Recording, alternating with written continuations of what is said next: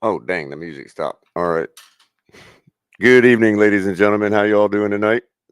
It's the latest installment of Color Commentary. I'm your host, Culler, and it's my commentary. Want to thank everybody for being here tonight, each and every one of you. We love you all here at the Finn's Tailgate. And I look forward to trying to entertain everybody tonight because that's what it's really all about. Do me a favor, like, share, subscribe to the channel if you're new to the channel, if you just found us. We're glad to have you. Welcome, welcome. Welcome to everybody in the chat. Isaac, see you there. Good to see you, man. Glad you could come by. California, as always, Bleezy. We got Ra, formerly, well, I won't say it, but Ra. How you doing, Ra? MC, look at MC, the Miami's newest hurricane. Congrats to MC, and also condolences, MC. I didn't get the chance to personally tell you. Hey, Laquan, how's it going, man? LaQueen, if it is. Sorry for if I mispronounced. Ali Da. Took us forever to get off of Alita, didn't he? He had to put an underscore in his name. That's Ali Da. Pelzion. Mean Menace, good to see you. Welcome, Mean Menace. Scott Jackson. And everybody else. CT, of course. Anybody else I might have missed, welcome, welcome. Again, a reminder to like and share, everybody. Share the channel. That's how everybody knows I'm talking right now. YouTube ain't going to do it for us. Make sure you're tuning in on Tuesday nights to catch Tonk 7 with TMI on Tonk 7 with Tonk 7 and myself as a co-host. You also got Mike and Mike coming to you every Tuesday night with open mic and drop the mic on Saturday nights. Yours truly, like tonight, color commentary, late night, 10 o'clock. We go as long as we can. If you're interested in supporting the channel, you can hit us up on Cash App, $, the Finn's Tailgate, or Venmo at the Finn's Tailgate. And of course, we got merch now. The lovely tan ladies wearing the Finn's Tailgate hat, sweater, flip flops, nice aqua orange stripe down the center, beanie, tank tops if you're into those. We got it all. And also, fanatics.com. They got everything you need. They got everything I need, at least. And make sure you use the link in the description below so they know we sent you. And so how's everybody doing tonight? Kahari, nice to see you. Welcome to the chat. I'll probably be opening up the panel in a little bit. Our fearless producer has stepped out for a second, so I'm kind of flying with no controls right now. So I guess I'll go ahead and get started. Pick up some news. Cap for life, good to see you, buddy. Looks like couple trades that have been made today in free agency. We're in full swing now. People are holding, people are making moves, people are destroying the market. We see that all over the place. And of course, none other than Devonta Adams, the latest to be traded from the Green Bay Packers to the Raiders in a blockbuster deal. This is to be traded. Hasn't been done yet. Looks like they're trading wide receiver Devonta Adams to the Raiders for 2 picks in the 22 draft. That's it, eh? In signing with the Raiders, Adams gets a new contract worth $141 million over 5 years, averaging $28.25 million a season. Becomes the highest paid wide receiver in the NFL. And that's all according to Mr. Rappaport, Ian Rappaport, that is, at NFL Network. So looks like the Packers were willing to match the Raiders, according to Sports Illustrated, pay-wise, but Adams preferred to play elsewhere. And this is per Rob Domofsky. Aaron Rodgers was aware of the developments with Adams as they unfolded in recent days, says Mr. Domofsky. I think that's kind of interesting. I don't know why somebody wouldn't want to play with arguably, one of the top 3 quarterbacks to play the game. We could argue about that later. That's not a big deal. Uh, yeah, I see that, California. I'll be getting to that in a minute. I'm not afraid to talk about the W word. Uh, I just wanted to get through a couple more bits of news, spark up some other stuff. Obviously, Baker Mayfield is quite perturbed about his situation in Cleveland. Looks like he has decided to ask for a trade. Rumored. Oh, I'm sorry, not rumored. He is asking for a trade. Um, and it looks like the Browns will probably not. So far, it doesn't appear that the Browns intend to grant Mayfield's request, and that's per Mary Kay Cabot of the Plain Dealer. I don't know what the Plain Dealer is. Far be it for Sports Illustrated to cite an odd source like that, but says Mayfield's discontent with the organization escalated in the past week after it was reported that Browns had been in touch with Watson in hopes of swinging a deal. That is Deshaun Watson. Earlier in the article, though, I want to point out that earlier in this article it reads, and I'll quote, Mayfield has requested a trade from Cleveland following the club's rumored attempt to trade for Texans quarterback Deshaun Watson, according to multiple reports. NFL Network's Tom Pelissero first reported the news. We've got to get something straight here, people. Are we functioning with the same dictionary that I grew up with? Let me know what you think in the chat. Has the dictionary changed since I was going to high school? Because this is something that happened here in Miami as well when it comes to Deshaun Watson. And then all of a sudden, rumors were just rumors, and everybody wants to get smeared for reporting the wrong news about who was interested and who wasn't interested in one Deshaun Watson. So I just wanted to know if I'm still functioning with the same dictionary, because I don't recall it being just a rumor that they were interested in Deshaun Watson, or that the attempt was rumored to trade for them. We literally got confirmation from parties involved that they were uh that they were no longer that they were out of the running. Well, if it was just rumored that they were attempting to trade for him, what race was he in the running for? Were they in the running for? I don't understand that, but this is exactly what we all, keep seeing out of every news source we go to in every facet of our life.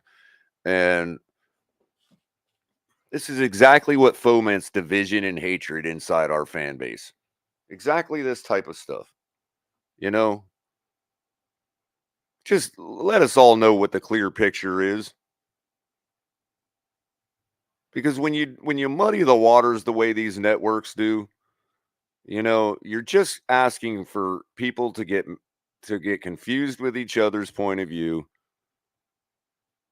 You sow mistrust and fear and hatred and all those things that Yoda warned us against.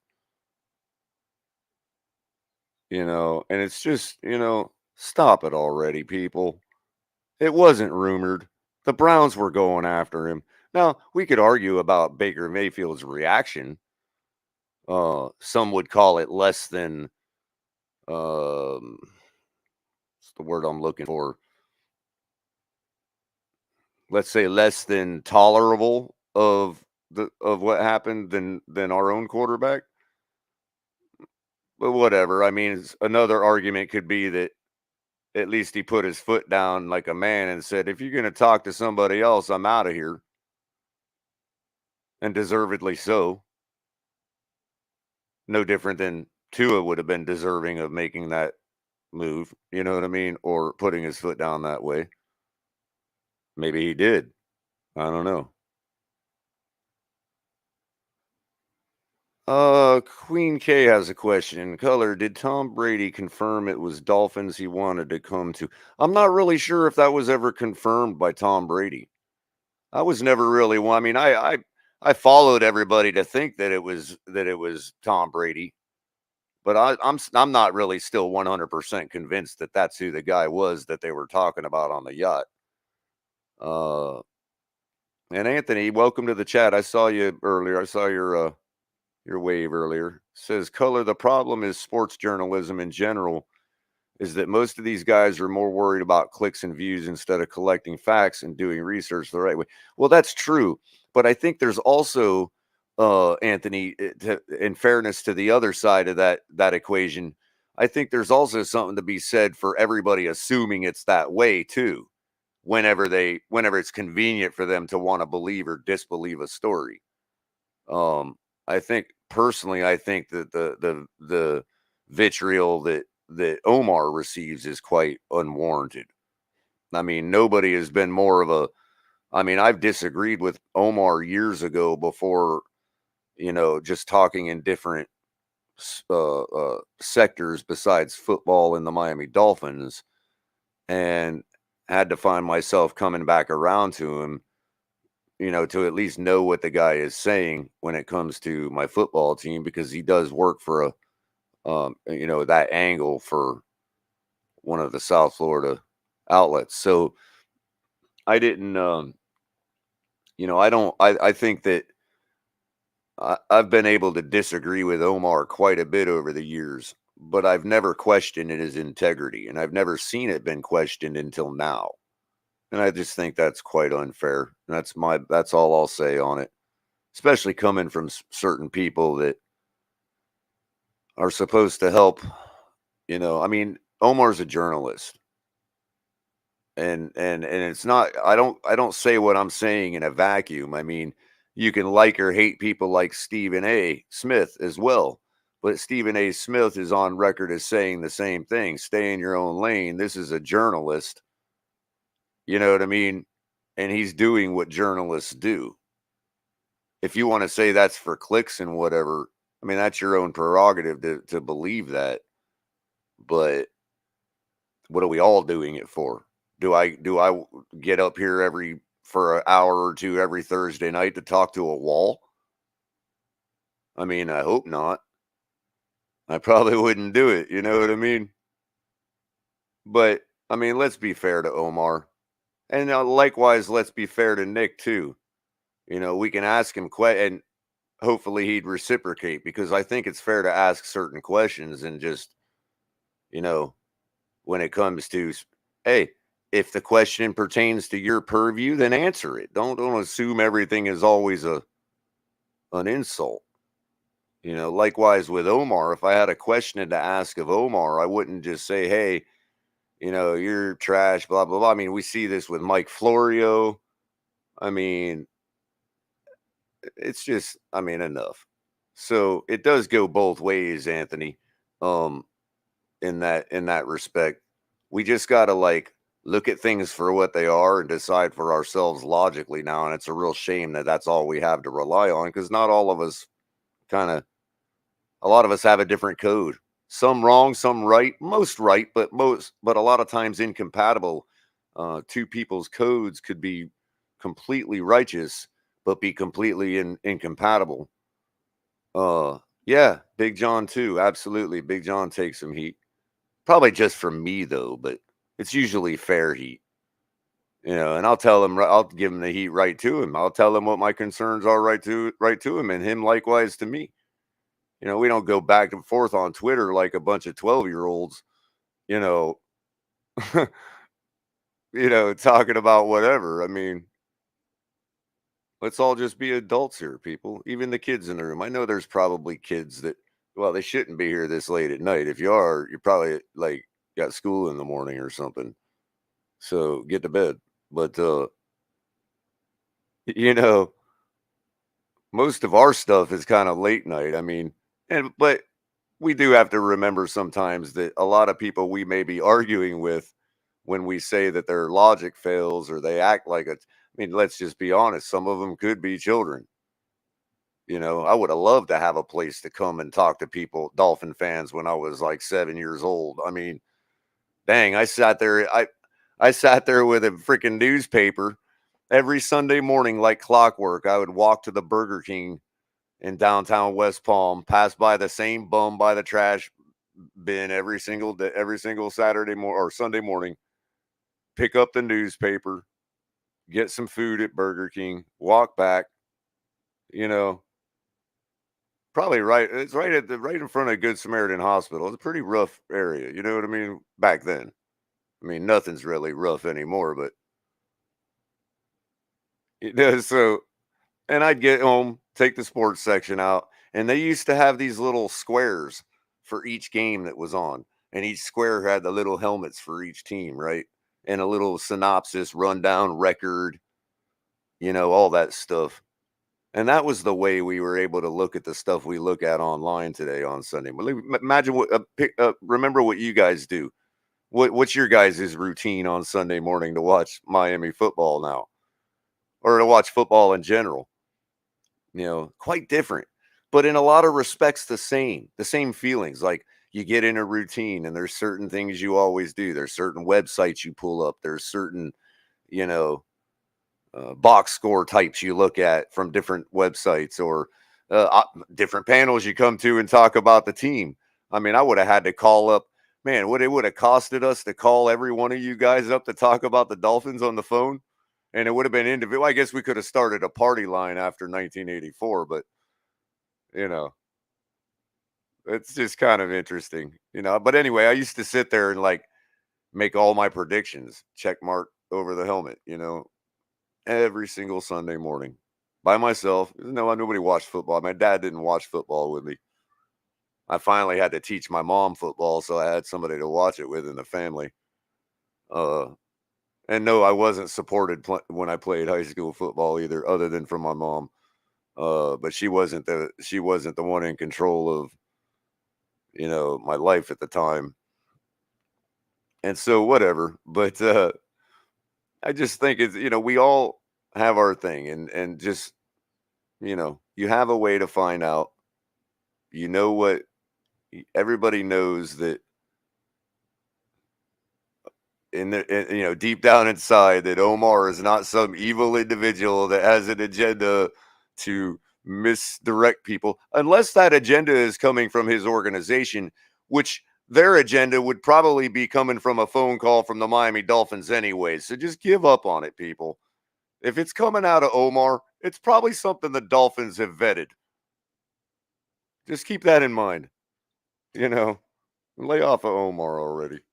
I don't know why I got all on a tangent about Omar, but you know, I don't even really care for his political takes, but whatever. He's a good guy. So anyway, off of Omar for now. Allen Robinson, 3-year deal with the Los Angeles Rams, and it seems the rich just continue to get richer. We say this every time. We used to say this every time the Patriots made a big deal after winning the Super Bowl. We thought, gosh, how do they keep doing this? Aren't they supposed to be affected by a depleted salary cap and all that nonsense we keep hearing about? Chris has stepped out for a second, Isaac. He's got some issues to deal with in RL. Scott Jackson says, since Tua got here, I've learned to change the channel when Miami is on offense. Yeah, I know. I know what you mean. It's rough. Usually, though, that's when I miss the one big play that everybody talks about for 3 weeks and says he's like a top 5 quarterback for making. That's usually what happens to me, Scott, in that situation. Yes. So Allen Robinson gets traded to the Los Angeles Rams. I just wanted to point that out. I think, can we finally squash the argument about teams not being able to make moves, or make, you know, put all their cards in one place and be destroyed for eternity? I don't think the Rams are going anywhere anytime soon for spending a whole bunch of money they didn't have. you know, they're not going to lose. They're not going to go into mediocrity forever.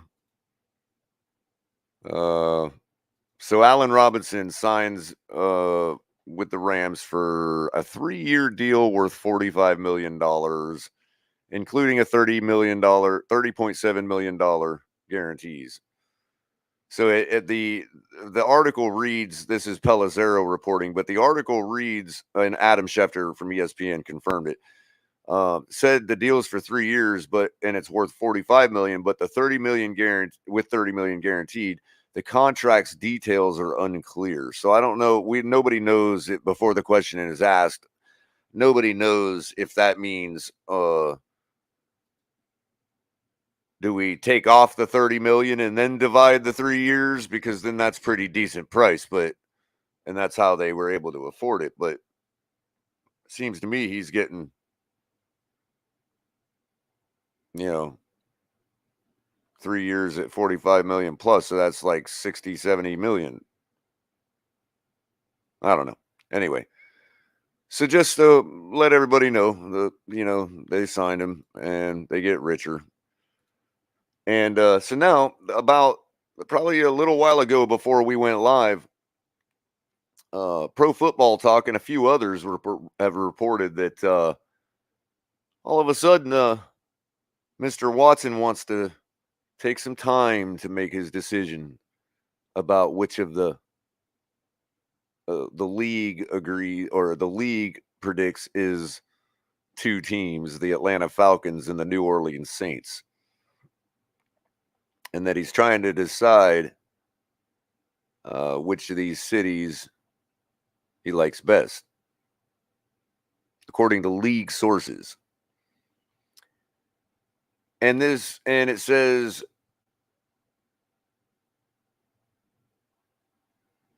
so let me read the article. So it goes, this is from Pro Football Network. Before Watson makes that decision, which league sources predict will come down to the Atlanta Falcons or the New Orleans Saints, the Texans' 3-time Pro Bowl passer will take some time to think things over. That could mean using this weekend to weigh the respective NFL teams and cities before making a final decision, according to league sources. Is he trying to figure out which one he could secure real estate in? I don't know what the weight is on if it's between 2 cities, but that's kind of interesting. Especially since there's a lot, like as Daniel Butler points out very astutely, it's just holding up the rest of people's moves. And I do think that's incredibly unfair to a lot of people for one man to have that kind of power. There must be some kind of way the league could allow teams to veto this trade clause nonsense. But either case, that's a discussion for another day, because everybody knows I wouldn't want that day to be today. Anyway, so now the Falcons somehow, some way, some reason, have pushed back veteran quarterback Matt Ryan's $7.5 million roster bonus owed to him from Friday to Tuesday. That gives Watson a crucial element of time to weigh his options after meeting with the Falcons in Atlanta. The New Orleans Saints once in Houston and a second time in Atlanta. The Cleveland Browns, who have been eliminated from consideration, and the Carolina Panthers, who were also eliminated from consideration.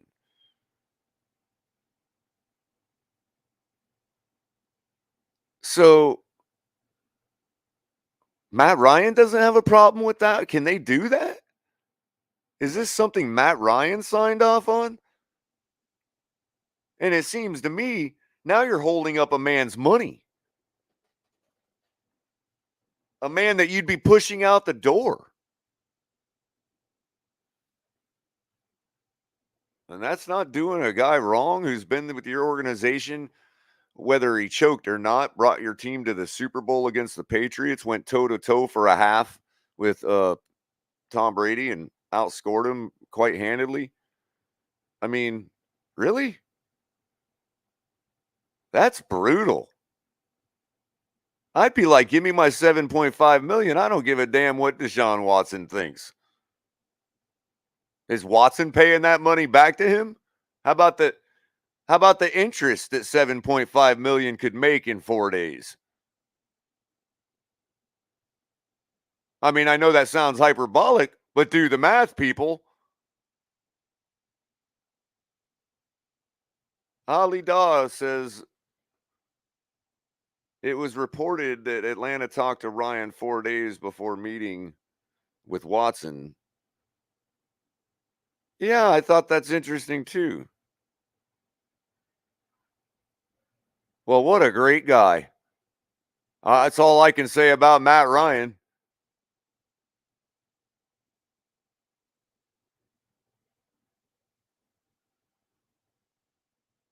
That's amazing.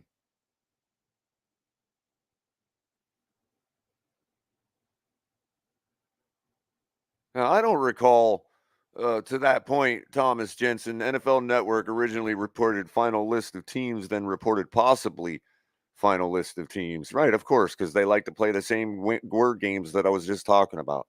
And now, because of that, you've got a whole bunch of people being held up. You've got a fan base that continues to split apart every single day that goes by because of the uncertainty involving that player, regardless if it's just a few smatterings of fans left who believe there's still a possibility that a door can be opened.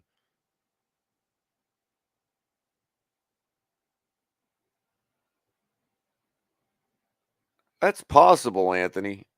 And maybe there's a bonus from them involved for holding off and waiting. I don't know.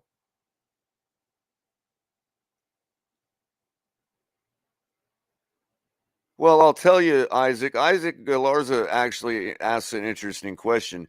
Color, if Atlanta gets Watson, where do you think he'll go next? You talking about Matt Ryan, I'm supposing. And I think that's a very interesting question because I'll have to do the clipping. It's going to take me a while, but I said it a few times, so I'm sure it won't be hard for me to find. And I'll be providing receipts on my own channel, Color Commentary, pretty soon on this question. As a matter of fact, y'all can check it out and subscribe there. It'd be grateful. I'd be grateful for it. But make sure you're liking and subscribing to the Fins Tailgate as well. We're Fins Tailgate is like we're so close to 1,000. We're at like last time I looked, we were at 189 to go. So get the word out. You see what we're doing here. You know, I'm just talking objective facts. You know what I mean? We're not trying to hate on nobody. I'm firmly aware of who is on the depth chart for the Miami Dolphins as quarterback one. Well, I want to correct that in a second, but I want to finish what I was saying. Like and share, guys. Subscribe to the channel. Get your friends to subscribe. Get people who like football to subscribe. You don't even have to be a Dolphins fan. We're the Fins tailgate. We're the tailgate that never stops, but plenty of people come by the tailgate that might not be Dolphins fans. We'll talk football. A lot of us like the Canes, you know.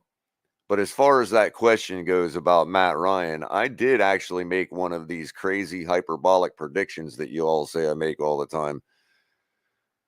And this had to do with now I don't God, there's been so many people to follow. I'm going to need help to chat to help me out because obviously there's enough free agents right now that are on our plate and table and in the ether that people are talking about that I can't even remember the ones we were talking about 2 months ago and what their fates might have been. Calvin Ridley, did he sign with somebody?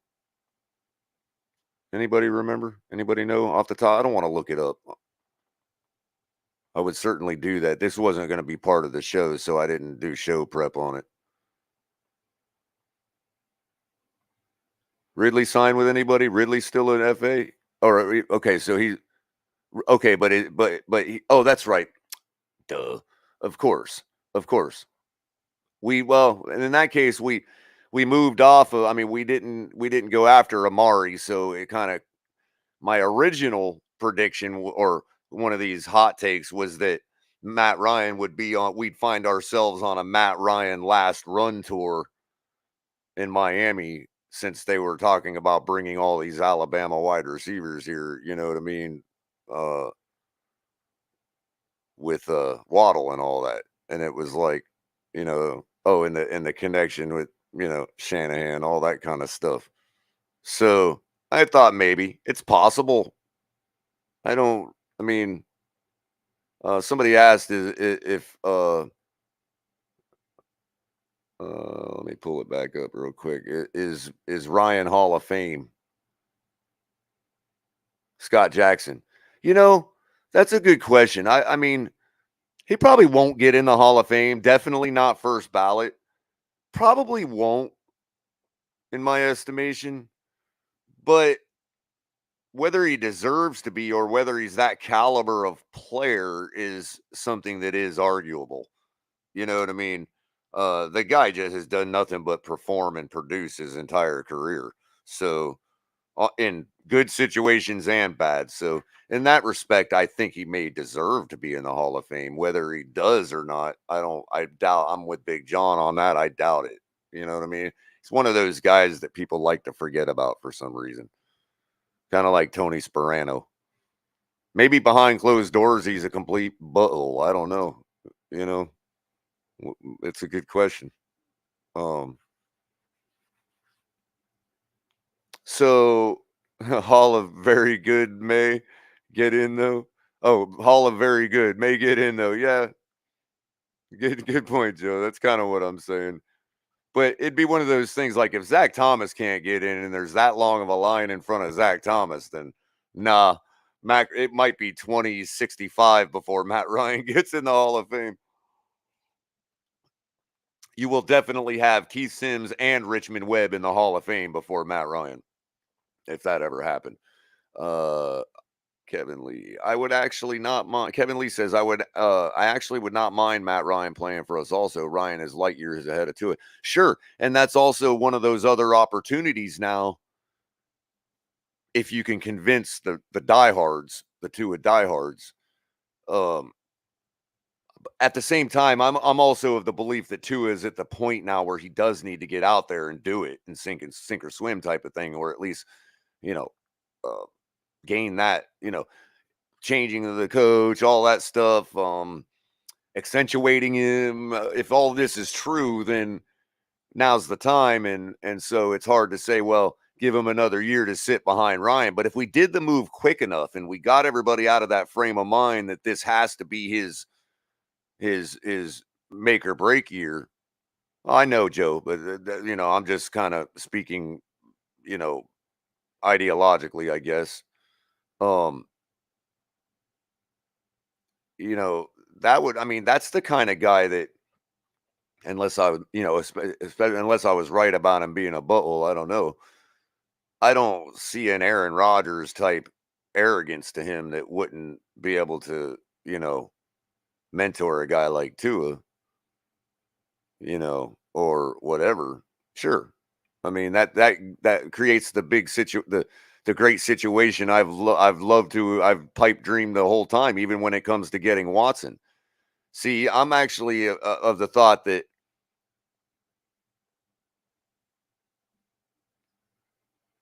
I'm actually the thought that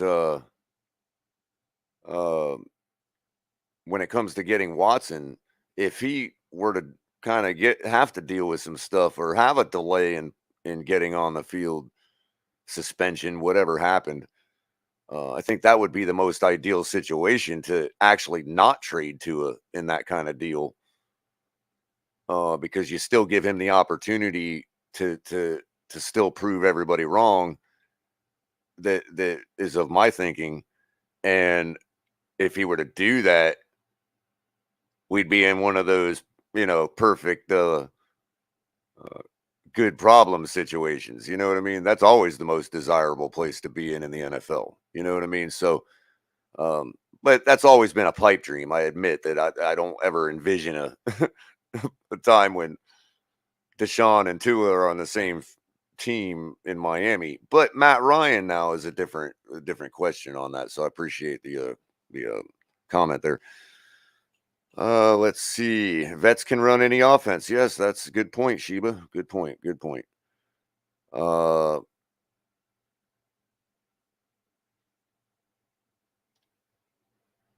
let's see here. I'm just making sure I didn't miss anybody's, that might have had a comment.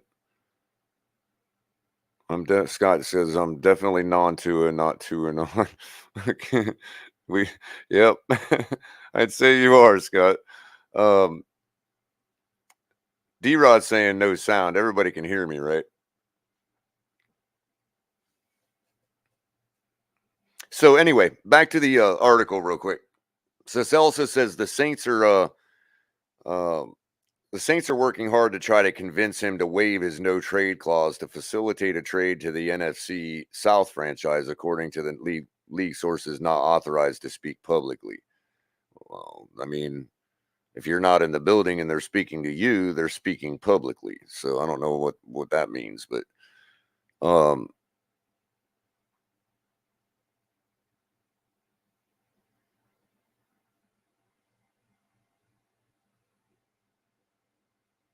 so enough of what they're saying about that. We all get that. Uh, says no trade is imminent at this time per league sources, and Watson will have to waive his no trade clause, which we already know there's only one team that he's actually done that for. Let's just get down to the point here. I beat around the bush enough.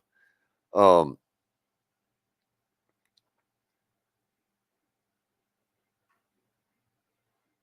what are we doing to accentuate our quarterback? What are we really doing? I know we've made moves and everybody expects different. I mean, Chris Grier came out on the record and saying that our players just needed to play better when he was asked why they're not being as aggressive as promised. And it's something I agree with, actually. So it's not as if I'm upset about Chris Grier saying that. But I've noticed now that Chris Grier is starting to be attacked in the same manner that most are that don't want to give up the farm to build and build and build without expecting some improvement from the players we have, all 53 of them. So I think that's quite interesting and quite telling that. And I want to remind everybody, and I'll be clipping this also. You'll be able to find it there coming very soon. Because I've said it a dozen times, if not 100 times.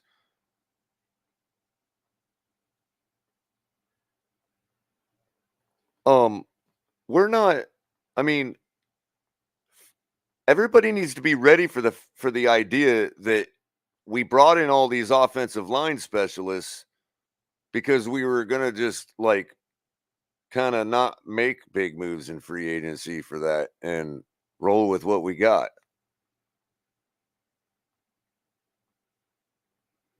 And the comeback I've heard to that is, well, even veterans need coaches. But I warned everybody that was excited about spending a bunch of money on offensive linemen.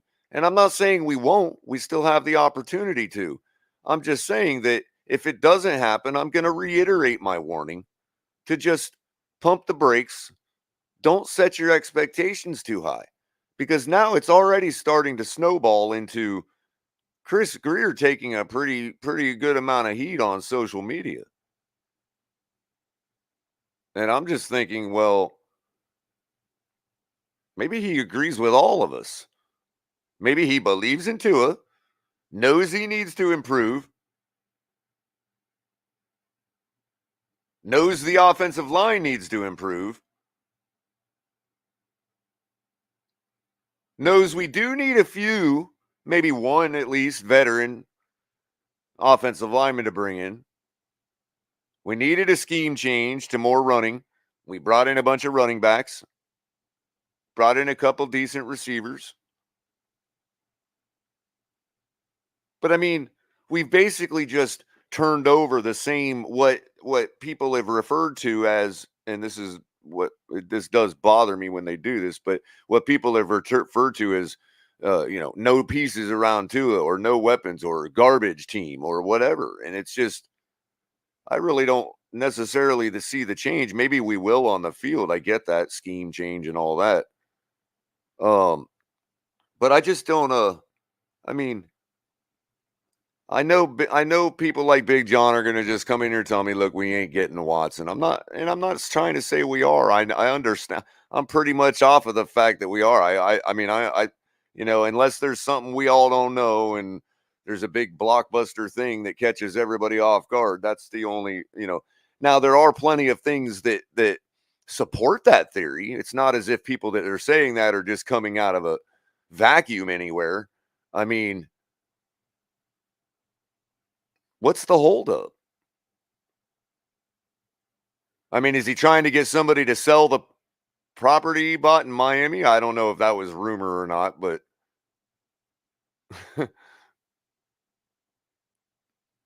I mean, I don't get it. What are we waiting for? I understand there's the whole what is Armstead going to do, but if everybody's so sure, what if Watson goes to Atlanta, Armstead's not going to want to follow him? Or like, is he going to call up Atlanta and be like, "Hey, can you trade for me too?" I mean, I'm never one to hold any water to those. This player is trying to follow this player type of thing. We just saw what happened with Devonta Adams. Everybody was certain that was a package deal. Certain, rumored to be certain. Sorry. So let's not forget a few things. Deshaun Watson has never told anybody publicly that he has ruled out the Miami Dolphins as the only one who he's waived his trade clause for, which he has done publicly, or at least expressed that he intended to. So, you know, let's not forget that either. And I don't think Drubatron is being all out that outrageous in the speculations he's been making. Because let's be honest, we're just speculating here.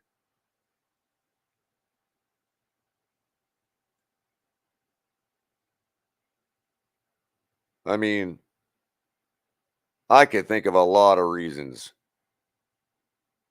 We sat here the other night and did this like for 3 hours. We sat here and discussed. We tried to steelman the argument that the Dolphins were the last team he was thinking about anymore. We tried to steelman that argument, and every time we tried, for like 3 hours straight, we arrived back in the city of Miami. We could do this all night, you know, and I think it's incredibly unfair. And this is the only thing I'll push on Grier about. I think it's incredibly unfair unless he's got something we just don't know about, even if it doesn't involve Watson. Could be another big blockbuster thing that none of us are seeing besides Watson. Like it could be a case where uh uh you know, maybe he gets both of these offensive linemen. That would be just as much a shocker bombshell as getting Watson would be.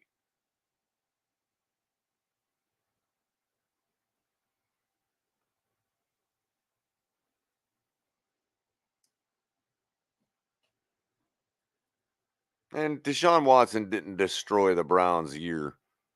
That's on Baker. Baker didn't want to be there. He was looking for the first excuse to come out with it. So let's get off of Deshaun Watson for a second because we're going to have plenty of time to talk about that. Yeah, Pete, and I intend to go to hit hard with it. I just don't want to waste my whole monologue doing it.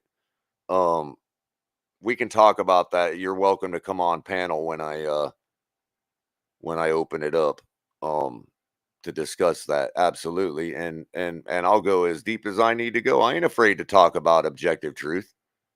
I'm sorry. Nobody going to scare me out of talking facts. And if those facts lead me to say that uh Tua is the guy, then are they any less facts for either side? Because there may come a time when when my eye test does tell me, hey, wait a minute, I wasn't wrong about what I saw before, but I was wrong in my prediction that it couldn't get any better or that it couldn't change.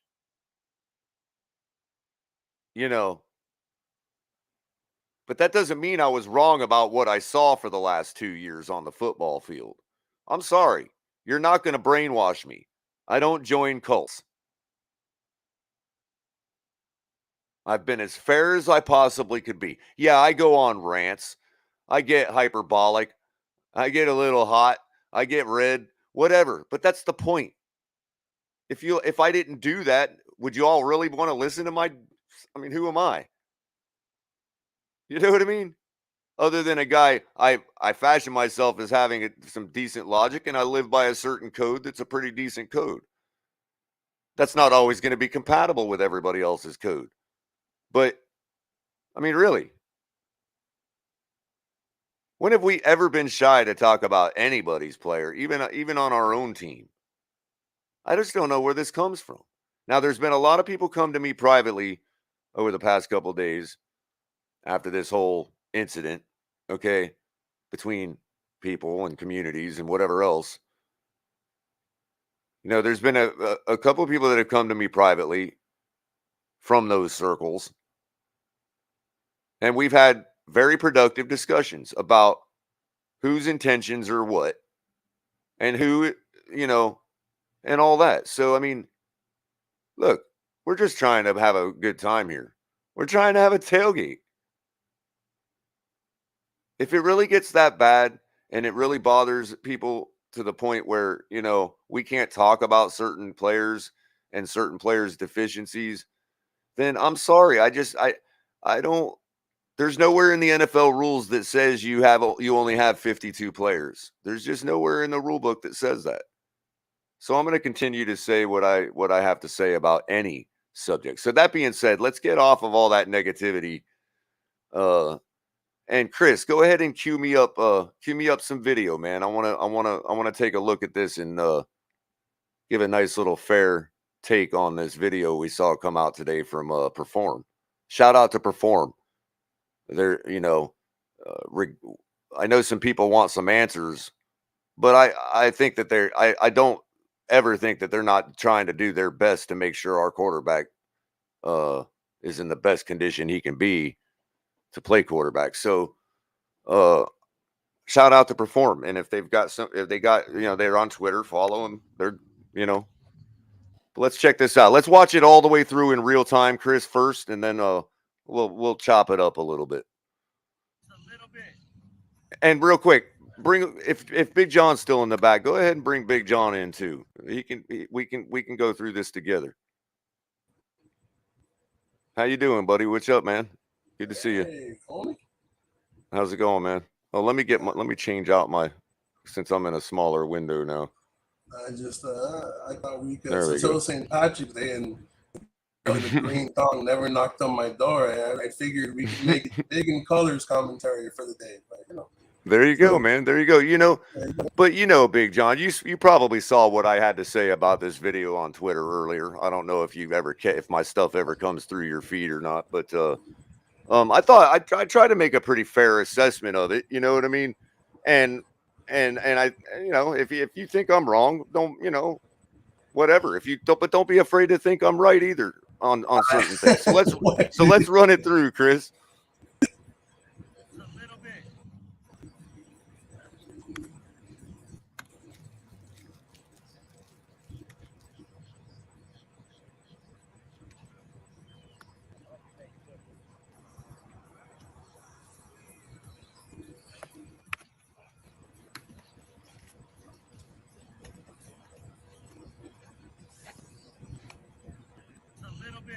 All right. I think that's all the way through. Well, first thing I want to say is shout out to the receivers. I don't know if all of these guys are already on our squad, but whichever ones aren't, bring them all in. I know. I think Bowden was out there, wasn't he? At least we know they're alive when they can catch, huh? Right. So first, I think I don't have my tweet handy as to what I said, But Chris had tweeted out. I don't know if he tagged Perform or not, but he had tweeted out to ask the question about, because he had never really come across quite that type of drill for quarterbacks. So he had just asked the question, and complimented the type of drill it was. There's Chris's tweet there. And so I had replied to Chris, I think, on that. So Chris says, never seen this drill before. I'd love to know, for those listening, I'd love to know what the lesson or purpose / practice of this help on performance. Is it for simulating a fumble to be picked up off the ground? Nice drill, though. And yeah, so my thought on it was pretty much just from kind of looking at it quickly and with my own having played, done.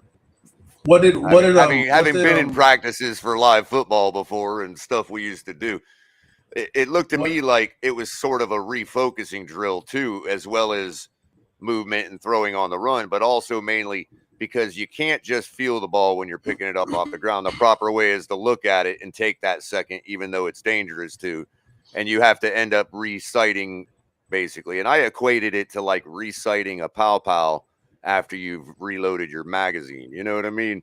Like it takes practice in like repetitive motion on.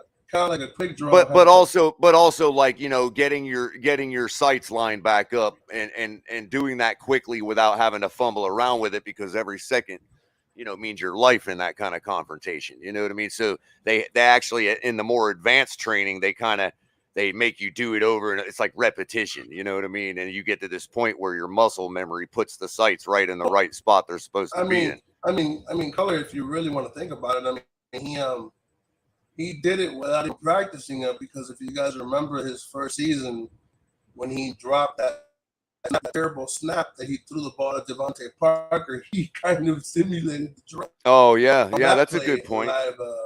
But it's also, exactly. It's like meant to be able to quickly refocus, keep your mind focused so that you don't get all frazzled in that situation and dump off a crappy pass. You know what I mean? Now, the only and I like what they're doing. I think it's productive. I think that he looks good running around. Obviously, I keep saying it. He looks healthy enough to throw the football. You know what I mean? Now, the one thing I added to my statement, though, and here's the part where I'll critique a little bit, is the throws. I would like to see, like, because I know the guys over at Perform, their main purview is for conditioning. They're not quarterbacks coaches. Would you agree with that? Yeah. Right. So, speaking, so I don't sound like I'm trying to step on Perform's toes when it comes to conditioning, because I think the conditioning looks great. You know what I mean? I think he's actually looking a little bigger in the arm. He's, looking strong. Looks like he's not feeling any pain. These types of things. So, that's, to me, that's fine. But what I'd like to see from a quarterback's coaching perspective is just, pull that arm just a little bit closer to noon, like 10:45-ish. You know what I mean? Because it just seems like he's still kind of cradling the ball and catapulting it. And you can see what happens, how like on that the one long throw where it kind of just shoots right up into the air and takes a minute to come down. You know what I mean? Or you see the difference in where he placed the ball on the first short throw as opposed to the one following it up right behind him where the guy had to jump and stretch for it. These types of things I think would be cleaned up if we just shifted that arm a little closer to noon. You know what I mean? What do you think about that? Am I being unfair? No, you're not. I mean, I see where you're coming from. I mean, from people that I've spoken to, because if you noticed, I haven't said nothing that I've been told, or I just keep quiet because the off season. But from what I was told, the torque, I expect Tua to be Tuscaloosa Tua. When I say Tuscaloosa Tua, what I mean is a person who plays quarterback without any fear or PTSD of the injury that had him overthinking or So like without abandon, basically, like as the old saying goes. Do you to give you an example of a play? You remember the he threw to Matt Collins, the bomb down the right sideline, right? If you go back and look at that play, when he throws the bomb to Matt Collins in the New Orleans game, he threw the ball and he turned as soon as he threw it, like afraid he was going to get hit. Now behind that offensive line, the way they were playing, I would have turned too, okay? But I think that you're going to see Tua just trust the process, trust the blocking, and just throw. And believe it or not, by basically like trying to bail out after he threw the pass, that's actually hindering distance that he would have got on that throw. Right, but because the follow through doesn't actually go all the way through. It was basically a quick snap and a turn, and right. But I think that whatever he considers Tuscaloosa Tua, which is what I consider, is a guy who pulled the ball out in front. His accuracy, his arm strength was never in question in Alabama. Everybody say he couldn't throw a deep ball. In fact, you heard he had the best deep ball in years. So when I say that I expect to see Tua, it's not that I'm that I already know we're not going to go after Deshaun, or Deshaun's not coming here for other things that I heard. But at the end of the day, I understand everybody's enamored with him. I mean, people have to understand something. Deshaun Watson is a generational talent.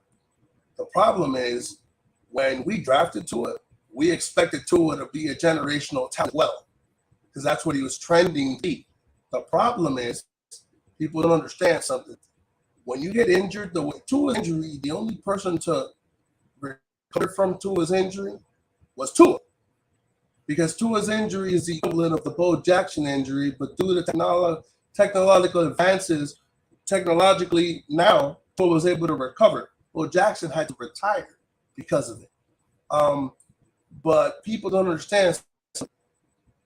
Tua recovering, and the reason why I've said give Tua time to recover is because you cannot or NBA Live or NBA 2K, where you can turn off injury and turn off fatigue, and the guy throws 80 yards. This is my whole thing has always been, as a person who spent more than half my life in rehab, okay, because I've been in rehab, and I've had an injury similar to Tua. I played basketball in high school, and I've played hoop it up, and I've done a lot of other shit. It takes time to get the PTSD out. That's why I said I don't think he should have played the first season. Now, with that being said, with that being said, I mean, I don't think I've ever really shown people this, but I got a scar that goes from my chin down to my collarbone, man. I definitely understand PTSD, man. I think, and with that being said, that I don't think he should have played. I think he played better than what I expected him to play. I wasn't thinking he was just going to get on the field and tear it up, because I in the back of my mind was like, well, he had the injury, okay? To his credit, he was able to recover and be on an NFL football field in less than 9 months. That's insane. Almost in a year. He was already on a football field professionally. We're not talking about the park. We're not talking about the Y. We're talking about in the NFL. And he was able to recover when 90% of people with that injury would never be able to walk again.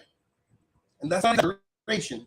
So the fact that he was able to do that was surprising. I was like, okay, if we give this man time, it's the truth. And Malik doesn't have to like it, and I'm not going to stop Malik. And if you don't want to hear it, you can leave the chat. But I'm telling you facts. So, it's what it is. Now, can he get to that? I hear you. Now, real quick though, for those that don't believe that it could change, you could see how how it's fair for them to say that these are excuses, right? So in other words, here's the better question. If let's say you end up being off of Tua because of deficiencies that continue throughout next year, and you end up getting off of him, like you're totally done with him. Let's say that ship has sailed for Big John Stud, right? Would you then look back on all the things that have been said as excuses yourself, and just admit and just say to yourself, like, oh, they did end up being all excuses? You see what I'm saying? No, I would just say that I expected him to recover from something, and apparently, for whatever reason, he wasn't able to get to the place I thought he was going to get to. But to me, it's not an excuse. It is what it is. Like, Tua got injured in a freakish accident. It's not that he's holding the ball. People get hit like that all the time holding the ball. Not every time quarterback holds the ball do you have 400-pound guys land on your leg in an awkward position to shatter and stick your leg, literally throw your femur through your hip. You know what I'm saying? So it was a freakish accident. At the end of the day, Tua has never been injury prone because those ankle surgeries that everybody talks about, Alabama does that to every player, not just to Tua. They've done that to players before Tua, and that's just their helping you not roll your ankle. So our mutual friend asks, what if in the end Tua never gets back because of the injury, and then he would go back in the category with everyone else that couldn't make it back after that accident? I suppose Chris is asking, what do the Dolphins do at that point? Like, what are we left with at that point? That's up to them. At the end of the day, they believed in Tua. I believed in Tua. I still believe in Tua. That would make that's what I've said from the beginning. At the end of the day, regardless of all the vitriol or the opinions or the negative or positive comments, either way, it's not Tua's fault that they drafted Tua 5th overall. They drafted Tua just like they've drafted her. I mean, marketing wise, a lot of us understand that whether we like it or not, being that he was drafted 5th overall, somebody's got to get something out of that investment. Mm-hmm. So that's kind of where I end up trying to locate my patience in the matter. You know what I mean? It's hard. All of our thresholds for patience is different. But we all have to find, and some of us haven't been able to find a way to get back to the patience table. You know what I mean? The difference between real life and sports is that at the end of the day, I realistically understand where everybody is, and that's why I would say, okay, if you can do it after next year. Now, if you ask me realistically, I wouldn't be off till the next 2 years go by. If I was the owner of the Dolphins, I know what injury he had, I wouldn't get off after next year. I'd get off Tua after last year and see what he has. But I know that in the NFL, that's not happening. It's a what have done for me lately business. And Tannehill was there for 7 years. And he bed for 7 years.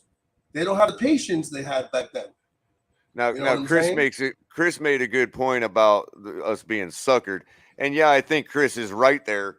At this point, it's like, we could agree on all that and all that, but that still, isn't necessarily to his fault. You know what I mean? But Malik actually, had an answer for us. All excuses. How do you want to pray and hope for an injured player and you have a top 5 quarterback who wants to play here and you're not making any sense? So real quick, just to clarify, Malik, Big John is of the thought, and correct me if I'm wrong, Big John, I don't want to speak for you, but we've had enough discussions where I feel like I can answer this question accurately. If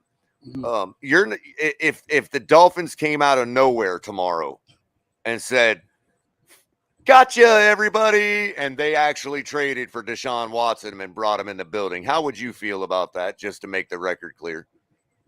I would say go ahead and take Deshaun. That's what you're supposed to do. At the end of the day, I'm still going to follow Tua. I think Tua would still championship. He's not going to be here. Right. You'd follow him, but who would be the quarterback of your favorite team? Whoever they bring in. Thank you. I just wanted you to be able to have a chance to declare. I wanted you to be able to have a chance to record that publicly live. You know what I mean? Since somebody asked. It doesn't. I would prefer. You just don't believe that it's happening. You're just not one of these people that can. Like, I don't believe Tua is going to get better. You don't believe we're getting Deshaun Watson. We can agree that that's the same type of belief. At the end of the day, I would want it to be Tua. Unlike everybody in the fan base, the only time I've been excited to watch a quarterback play quarterback for the Dolphins has been now. If they get off of Tua, they get off of Tua. Look, the Miami traded my favorite player of all time, and I had to deal with it. I was a Glenn Rice fan. It's not who I think it is. It's not who it is. Glenn Rice. Oh, okay. Glenn Rice was my favorite player growing up.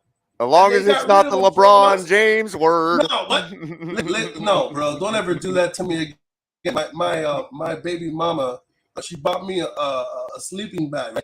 She was, look, I brought you a LeBron sleeping bag. And I said, what the fuck do I want that for? I mean, unless I sleep in the bag with a millionaire, I don't see the point to a sleeping bag with LeBron's face on it. You know, so that's just me. You know? And by the way, I'm with everybody else too. Like Jason Myers says, exactly. Tannehill was here 7 years and made the playoffs once. And we signed guys for him left and right. We drafted him 2 spots after Tua. Fans were enamored. He had an arm. And yeah, I mean, I'm with him on that fact that I honestly believe that despite what you and I want to happen, if a third year is a failure, that's not what's going to happen. Let's be honest. We're just going to keep bringing new guys in and saying, keep going. I don't understand why everybody has this thing and wants to talk about Tua and Tannehill, because to me, there's no comparison. Tannehill wishes he was the quarterback. Tua. No, that's not what I'm not trying to necessarily support. I understand what you're saying. What I'm saying is, I find it funny how they have no patience for Tua because of what Tannehill did. Tua is light years ahead of where Ryan Tannehill was after. And that may be true. That may be true, but that just means that the process to get him out the door is sped up if he doesn't come through. You see what I'm saying? Well, and at the end of the day, the only reason, because if I'm to agree with you on that, then that means that Tua is already at Tannehill's 5th year. You know what I mean? Oh yeah, easy. So we're not going to go another 7. I would expect. Here's my fear. I've been saying, I've said it to you privately, I've said it to you publicly, and I'm going to say it again. We have a wonderful way of getting rid of players because they're injured or we don't think they're going to perform, right? And what always happens is they here and they win a championship. Wes Welker, know, man, but So here's what happened. And I'm almost positive. If they get rid of this kid and another team gives them time to heal or recover, right? And he goes to another team and he wins a championship, all you're going to hear is the Tua are going to say, damn, we had Tua and we let him go. Why did we let him go? Well, you guys wanted to speed up the process. Unfortunately, well, you ain't going to hear me saying it, John, though. No, why? I'm not. But I know that a Super Bowl right now will bring us to 500 in our Super Bowl record, and that's one of the most important things for this franchise right now. But what they don't understand is you want to speed up the process. Unfortunately, you can't speed up injury. And right now, that's true. And right now, no matter what he says, if Tua would not got injured, he would have been the first pick in the draft. Maybe that's true. Maybe that's true. I'm just pointing out that it's like, as much as I want to defend Grier in a lot of ways, the guy is available to how do I say this? To give us a more likely opportunity to get to 500 in our Super Bowl record sooner rather than later. You know what I mean? What's the old adage? What people say, proven commodity or whatever. That's why people are willing to give 3 first-round draft picks for him and whatever else. And just for people to understand something, because they're like, well, first of all, Malik, if you want to follow me and call me delusional, my handle's right there. 1, 2. You follow me on Dono every Wednesday, bro. If you go back and listen to every Dono show, I've been calling everything that's been happening to the Dolphins before everybody, including said it. Okay? Big O likes to give himself credit. I've been saying it before Big O. Big O ain't the only one that has connections to Miami Dolphins. Now, with that being said, at the end of the day, I sat there and I said, people don't get one thing. These and I said this to you yesterday. They're not taking Tua to Tuscaloosa. They're bringing Tuscaloosa to Tua. The offense that Tua was running last year was not the offense. Everybody wants to say it's an RPO offense. Tua did not run RPO in college. Tua ran sprinkled in RPO in college. The offense running was the offense Matt Ryan ran in Miami. I mean, in Atlanta when they went to the Super Bowl by Steve Sarkisian. The same offense Matt ran that made him look like a god and everybody. That's the offense Tua was running in Alabama. They're bringing that offense to Miami now. So to me, there's more. Matt Hurt was running his offense with the Chargers. Burrow was running his college offense with Cincinnati, and now Tua is running his offense with Miami. So no excuses. Right, and see, I tend to agree with D-Fin there. Since he was going to pick Burrow anyway, they're arguing. People are still arguing about that thing. But one of the things I wanted to point out was what Cap for Life said. And this is really, I guess, the crux of my question. Gentlemen, what grade are we giving this free agency? And I would say if we don't bring Deshaun Watson in here, it's an F. Now, if you're asking me to gauge that grade on there was never a chance or I'm stupid for even wanting Deshaun Watson over Tua, then that's different. I would have to say the grade is still a C because we've done really nothing to. By the end of next year, we're gonna be saying the same things. Even though we got rid of Peter, we basically just said we traded in Camaros for Mustangs. I mean, that's all we really did. We went from Chevy to Ford. That's all we really did. Nobody can tell you that you're we get it, John R. We get it, John R. We just heard Big John tell us the same thing, man. Nobody can blame you for wanting Deshaun. Nobody can sit there. Well, they do. I know they can't, but they do. I understand the fact that they can't is the reason. Real quick, John. The fact that they can't, but the fact that they can't is the reason I don't shut up. You know what I know, mean? But did you just not see somebody who doesn't know anything about me call me delusional? Sure. I find that funny. After an anti-Tua Deshaun Watson supporter pointed out that you would be fine with Watson being here. I know this is the division we're talking about, but this division is fomented by one man throughout this whole thing, and I've been saying it the whole time. Stephen Ross. Division, maybe, okay, ultimately, yes. But one man could have sewn up the division with a decisive statement this whole time. And really. And there's as much as I'm with Chris on Chris Grier, man. I'm with El Capitan. You know what I mean? I want to praise Chris Grier for a lot of what he's done, but how hard is it to just go get a damn quarterback? Well, one that wanted to be here. Just maybe. He believes in the quarterback that I believe in more than anybody else does. Nobody says you're going to be right. But see, that's the only thing hanging the jury for me, Big John. That's the only thing that's stopping me from running out to the judge saying we're hung. You know what I mean? But here's the other thing. Let me ask you. Go ahead. Let me spin this another way. What if Chris Grier turns out to be right? If Chris Grier turns out to be right and to get to where he is, then that was the most genius move ever done. Because if Chris Grier turns out to be right, then he's got the eye of Odin. Okay, but I'm talking about from a salary cap standpoint. If Chris Grier happens to be right, we go on a $7 or $8 million a year deal for the next 2 years, and you can go all in.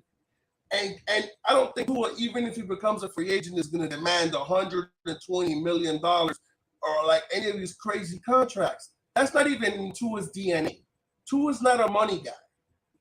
That's what people don't get about Tua. Tua to me and Tom Brady have a lot of Tua to me, his personality is like Tom Brady. Listen, I'll take 50 mil. I'll take a haircut. What do I got to do to keep him in? Money ain't never been my motivation. Right. So that to me is, if Chris Grier turned out to be right, Dolphins just hit not a home run, it's a grand slam. Not even because Tua was good. Tua was good, and build the team. Yeah, I know. It's just what did Russell Wilson do to Seattle? He did, whether intentional or unintentional. He won a Super Bowl.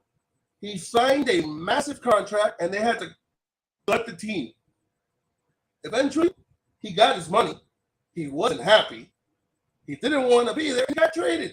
So did it help to give him his contract? No. Now, Tom Brady over here, it's all time, okay, just came back out of retirement, and all the players who were on the market that we could have got, the center, the running back, all these guys decided to take a discount just to play this dude. I mean, they just kept 4 free agents. Goodwin came back. That's a fair point. That's a fair point, but But I wanted to finish what I was going to say earlier, was that he seriously would have the eye of Odin if he's seeing something in Tua that we're not seeing. That's all I'm saying. Okay. You know. And to Malik's point, there is a lot of hoping and praying and going on. But maybe he's not seeing what he's seeing because he wasn't healthy. But the only one who knows that is what he's getting this year. I get it, and that's what. But there again, what is it about his personality that doesn't allow him to tell us these things so that we can stop wanting to burn each other's houses down? You know what I mean? He doesn't care what you want to know.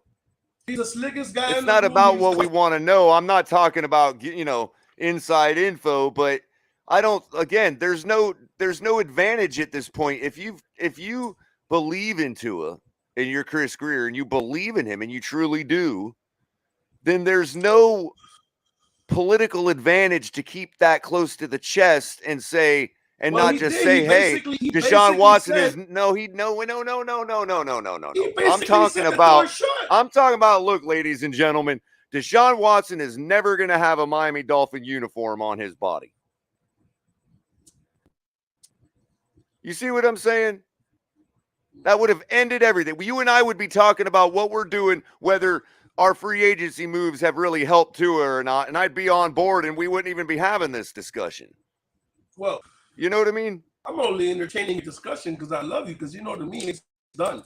Well, I get it. I get it. You're having the conversation with me.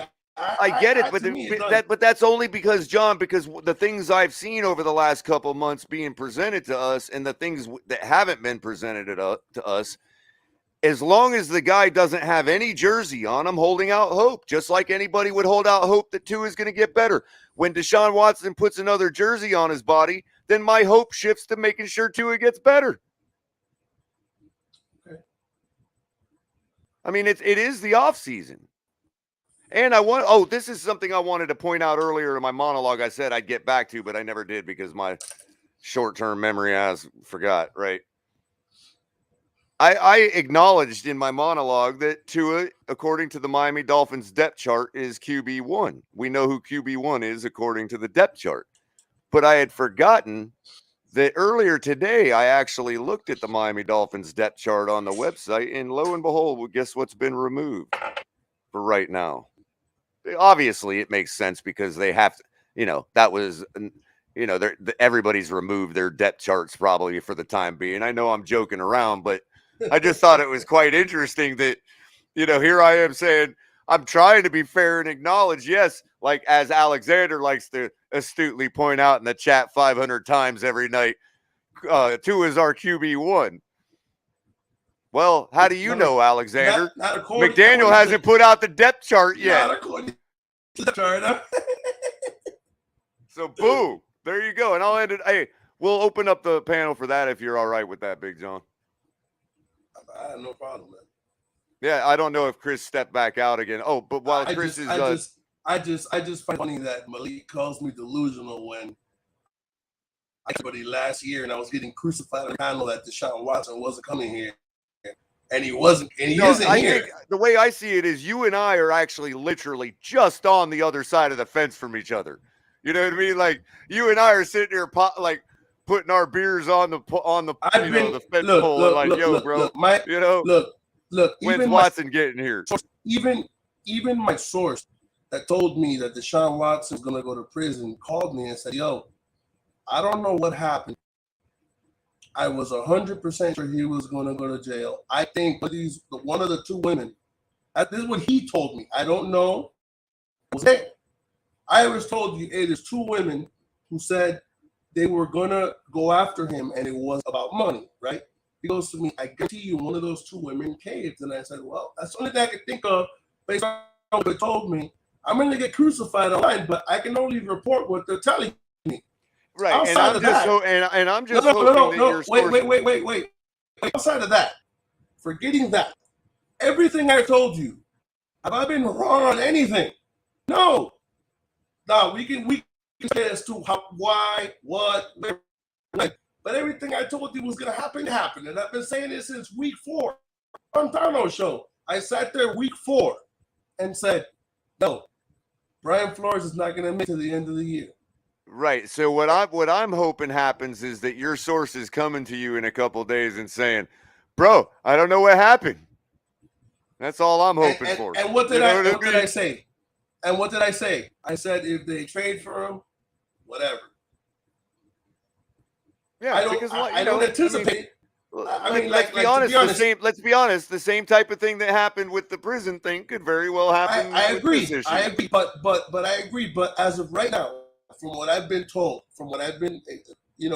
there's like a 0.0001 that he comes here. If he comes here, well, here's the thing, though. One thing I do want to mention, though, is the irony of this. I forget who it was that made the statement on Twitter, but they were like, "It's interesting that when we took the deal off the table because of the criminal charges, and now that the criminal charges are, we were willing to deal with him." Clear up the civil charges and we'll deal with you, even with the criminal charges still on the table. But now that the criminal charges are off the table, no, we're not going to deal with it. Isn't that like the weirdest thing you've ever heard? Well, it's the weirdest thing I ever heard, but I guarantee you they probably looked at it and the same thing I thought. Yo, what the hell happened? Because if it caught me off guard, and even CT was in the chat and I saw him right, he goes, yo, what changed? I'm surprised he wasn't,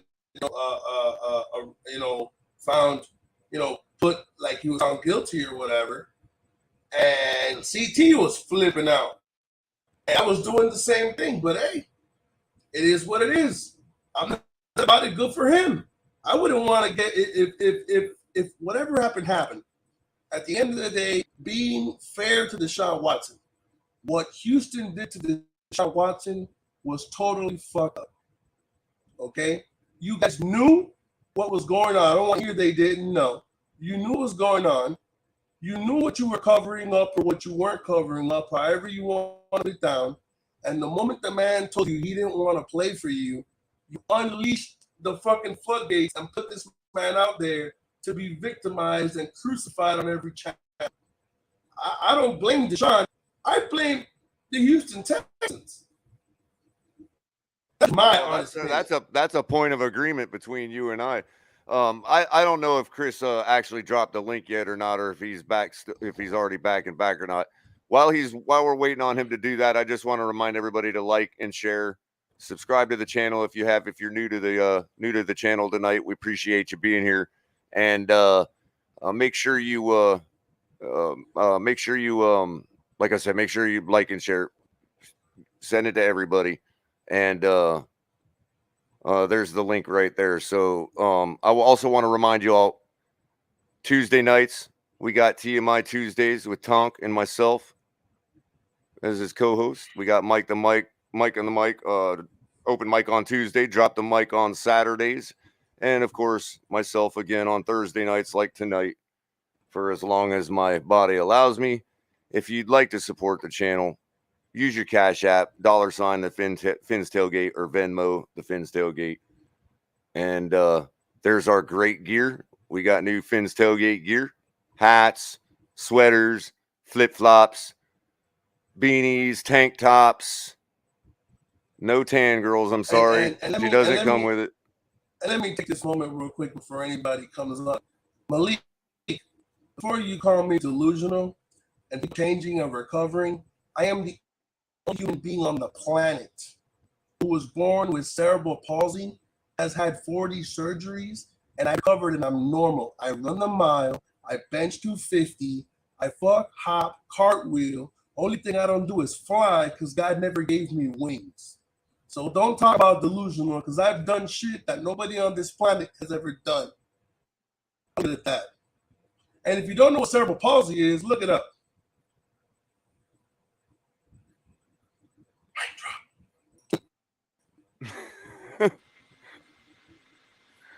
Who we got? Looks like we got Alexander coming in to tell me who our quarterback is tonight. We got Greg Fontaine and we got Thomas Jensen. How you guys doing? I don't want to hear about doing Alexander. good. How you doing? Hey, you know what? No, he talked today. He took off that New York Knicks logo. You can talk, bro. Go ahead. Mic drop. John, I already know that. By the way, wait, real quick, Alexander. Sorry to interrupt you. One more thing I wanted to say is that you can even get Knicks gear at fanatics.com. They got everything for NFL, NBA, NHL, all of it. And make sure you use the link in the description below so they know we sent you. Go ahead, Big John. What were you going to say for Alexander? Hey, if you ask Kanye, he might get it for you for free $99. It's like 99% off. Well, in fairness, Big John, Tua jerseys have already been 30% off for like a year now. That's great. That means I can buy Oh my God, Culler, really? Yeah. But from what I understand, 30% off is a standard markdown. It's not till they get to like 60% off that it's because they're out on the player. You know what I mean? So it's really nothing to think about. I'm just kind of playing around. But go ahead, Alexander. What you got to say tonight, man? I saw you pop in first before everybody. I'll let you go first. I just want to say, man, it's just this whole. I like what we're doing. Being patient. Even if we don't get Collins or any of those arms, it really I don't feel as a necessary loss. So you think there's enough to be had in the draft to make up for the deficiencies that we didn't go after in free agency? I mean, if you think here's the thing. Yes, I agree. I think so too, Culler. But the thing is also, you can run it back with the same lineman that you had last year, except Jesse Davis. Because they're still young, and these are high picks for a reason. And like I said numerous times, you can't tell me that all five guys suck. You can't sit there and tell me that. I feel. You mean on the offensive line? Yes. Yeah, I agree. I've been trying to tell you guys that for the entire season. It's just coaching has a lot to do with it. And hopefully, have I not? Wait a minute. Wait a minute. You have. Stop for a second. Haven't we all? Yes. Okay, you have. I just wanted to, just no big deal. I'm not going to lambaste you over it. I just wanted that out there for the record. That's all. Oh, you're good, man. You're good, Culler. No, you're good, man. Me and you always have the debates every time, man. But but I respect you as a man, as a person. Sure. I'm never going to sit here. I think it's of my belief as well as probably yours that Grier just thinks that, he believes that it was simply a problem with coaching. Yeah, I mean, we'll definitely see what happens. I mean, I don't agree with Grier, and I don't agree with you on that, but it seems like you and him are in agreement on that. I mean, do we agree to disagree? Supposing that we don't do anything really to improve ourselves in the draft is what I'm saying. Because obviously there's some stars to be had in the draft. And if we're not going to make a blockbuster move, then we are going to have draft picks to use. So go ahead, Alexander. Yes. No, I'll be happy if we land one of these. Obviously, I'll be ecstatic, if we land one of them. But it's not. I'm not going to sit here and bend over backwards like some of these fans out here are going to do. Right. Like they're going to jump off. They're going to jump off the. They're going to jump off the one of the bridges out there by the ocean. So right on. So real quick, the next person I saw come in was Mr. Jesse Davis for MVP. I think it's Greg Fontaine still. So you got anything to say? Anything you would disagree with me on tonight, or? Well, I'm gonna just say this: Jesse Davis is gonna be on this roster, and he's gonna surprise all of you this year, man. He's gonna be blocking for our quarterback and Tua Tagovailoa because I'm sorry, we're not gonna get Watson. I don't believe it anymore, man. As much as I want it to happen, I don't think we're getting Watson. Well, that's right where we want you. That's right where we want you. And this is the status quo season. I feel like this free agency has been underwhelming. I mean, we haven't really upgraded at any position outside of. I don't think we really upgraded at all, honestly.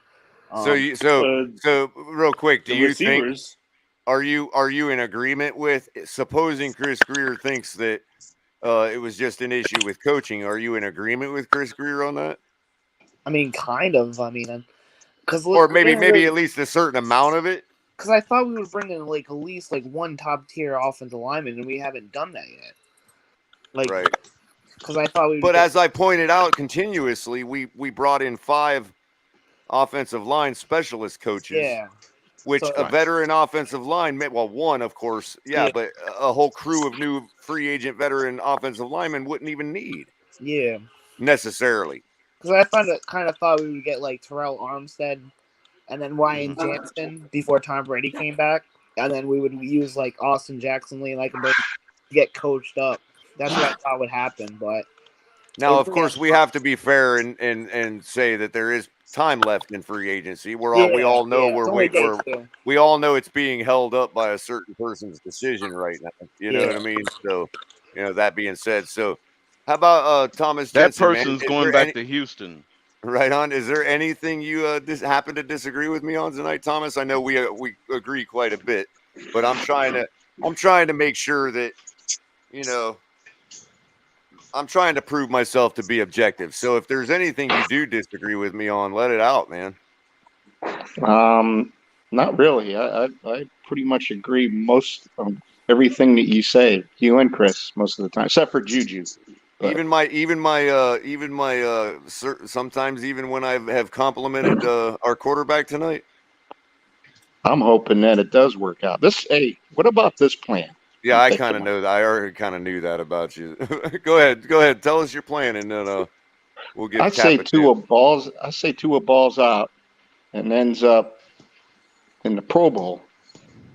Then we do a 7-year plan opposite, where we take one of our 2 first-round picks next year, and we get into the New England Green Bay business, and we trade out to the 2nd or 3rd round and pick up a 1st round the following year.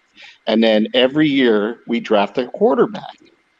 And then if that quarterback really balls out in preseason, then we trade him for another 1st round pick. And we continue to keep doing that until Tua starts getting bad. And then we replace him with one of our own quarterbacks. What kind of philosophy you think that would work? Sounds kind of like what they did in, Los Angeles. Yeah. But I don't think it worked. I mean, I don't know. But see, here's the thing, though. We've actually gone that route before, Thomas. Because, real quick, Crypto, and I'm gonna speak on that. I keep saying that we've already, and it's one of my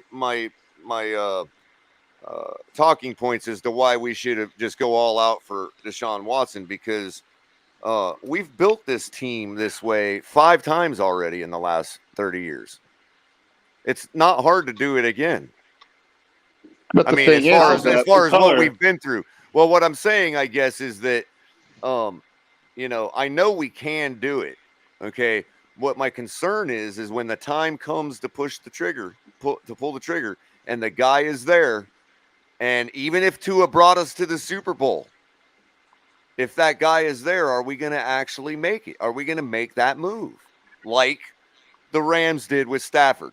Because let's be honest, I don't really think, I'm not convinced that Goff couldn't have gotten right back there the next year and possibly won the Super Bowl the same way they did this year.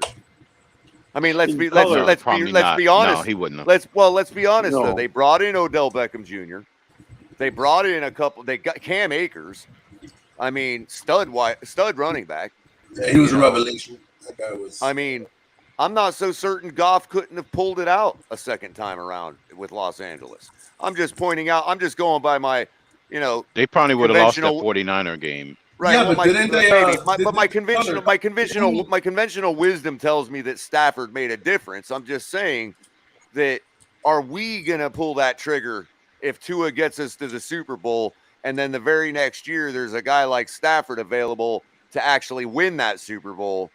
Are we going to pull that trigger? Well, Culler, I don't think they would be. No, because they would have done it already, Culler. Go ahead, Big. Real quick. I'm going to get to you in a second, Crypto. I'm going to give you the floor for a second. Can I finish up what I was saying, though? I'm sorry. Sure, Thomas, go ahead. Go ahead, Thomas. Well, I agree with you that we've built this team several times. We've built the defense. We've built the running game with the Jahi. We haven't hit on the quarterback. And I think the reason we haven't is because we draft one and then we wait 7 years to draft another one. Agreed. Just draft one every single year. And, Grier needs to get out of the business of, don't want to hurt anybody's feelings here. No. Right. Just keep drafting one every year. He does have a problem of getting attached to quarterbacks. And this is why it's like for this year in particular, to your point, I would not, I mean, if these guys can fall, I mean, a guy like Desmond Ridder, man, sitting back there just, where'd he come from 4 years from now? You know what I mean? When he's lighting it up. Yeah, I'll give you a better one. Watch. You know who will probably get him? New England. Oh, yeah, sure. Mm-hmm. Sure. Yep. So, real quick, before I give Crypto the floor, Cap for Life came in that order. So, go ahead, Cap. You anything you disagree with me on tonight? Hey guys, no, yeah, I was just looking at this article with what's her name? I think it's Brittany Griner. Mm-hmm. Like, yeah, WNBA? man, she's up in a jail cell in Russia, and I think the last thing she should be worrying about is the bed size right now, bro. You know what I mean? Right. Like, you went through and this is just off topic because it's pretty much dead time right now. I'm not really looking forward to anything that's going on right now in the world as far as this community. So, so that's right. So we'll mark you down for an F for free agency then. Look, man, if I'm losing my interest in talking about freaking hashish getting crossed through a damn freaking metal detector in Russia over free agency, then I really lost my interest. Like, I want to have a good mark towards the Chase Edmonds pickup, like I really do. But if I see more of a what is it? Wilson. Could be the steal free agency. Yeah, but I mean, right. Besides that, everything else is just a wing and a prayer at this point. Where I mean, I'm optimistic and I'm hopeful, man, but. I know it's tough. It's tough. You see me trying. I have to hang a Tua lay over my head to get Color. To conjure it up. Can I elaborate? Can I elaborate on this free agency thing real quick? Color, is it okay if I talk about the free agency just for a second? As long as Cap. Well, it has to be 1 second because we got two. First of all, let me welcome Jason to the panel too. How you doing tonight, Jason? Yo, what's up, fellas? How you? We're gonna get to you. We're gonna give you the floor to speak in just here in a second. Let me go ahead and get Alexander to give his 1 second. When it comes to free agency, it's been 1 second. Now, Crypto was in the chat next, so go ahead, Crypto. Before I let Jason have the floor, go ahead real quick, Crypto, because you've been waiting patiently. You're a dick, Culler. No. But I was gonna say. I'll give it to you in a second, With Alexander. free agency, Go ahead. I'm sorry. With free agency, throughout the years. Here's the thing: free agency has killed us. Throughout the years, when we spend big money, they end up turning around and biting us in the ass. Okay, that's why they think it's a good approach to what Chris Grier is doing by not overspending for these guys, for these tier 1 free agents. That's fair enough. I'm not I'm not really in disagreement with you on that. I think we're more speaking from the perspective of we heard for the last year straight that we needed to get as much as we can to help our quarterback. So I think that's where a lot of that's coming from. So real quick, I feel it's coming. Okay, that's great, and that's great. We appreciate your belief, man. So go ahead, Crypto. Yes, that's part of that. What he just said is true, but the opposite is also true. When have they spent less money in bargain bins and led us close to a Super Bowl in the last 30 years? So there's times where they didn't spend no money and they got the same result as spending a lot of money. So which one you do? Damned if you do, damned if you don't. So Crypto. Real quick for a letter grade, A to F. What do we got? What are we marking you down before I throw it over to John? I'm sorry, Jason. As far as the picks, I'm blind, by the way, Jason. Don't take no offense to it, man. Are we talking about what moves that you could have did versus just strictly only free agent pickups? Well, considering that it's highly likely we're not getting Deshaun Watson, go ahead and grade it from the perspective of building around Tua. As far as building around Tua, because definitely Tua is going to be the quarterback. Wasn't that the stated goal? Yes. As far as building solely around Tua, because they should have cleaned houses. Everybody know what area I'm talking about. To truly build and give Tua what he needs. They did clean house. They took that square right out from underneath you and threw it out the window, man. Since they didn't do that in the particular said room, right now they're sitting at a D right now until they get serious about the weaponry around him. Fucking damn it! Oh fucking damn it! Oh fucking damn it! Man did not have to sit. Now, how am I supposed to clip this stuff? Now, how am I supposed to clip this stuff and keep the child rating? You know what I mean? Awesome. So, either case, so D sounds about like knowing what I know about crypto. D sounds like an honest grade there. So, I know you've been waiting patiently, Jason, and I wanted to give you as much time as possible since you're the newest person on our panel. So go right ahead, man. Tell me where I'm wrong, if you could. Now they're open to get it all the way up to an A, but they got until the final 53-man roster for me to get them to the A. They have to make some serious moves. Well, free agency has to end because we're grading just free agency right now, not the draft too. Yeah. No, I'm talking about. Daddy, chill. Well, I appreciate you having me on, fellas. I appreciate you having me on my first time. Appreciate you being here. Definitely, man. I'm gonna go a little off. I'll jump right to my grade real quick. I'm gonna go with a B. I actually like what the Dolphins have done. To be honest with you, I don't want to go and jump right into signing the big free agents. I was on the Watson train big time. Nobody was leading that more than me. Not the biggest believer in Tua, but I really do like McDaniels, and I like, I watch a lot of football, so I play fantasy football. You get to know a lot about a lot of other teams while doing that. So I will say that watching a lot of these guys that we picked up might not be household names, but I will say that I'm very confident that Seb Wilson, Chase Edmonds are going to come in and be, immediate impact players. And, obviously re-signing Agba and Gesicki I was a little iffy about, but, definitely Agba, keeping that defense intact. And I think, building up the run game with better coaching, more aggressive, and, and obviously being, schematically changing, for what we've been doing the last 2 years, I think is going to go a long way, believe it or not, in improving Tua. And if there's a coach that can do it, it's McDaniel. Fair enough. Fair enough.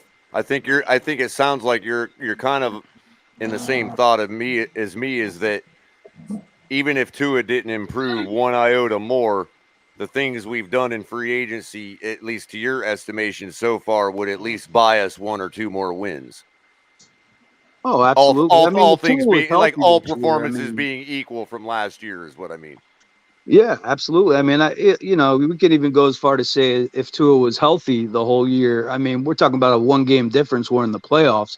So, Sure. I mean, to sit there, I mean, and I don't like doing this, but like looking, projecting forward to next year. I mean, if you're looking at teams that we're gonna let's be real, we're not the Chiefs, we're not Buffalo, we're not, even the Bengals. Even though I think the Bengals, we'll see what happens in year 2. That may have been a 1-year wonder. We'll see. But I think the Chiefs, Buffalo, the Chargers are in that mix now. We're going to be competing for that 5th through 7th spot with these teams that are, the Ravens, Colts, Titans. I mean, Broncos, Raiders, all those teams, Patriots.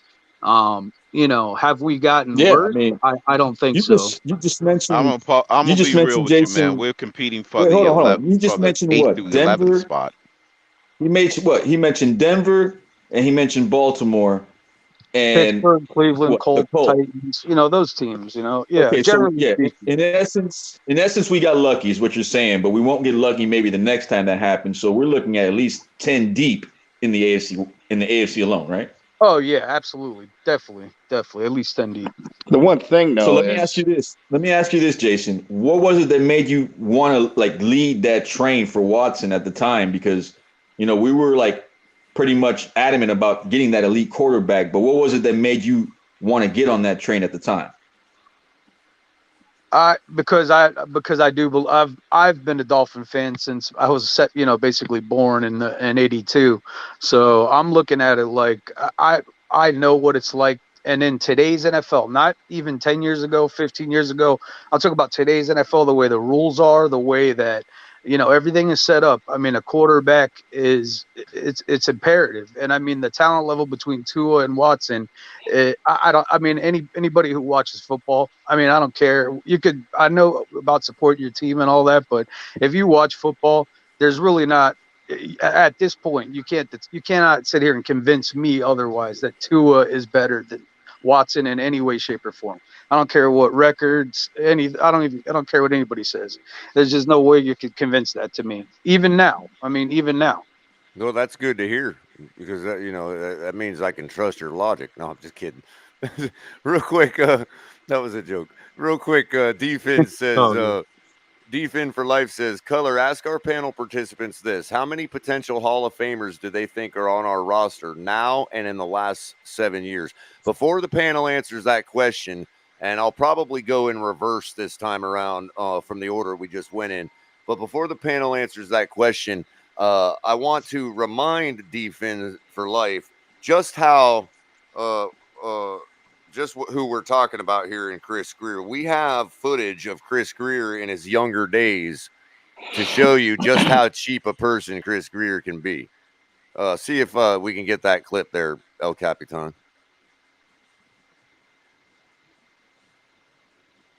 Come on, Snurdly the second. You're the one that suggested it. Where's it at?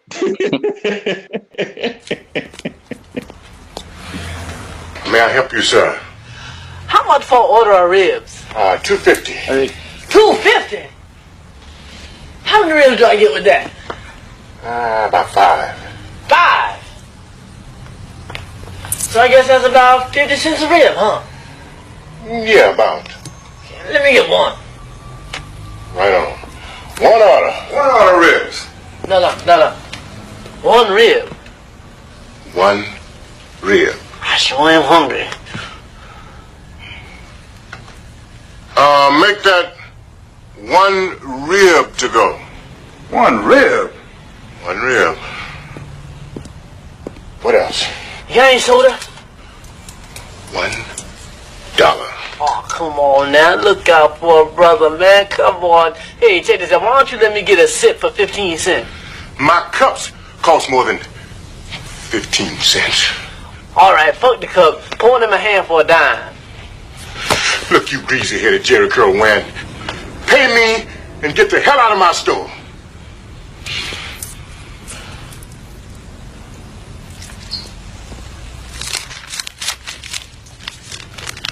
You got change for 100?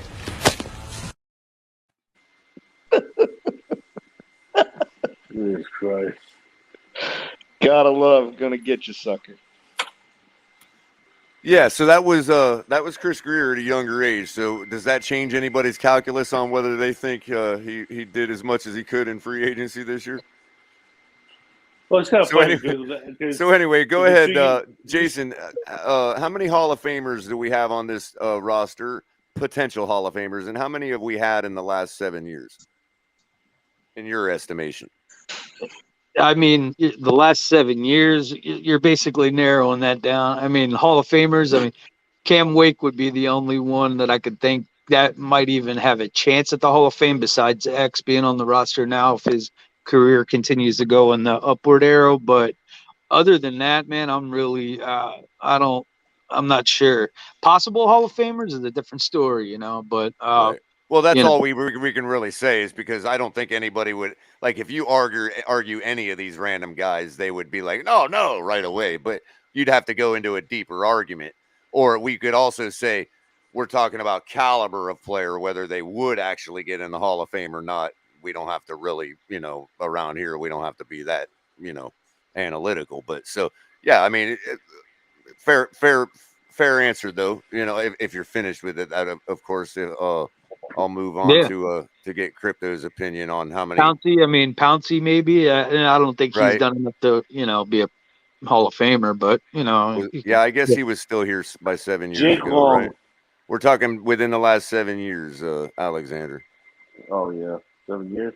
Yeah, because Chris Grier's only been GM for less than that, but he also had personnel influence long before that. So go ahead, Crypto. What do you think? Okay, I stepped aside. What was the question? I stepped outside. The question is, how many Hall of Famers do you think that we have currently on this roster or have had on the roster in the last 7 years? And we're just talking about Hall of Famers, like eye test Hall of Famers, not people that may or may not get in it. That's on the roster? Yeah, that we've had pass through our roster in the last 7 years and including now. Including now that's got the potential. How about people like within the last 3 years, or you saying last 7 years? Right. So if we're going 7, then let me see. Wake is one, probably, maybe. Let me see. What year did Jason Taylor retire? Because he's already there. Well, and I think we can safely say that Grier had nothing to do with him. No, that was all Ireland. Right. No, it was Jimmy Johnson. No, Jimmy Johnson, yeah. I guess let me ask the question. What's the name? Let me ask the question better. Let me ask the question better because I think we're going to get a lot of similar answers. Because as far as now, is there anybody on the panel that has a list of like 10 players? They're like, nah, Culler, you're wrong. These 10 players are all Hall of Famers. Is there anybody on the panel that would? I think eventually, I think eventually Waddle will be. With the right circumstance. Fair enough. I could think of maybe about 6 that could possibly. Rashad Jones, if he stayed healthy, could have. Maybe. Right. Real quick, I just want to remind anybody that I want to remind anybody that if you're watching on Twitch or Facebook or Twitter, we love that you're watching there, and we know everybody has their platform they prefer to watch on. If you could just do us a favor and come over and subscribe to the YouTube channel and like and share it, it helps out helps us out with combating the YouTube algorithm and flowing with it. So you can go back to where you were watching from, but if you could do us the courtesy, we would greatly appreciate it, as well as anybody else that's watching tonight. Like and share the video, subscribe if you're new to the channel, and hit the little notification bell so when we're doing things like this. We usually go you're going to have El Capitan doing the Finn's Tailgate main show just about every night. I don't want to speak for him, but if he's got the clips up, I can run through real quick our other shows. On Tuesday night, you can find myself as a co-host with Tonk 7 on TMI Tuesdays. And on right after that, following him up, we have an open mic session with Mike on the mic, and he also goes on Saturday with Drop the Mic. And then you've got myself talking like I am now on Thursday nights, starting at 10. And that being said, also if you're, kindly enough to support the channel, you can hit us with the Cash App, $, the Fins Tailgate, or Venmo, the Fins Tailgate. We're the party that never stops, the tailgate that never stops. We got gear that you can wear forever, all the time. You're always running a tailgate if you got our gear on. And if you go to Fanatics, who has everything you need for the NFL, NBA, NHL, and all of the major sports, including Tua jerseys, just make sure you use the link in the description below so they know we sent you. And just to say, Culler, yes, sir. that I don't consider signing Ogba an upgrade. I just consider that as status quo. He was already on the team.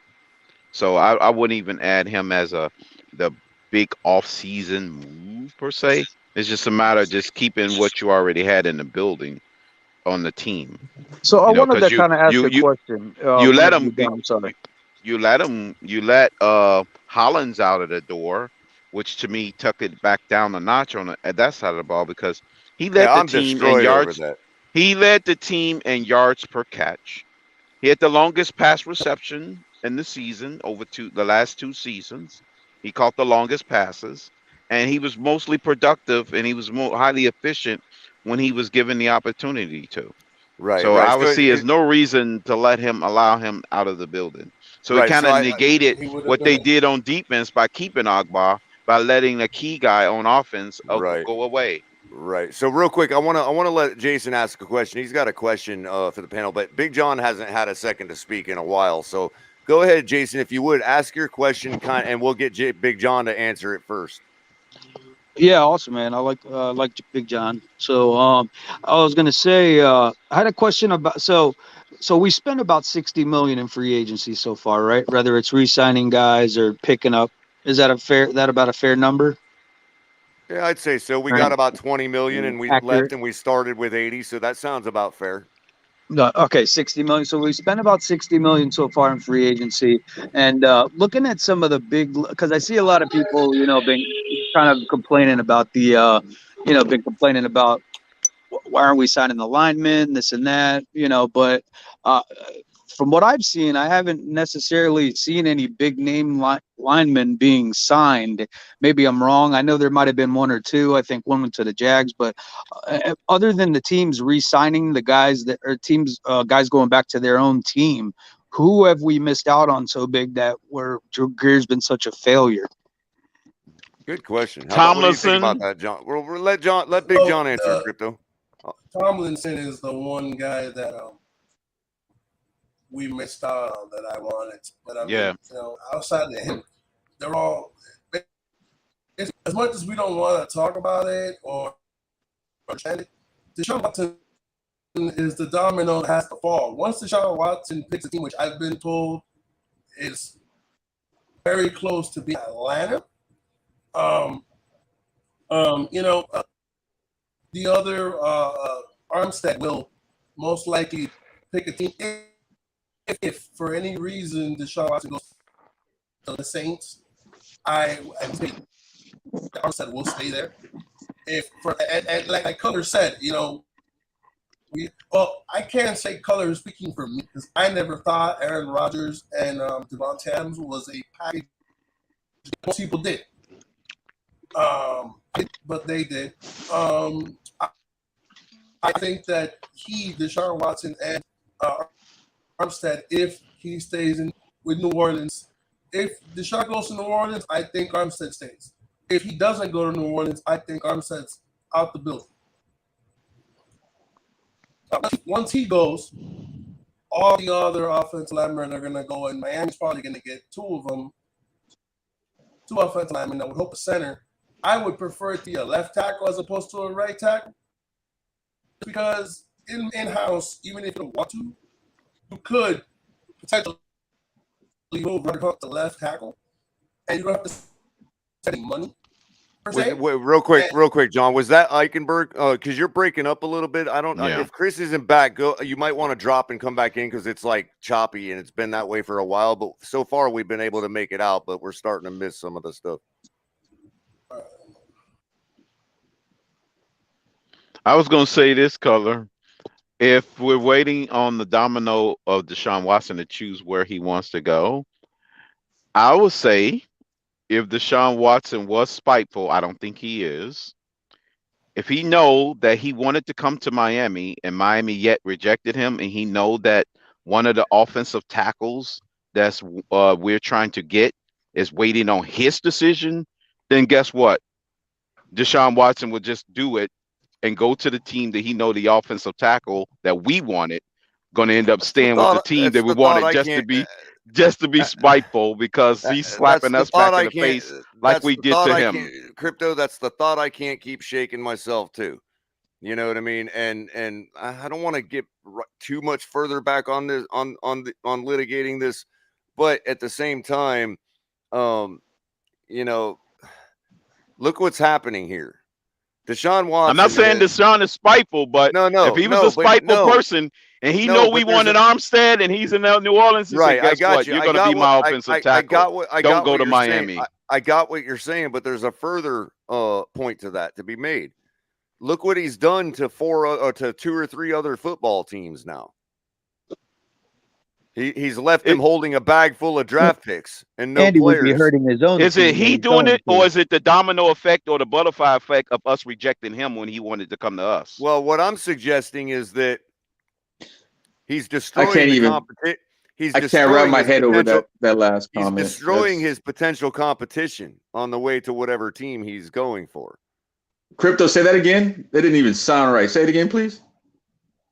I'm saying if Deshaun Watson know that he wanted to come to us. It was clear that he wanted to come to Miami, but he also know that the tackle that he wants to stay in New Orleans if he choose New Orleans' spot. He knows that Armstead is somebody who we covet.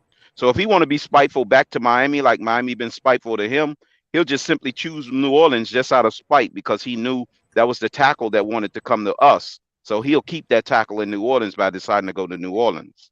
Yeah, it was just that last part of your sentence about us not wanting him. Kind of like that was sick to my stomach when I heard that, man. Oh, right. And M. Garazi. So it's almost like that's a clap back, you know. Real quick, like okay, you don't want us. Crypto, hold on. Why, Cat? Hold on. Why a does second. that make you? Hold on a second, Alexander. Hold on a second. M. Garazi is saying Watson ain't thinking about Miami. Shaking my head. Well, yeah, that's what Crypto's saying. Like if he was, he would have already made a choice to go to New Orleans. It wouldn't even there would be no decision to be made because he would be, if he was thinking about us, he'd want to be spiteful to us. You know what I mean? Possibly. He's hedging. He's hedging for a reason. So, and I think there's another team that's involved. I'm not saying us. That's possible. And I've said it from the beginning. And we all know who I've said, don't we, Thomas? I don't know if you were if because obviously, you may have said it before you came around, but because he's going to want to go somewhere where he's going to be protected. I've been maintaining that the man is going to, if we do not get Deshaun Watson, I've said this from the beginning. I've said this months ago. I'm going to have to clip that one too and post it out. And I know it seemed hyperbolic all the times that I said it. But if somebody's suggesting, like Thomas is, that there is another team involved that nobody's thought of or that nobody knows about, that team has to be the Dallas Cowboys. Exactamundo. I mean, it's why? I don't know if Jimmy Jones. I don't know if Jerry Jones will be picking up the phone and talking to anybody. They have their quarterback. I have my reasons. I have my reasons, which I've already stated. Countless number of times. But go ahead, Alexander. I wanted you to give a chance for you to respond. I would go one step further, Culler. I'd go one step further. Don't count Bill Belichick out either. I don't. But real quick, I also before you go, Alexander, I did want Big John's back now, so I wanted him to finish his thought. Actually, go ahead, Big John. Sorry. Well, what I was Lincoln Tomlin. Can you hear me? Yeah. Okay. No. No delay, no cutoff. No delay, no Seems cutoff. good Perfect. so far. Clearly. Well, Change those headphones.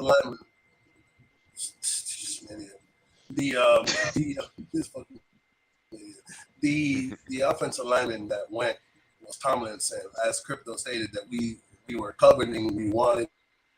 I was surprised he went to the Jets. I didn't think he was going to go there, but he went to the Jets. He followed Saleh, who's another San Francisco coach, and he went there. Once Armstead goes, based on who we're just trying, like what Crypto was saying, based on where Deshaun Watson goes, if he stays in New Orleans, Armstead stays in New Orleans. If Deshaun Watson goes somewhere else, which I've been told from somebody I know that there's a good possibility of maybe Atlanta, although I don't know why you want to go there. I mean, I know it's close to his hometown, but outside of that, I really don't know. But if he goes to Atlanta, Carolina, or one of those other teams, I see Armstead leaving New Orleans. Once he goes, he's like, we're still waiting for Deshaun. Believe it or not, it's like a sad story that never ends. It's like Groundhog's Day. Once Deshaun picks a team and Armstead chooses, all the offensive linemen are going to go. I'm assuming the Dolphins might get 2 of them. I'm assuming 2. I hope a center is 1. Agreed. And I would prefer it to be a left tackle over a right tackle, just from the standpoint that if in-house, I'd rather have Hunt play right tackle, even though if you're a Pro Bowl right guard, you are an above average right tackle the majority of the time. I'd rather have him play right tackle as opposed to anybody else on this team playing left tackle. There's no way in hell. I don't want Austin Jackson to play left tackle. I don't want Jesse Davis to even be on the squad. I don't want Eichenberg to try to play left tackle. I don't care. I'd rather have Crypto play left tackle and have anybody on this team play left tackle. So right on. And that is Big John, this is the year of status quo, Big John. so if I'm not interrupting your thought, Big John, I wanted to give Alexander a chance to respond to some things because he's been waiting for a little while. But I wanted to read off a tweet I just came across that was posted about an hour ago by one of all of our favorite community members, Mr. TD Finstock. Shout out to TD out there, which free agency's been. Did TD say he just powerbombed Nick Hicks? No. This one is going to be a question I'm posing, but I want Alexander to hear it before he says anything that he may have had to say. It says people mad at Chris Grier, and this is directly related to what we're talking about right now, because he makes a good point. People mad at Chris Grier. You never told me to give a grade. Oh, yeah. As a matter of fact, I had thought the same thing. You never actually gave us a letter. So what are you thinking, man, on free agency? What's your grade? On free agency, in my opinion, people don't really understand what they're doing, but I do. And there's an upgrade at literally every position that they've picked. To me, so far, even though they're basically bargain shopping, I give them a B. B? Not even the plus? I would love for you to be my college professor. You grade them on a big time curve. No, it's not a big time curve. I just believe I think more of Chase Edmonds than you do. I think more of Connor than you do. That's all it is. See, I think we actually did about there too, because I'm a firm believer that there wasn't much that needed to be done. I'm in agreement with Grier that there's a lot of improvement in people's play that needs to happen across the entire 53-man roster. The biggest, to me, give me 1 second. To me, the biggest improvement the Dolphins made this year was in their coaching staff. The offensive coordinator, bringing in Sam Madison and Patrick Surtain, and bringing in an offensive coordinator. That may have been the biggest improvement on this team, even besides players. Just that right there. Right, but all that happened before free agency, though. And that's actually one of the angles. That's one of the angles that I think is a fair angle to believe. At the end of the day, people forget the one word that McDaniel has been using over and over and over again in every fucking interview, and it's teach. If he brought teachers to teach these guys to play. If Wes Welker can teach Jalen Waddle the ins and outs that Waddle has no idea, then can we imagine what the offensive coordinator and the quarterback coach can teach Tua? Then, like Culler said, you really didn't need, in my opinion, that much of a difference. I understand where crypto's coming from. Listen, if you want to go to 13-4, the first two in crypto wants a building is Preston Williams and Devontae Parker. Those are the first two, and I think with crypto. Yeah. You know? Right. You know? So real quick, so TD says, and he makes a fair point. People mad at Chris Grier, but who says he hasn't tried hard and offered tons of money? How many players do you think turned him down, and why? Yeah. Now we all know what TD is really asking there, you know. And shout out to Miss Finns. Like she says, hit the like button and subscribe if you're new to the channel.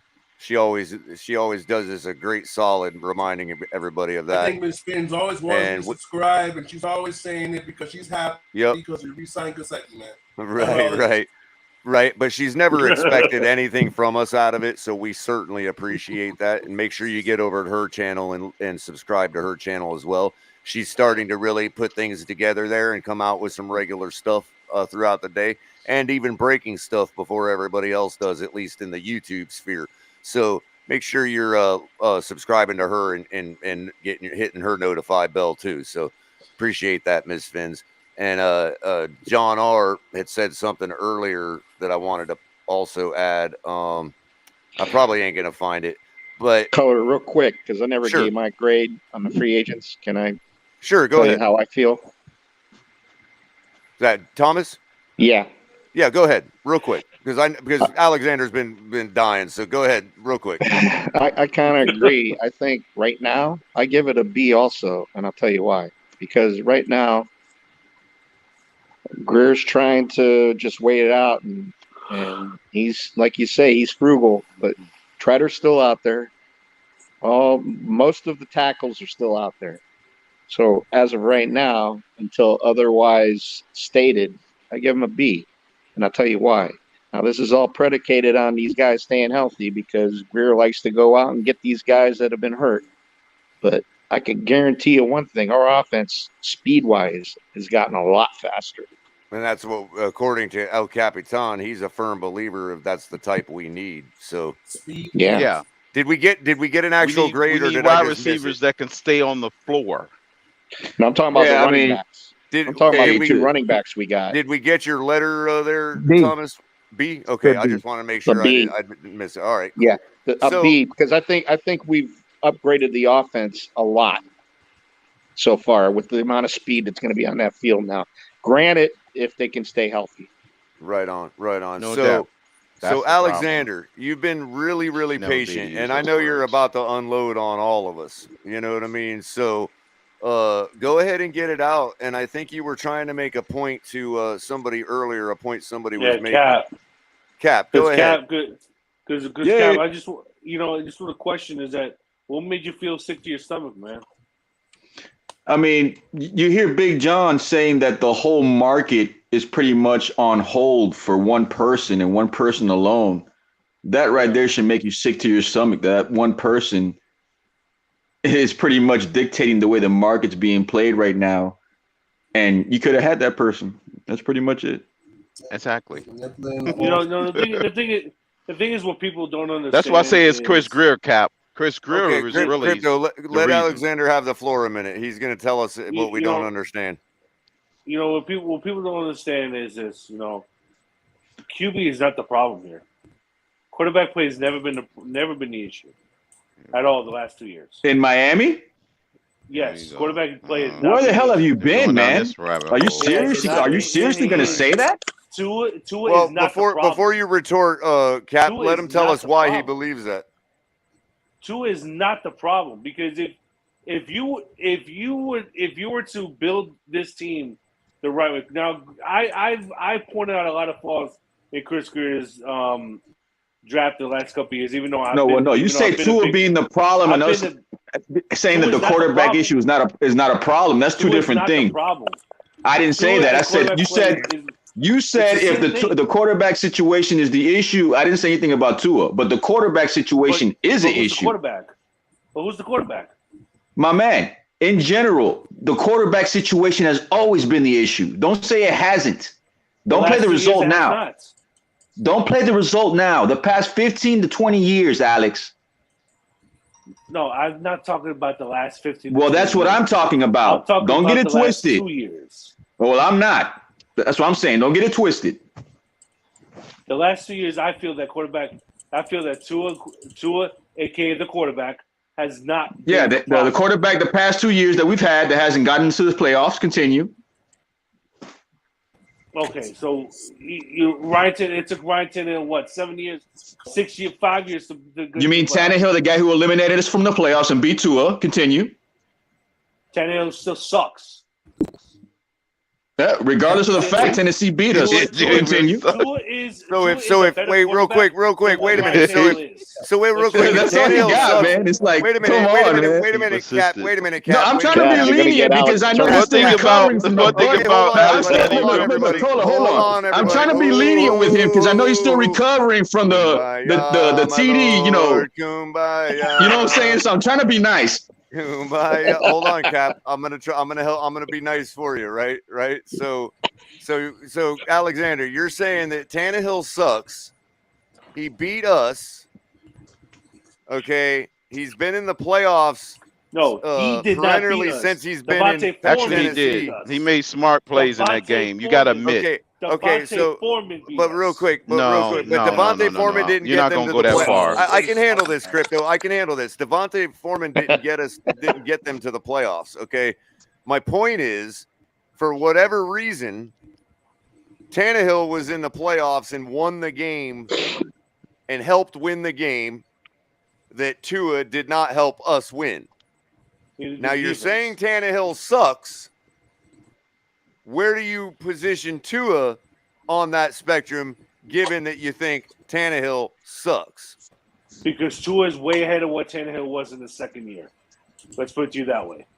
I agree. He's way ahead of what Tannehill But that's was. apples and oranges, though. Okay, but because you gotta realize Tannehill has already been in the league longer than him. You see, everybody has this tunnel vision and see that there's one problem. There's nothing else. The problem is one person, and that's the quarterback. Okay. Who you talking about? You're not talking about me. Wait. I already told you who's to be one fair, of the problems. Tannehill didn't have the weapons that Tua had last year. He had Devon Bess and in his first year. I think in his first couple of years. So Alexander, Camarillo. Yeah, Camarillo and Devon Bess for his first couple of years. Okay, So you can't Okay, guys, real quick. So here's the thing. So they're actually equal in their second year, but I'm not going to go into that right now. I got the stats page pulled up right now, and Tua and Tannehill. I'm not talking about stats. Hold on a second. Okay, then how you judging them? Hold on, they're virtually equal. They're virtually equal. Hold on a second, guys. Hold on a second. Let me finish what I'm saying, okay? Their second year is virtually equal, okay, based on what Tua was on pace for had he played the full 16 games that year, okay, or this year. So, I mean, Tannehill would have had him for like 40 yards in passing. You know what I mean? That's nothing, okay? But in Tannehill's third year, and this is why I want to point this out, because in order for Alexander to be right, this is what we need to see Tua meet or exceed next year in his third year as the Dolphins quarterback. That would be a completion percentage of 66.4, 4,045 yards passing, 27 TDs, and 12 interceptions.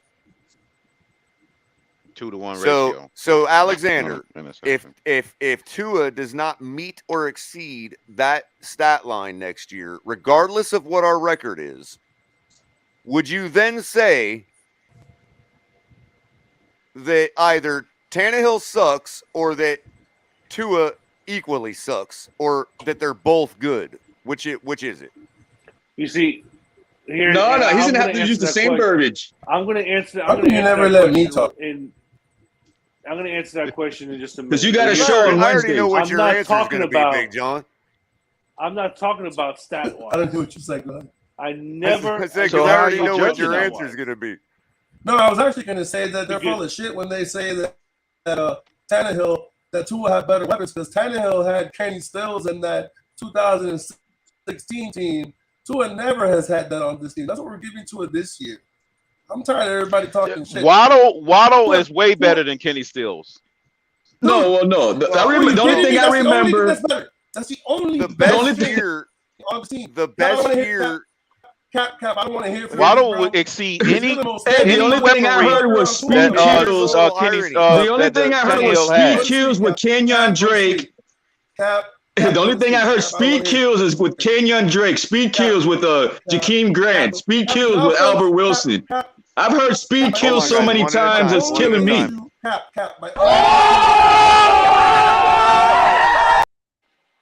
offensive line. What did Ryan Tannehill have in 2016, Cap?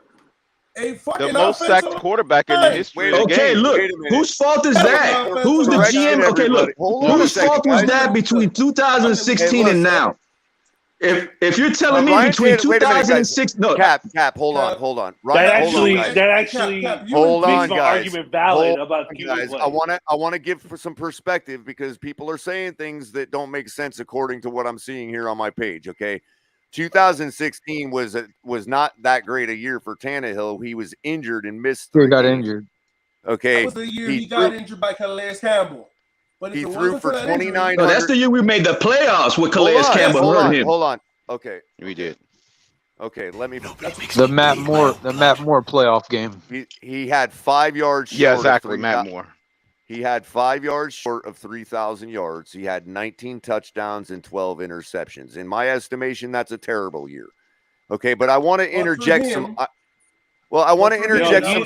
No, wait a minute. Hold on. Yo, everybody, stop. Okay, I'm doing a monologue right now. Mini monologue. Please let me have my time. Okay. Sorry, Culler. His fourth year was actually one of his prime years yardage wise. His fourth year, when we went 6-10, he threw for 4,200 yards, 24 touchdowns, and 12 interceptions. Okay, so I won't call that his best year because of the touchdown interception ratio. But I want to enter some irony right now because when I talk about when I've tried for the last 6 months to take somebody's name off the situation and people want to still call me disingenuous about calling for better quarterback play and not using the name Deshaun Watson. Okay, this is something I found out today and was reminded of just now. When I bring to the table, when I tell people that I take the name off of it, for real, take the name off of it and just bring the 33 touchdowns and the 7 interceptions. Because, ladies and gentlemen, guess what? In 2020, we went 11-5. We missed the playoffs. Tannehill had 3,800 yards passing and none other than 33 touchdowns and 7 interceptions, equaling the exact same performance of who? Deshaun Watson. Thank you. So when I bring to the table 33 touchdowns and 7 interceptions would help our team possibly get to a Super Bowl, the one we had this year, that's the person that Alexander says sucks. Diggs. Can I answer the question? We'll get the game started. I forgot his first name. He started and finished all 16 games that year. In 2020? Yep. Oh, okay. 2019 is when he took over Mariota. Okay, I get I'm so wait a minute. Let me back up a second because I forgot about him being in Tennessee. That was 2020. That was his second year in Tennessee. Yeah, they made the playoffs. Right. Oh, yeah, 33 touchdowns and 7. Right.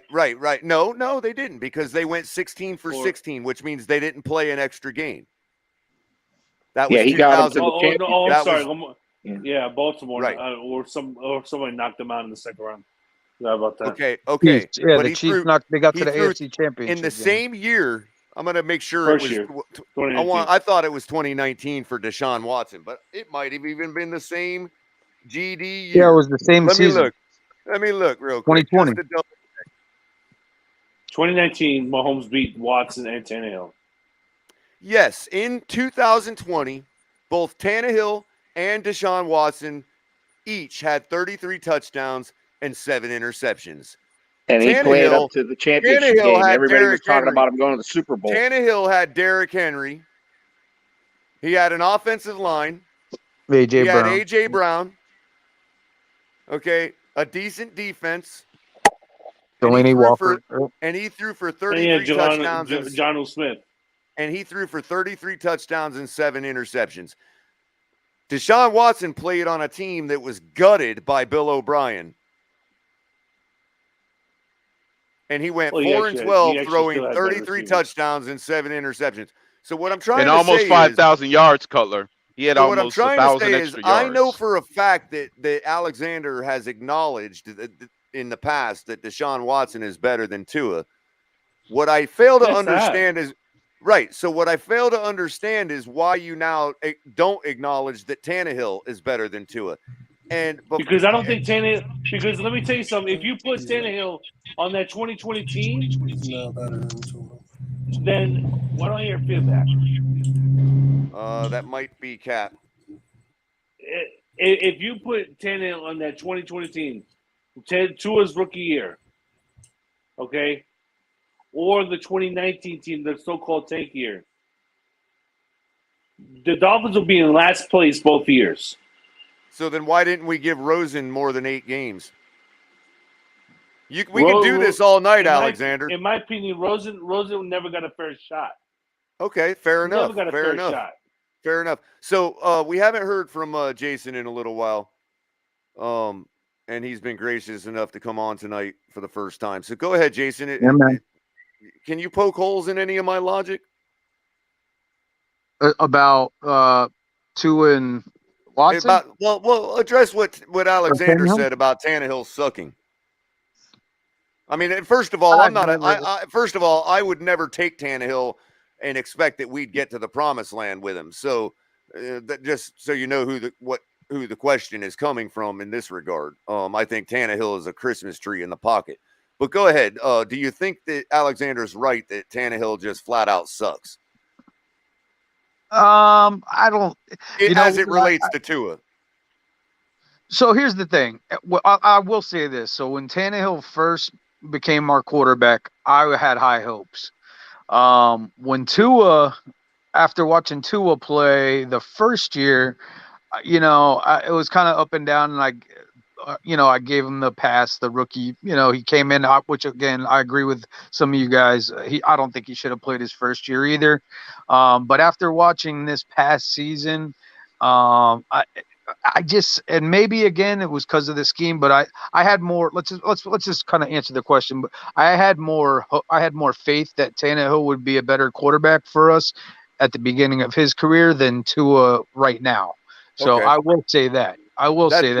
And that's actually a very fair answer because I tend to believe the same way myself.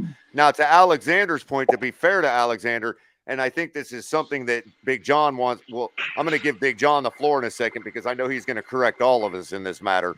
But at the same time, before he does, I want to just point out that a summation of probably something similar to what he might say is that Tua's ceiling, what I believe Tua's ceiling to be, if he were to ever actually achieve that ceiling, is definitely better than Tannehill, in my opinion. Now that I've seen Tannehill for 11 years now, I can say that I think Tua. I will say this, and the coaching has been horrendous. I understand Brian Flores was a great defensive coach, and not even the lawsuit and everything all aside, from a straight coaching perspective, he was terrible on game days. He looked clueless on when to challenge plays and when not to. I don't know who was giving him his advice. the play calling. I mean, if you go back to the Jacksonville game real quick, we go for it on 4th and 1 at midfield in a tie game, and you run a stupid draw up the middle. That's just one example. I mean, we're talking about kicking a field goal against the Raiders. The best case scenario is we're going to tie that game. You have a backup quarterback. You're on the road in a game you're supposed to lose. We were up 14-0. How are you going to go and kick a field goal with 2 minutes left in overtime to tie the game? And it was a 50-yard field goal on 4th and 2. On 4th and 2. Like, Jason, come on, to your point, it's almost as if he never spent 15 years in New England next to a Hall of Fame head coach. Isn't that interesting? I just look at it like Tua's accuracy, and I think this particular system, and maybe I'm being overly optimistic, but I just think that with the creativity, which is what's going to help Tua, is the creativity. It's not going to be a straight drop back. It's not going to be a simple RPO offense, but I think there are going to be some learning curves, and they're at the beginning. And I'm not making excuses for him, and I'm not making excuses for him. Now, my reference to his time spent in New England was definitely a dig that was meant in support of Brian Flores. But that's something we can all have a discussion on a different day. I think we beat the Flores dead horse way too much in the last couple of months. But go ahead, Big John. Tell us exactly what the score is on. Go ahead. Go ahead. Real quick, can I get in on that argument before Big John? I want to put my 2 cents in, and Big John can talk. My opinion is, and I really feel this way, if you put Tannehill in a situation with about 4 minutes, 3.5 minutes to go, the team's down by 10, and the ball's got to be in his hands, he's going to fail miserably. I don't think – I've seen Tannehill do this numerous times with Miami, and there was only one time he ever brought us back, and I think it was that Seattle game. Now with Tua, I've seen Tua with the ball in his hands with 3 minutes to go, and we're down by at least a touchdown and drive right down the field. So that I give to Tua already going into his 3rd year. My biggest problem is that he can't have that frame of mind when we need to just get 1 first down to keep a drive going. But that's fair. That's a fair point to make. That's what I say. Closeout drives. And it's just in as general. good as a touchdown drive to tie a game. Yeah. So when you tied in that situation, convert it. Okay, everybody, hold on. Big John, you got the floor, big dog. Well, the only thing I was going to say is if and this is just a fact based on what we've seen and his arm strength and everything we've been watching. If Tua would have come into the NFL uninjured, and we would have seen Tua play like this first 2 seasons, then there's no doubt in my mind Tannehill's a better quarterback. Now, to me, if you take Tua, you put Tua in Tennessee against Cincinnati or in whatever the fuck the game was, I don't remember. All I know is Tannehill shit the bed. To me, if you put Tua back there instead of Tannehill, the Titans win. Just on the fact that Tua's accuracy, Tua doesn't make those 3 interception throws. He literally threw the ball to nobody. Like, it wasn't like he made and at the end of it, there's one thing about Tua that I've noticed that Tannehill never does. Tua will throw an interception. But you can bet your ass the next drive he's scoring a touchdown. He literally does it every game. He'll throw you a pick. But the next drive, you score. He may throw you another pick. The next drive, you score. You can't say it about him. So you think with that logic, Big John, how do you know Cincinnati's not taking advantage of those interceptions and scoring touchdowns? Right. Because they didn't do it against Tennessee. Real quick, Crypto. Regardless of the fact, in my opinion, if you give Tua, because right now, we're going to give Tua, this is what I'm saying and what I've been saying. What they're going to give Tua this year is basically run a variation of what they're running in Tennessee. You give Tua a running game where Tua can actually play action pass and have to RPO his ass, because at the end of the day, the only human being alive to run an RPO with no R and still complete 70% of his passes, whether they were short, long, intermediate, it's Tua. Which is why I've said that to me, honestly, it was never even about the running game. To me, it's about the receivers. To me, I go back to crypto. It's you need receivers. Tua's been playing football quarterback in the NFL with 4, 5, 6, and 7 string receivers. Because Devonta Parker has never played like a number 1. The King is in the number 7. Okay, Matt Collins is a number 2 on this team. But if you look at every other team in the playoffs, he wouldn't make the top 5. And that's no slight to Matt Collins. Right. You know what I'm saying? At the end of the day, it's a fact. Tua's been playing quarterback with 4 guys from Walgreens and 2 from Walmart. Exactly. You know, John, I'm not going to let you get away with that, bro. You don't have to. I just did. You get no pushback from me on that one. Man. Come on, man. Waddle is the only one that's worth Two of them you mentioned are no longer Miami Dolphins, so we can bash them all you want. But 2 of them are still on our squad, man. I'm not going to allow that. I'm just all I'm saying is last season we heard nothing but about how speed kills. We were supposed to have Waddle, Fuller, Grant, you name it. I've been hearing that for 3 years about speed kills. But at the same time, everybody says how we didn't have nobody to play with those past 2 years, but yet we're praising about the free agent class we're doing now, when in essence we've done the same crap for 3 years. I think that's the bigger point that everybody's trying to make, Big John, is that really we haven't really. Can I speak before you speak? At the end of the day, Cap, yes, speed kills. The problem is the player who was supposed to give you the blow the top off the defense speed, the game for Grotesque, to open up the game for Waddle, to open up the game for Bowden was Will Fuller, and Will Fuller didn't play a game. So we're trying to get that speed from somebody else. I have never said I've been telling you this since I'm the only one up here who would say bring him back if he wants to play. Not if you want to steal money. You want to play? Come on.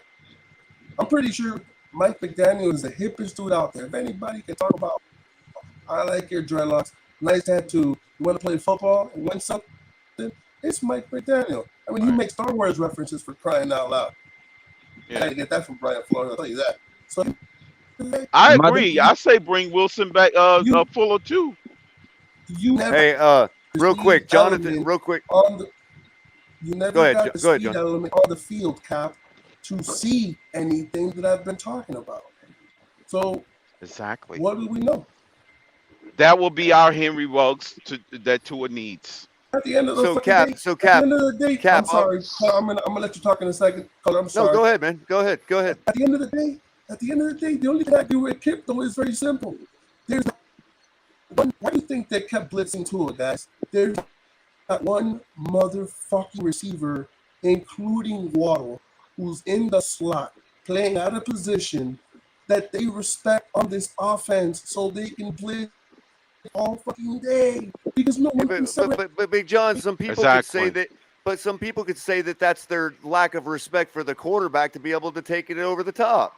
No, as a matter of fact, the reason, no, it's backwards. Well, they can make that argument all they want, Culler, but the reason why they is because if you don't blitz and you give him time, he dissects you with his accuracy. I get it, but I've seen a lot of throws. I've seen a lot of situations where he had time and left plenty on the field, Big John. I mean, I'm just gonna plenty where that may be true, but guess what? We had outside of Waddle, we had pedestrian receivers that couldn't do a double move on the safety and the cornerback because he's too busy playing in our backfield because he has no respect for the passing game. Right. Real quick, Miss Finn says, "Hey, Culler, what do you think about? Hold on. What do you think about this? We ship Tua to Seattle for first and a third, and we get Watson for 3 firsts, 2 seconds, and a player. Well, you know, Miss Finn's, the deal looks good, and it actually would be sufficient.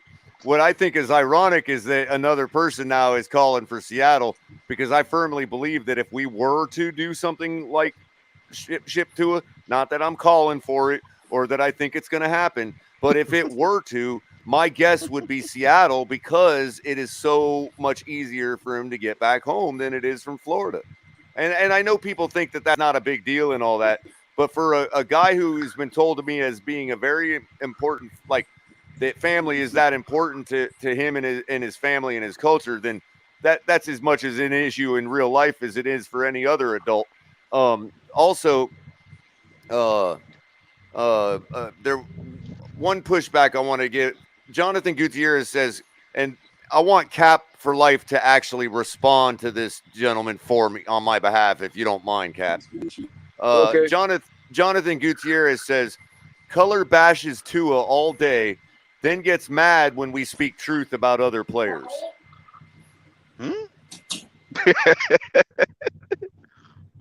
Okay, so I mean, first I would ask, like, So I guess the question is, because this is what I would say would be, which came first, the chicken or the egg, right? yeah, I mean, we really can't get, you know what I'm saying? We can't get into the conversation we're getting in now until we find out all the stuff we've been dealing with the past couple of years. Like, right. Because if I see you can't complain about this without everything else not being fixed. Right. If one Sunday afternoon I happen to have seen a deficiency in our quarterback and I said something about it, I've taken nothing but personal insults from that first moment. And I've never returned anybody. I've never returned those same insults for people talking about Jesse Davis. As bad as I think Jesse Davis is. Hey, Culler. How dare you, Culler? Jesse Davis is on the same 7-year plan, so stop it. Go ahead, Big John. Hey, Crypto, I'm starting to believe that more and more, bro. Right. Go ahead, Big John. I gotta laugh at something. Let me ask you, Culler.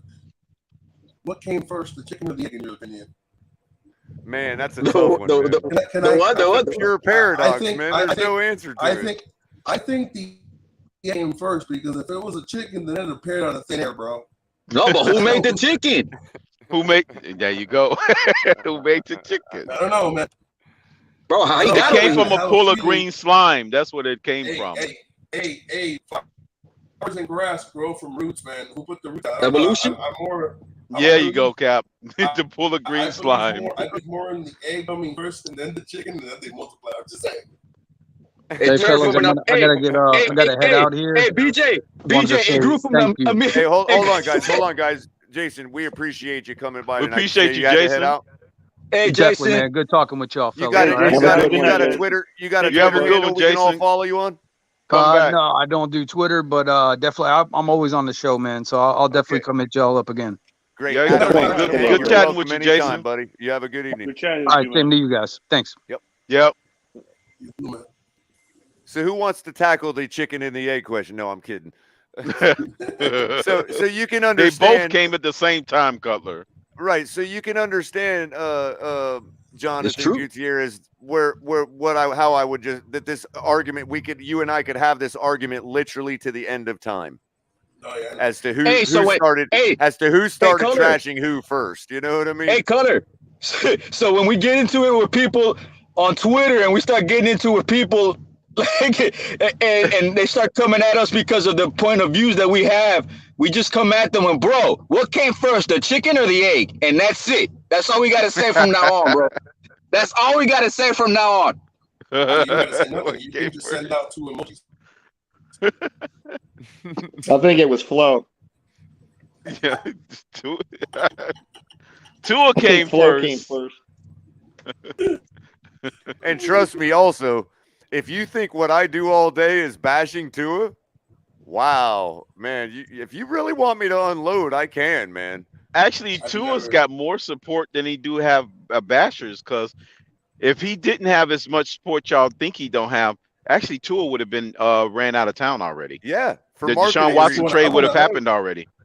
I want all those dudes. Yeah, the Deshaun Watson trade would have already happened. No, well, all those Duke chants. Ross thought that it were Tua chants. I just want you guys to laugh at something for a second. This just shows you what kind of a person Tua is. Did shit about Tua since he got drafted and get him traded out of town for whatever reason. Baker Mayfield, this guy one time. The guy wrote a goodbye letter. A heartfelt sympathy. He wanted tears, and then he got offended and wanted to ask for a trade. So, Yeah, that's kind of that as is soft something, as huh? the Pillsbury Doughboy. So Jonathan, real quick, so we can squash that last statement too. You, Chris, actually, I'm a mod. I can do it. Hold on a second. We're gonna squash this right now. So that way you can go back to Larry L and tell him I don't run people off panels. Here, there's the link, buddy. You'll have we'll give you an entire 10 minutes and not stop you from speaking anything about any player you want to speak about. What was the question? I didn't see his question. What was the question? He says, if that's your excuses, then don't stop people from speaking their opinions on players. Huh? Oh yeah. Hey, come on up, John, man. John, did you feel that I stopped you from saying what you said, or did you feel that I just argued with what you said? Me? No, we need a Jonathan. We don't got no Jonathan. No, I'm saying come on Big up, man. John. Big John. When I came back saying that I'm not going to let you. That I'm not. No. When I said earlier that I'm not going to let you say bash our other players. You know what I mean? That I'm not going to let you get away with that. Did you actually think I was trying to stop you from speaking, or did you think I was just trying to argue with you? No, that's just you. Right. So go ahead, Jonathan. The link is there. The invite is here. You can have the entire show for 10 minutes. We'll even call you the host for 10 minutes. I'll get El Capitan and back to whip up a logo for you real quick. Hey, Culler. And we can give you your entire show for your own 10 minutes. Hey, go ahead, Big John. If he thinks that's arguing, I don't think so. Homie, don't play that. If he thinks that's arguing, then thank God he doesn't see us backstage. Right. I know, right? He has no clue. Right. Let's be honest, people. This is a debate thing. This is the same kind of stuff, though, that we see all day. But this is an example of the same kind of stuff we see all day long. Hey, Alex, you think it's fun here, right, though? There's nobody here that wants anybody to stop speaking. Sorry, there just isn't. Okay. You're not going to.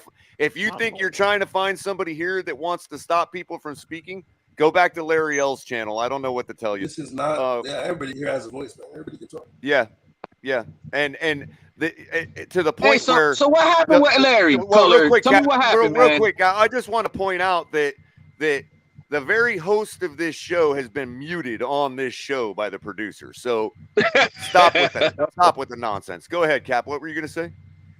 No, I was going to say, what was the little static that happened? From when?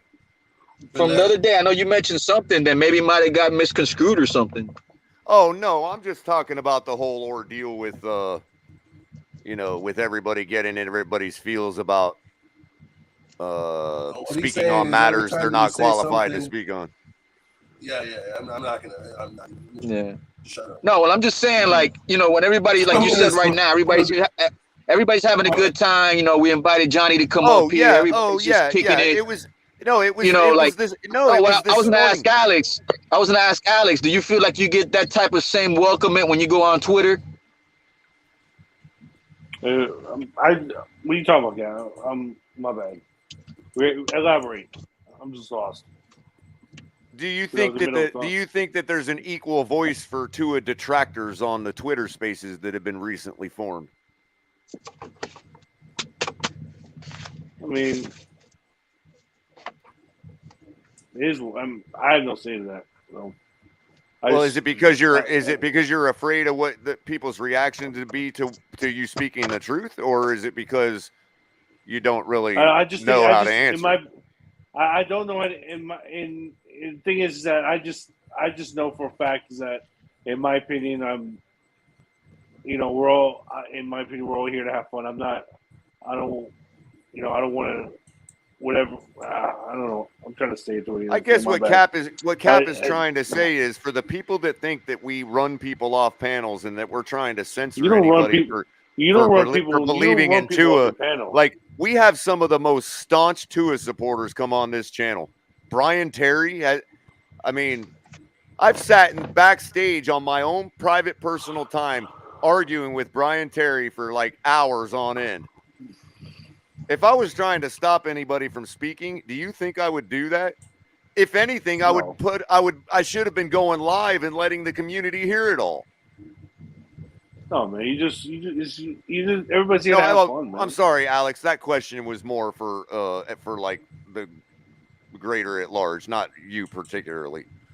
Yeah, exactly. Because there's a false narrative out there that's that a lot of people are one-sided on this platform, and it's not even remotely even close to that, man. Don't get me wrong, Cap. We're one-sided in some respects, sure. Like maybe, for instance, tonight I'm hosting the show. It's my segment. Yeah, it's one-sided.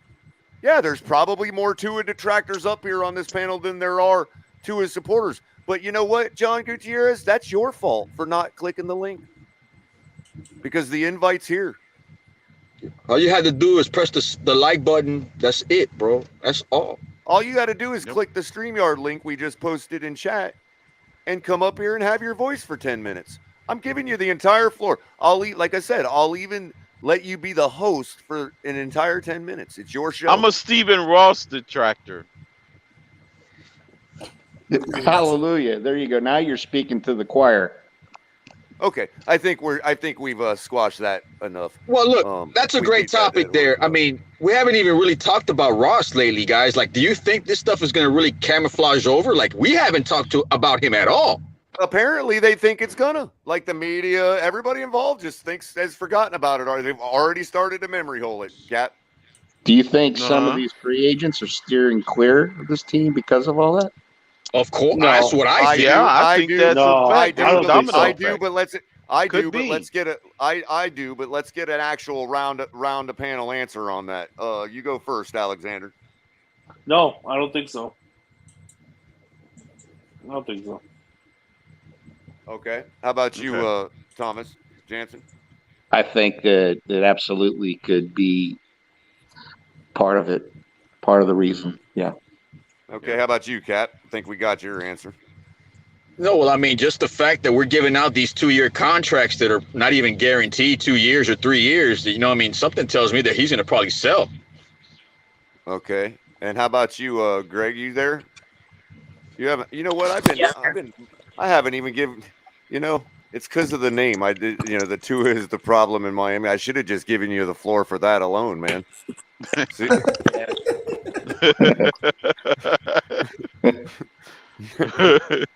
Cap, you got a point there. Is there anything you've been wanting to say, Greg? I've totally been like brain farting on you, buddy. Sorry about that, man. If you really wanted to commit to somebody into this organization, you would do a long-term deal with some players. But right. The thing here's hold on, Alexander. Hold on. Let's make sure Greg doesn't have anything to say.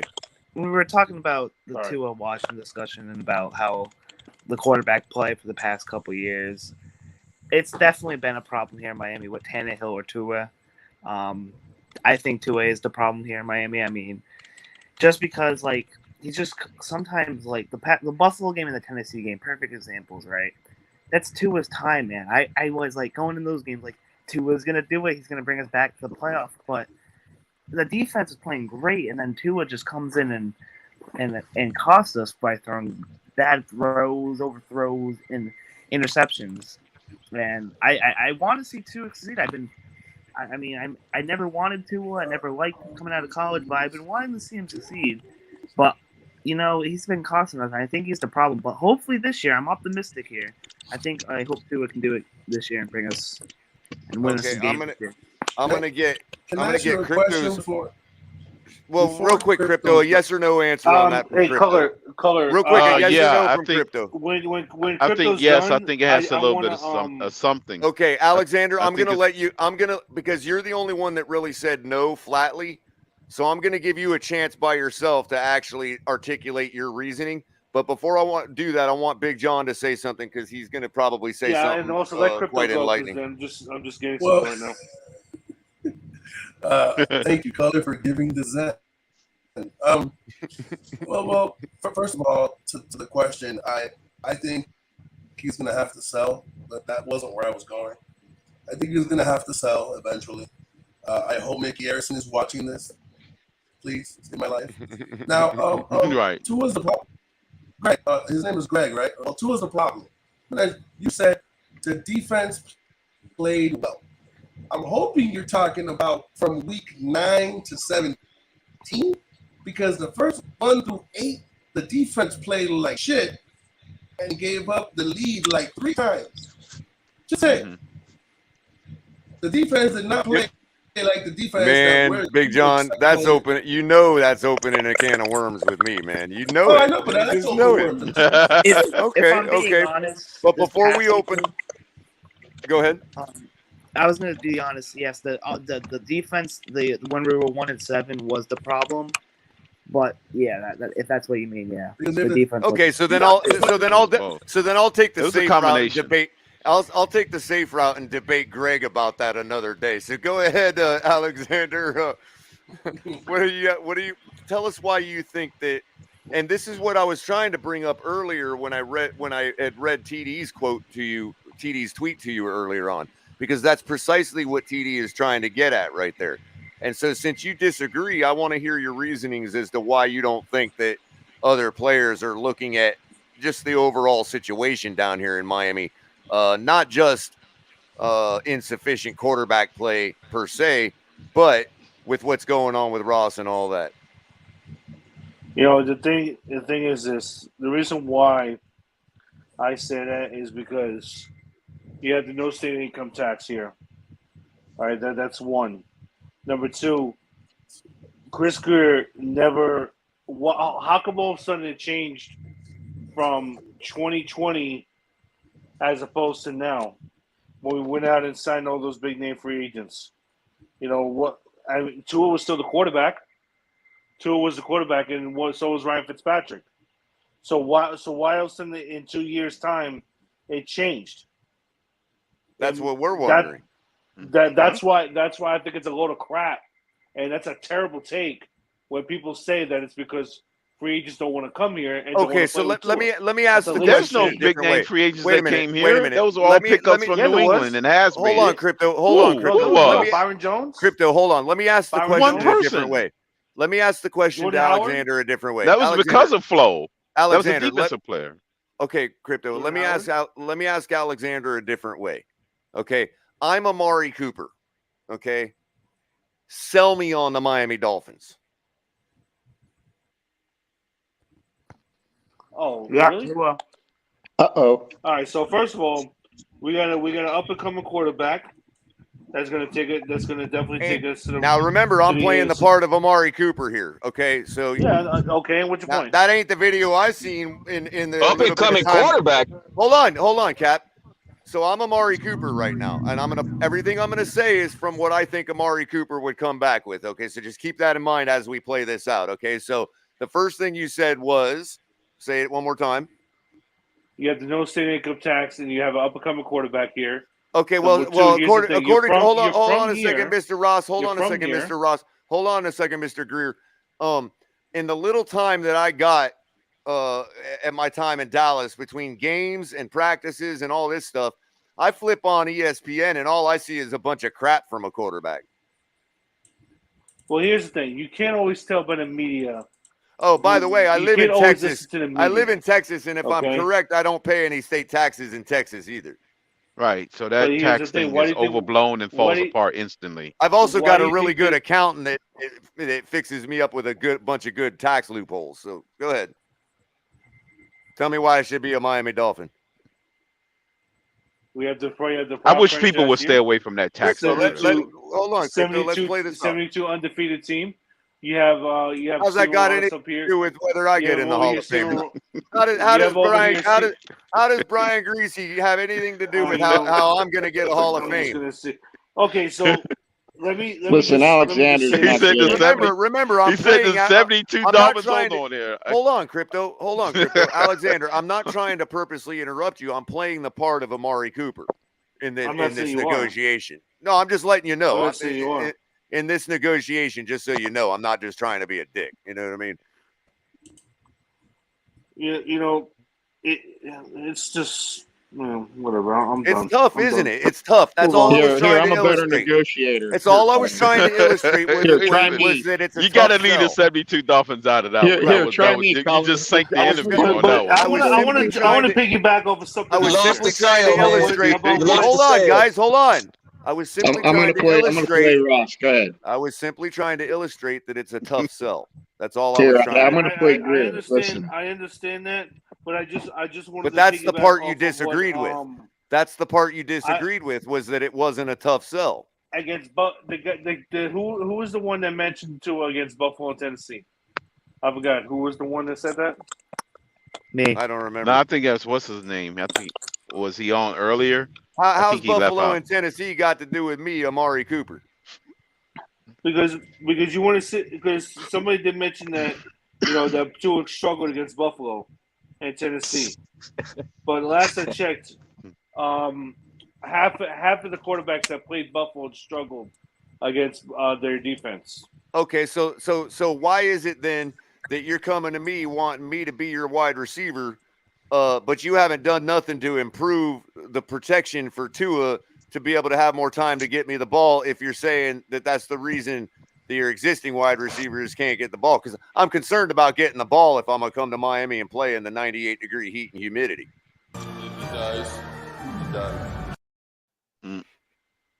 Okay, so you got a up and coming defense here. Oh, put that back. You have Put that one Xavier back. Howard here.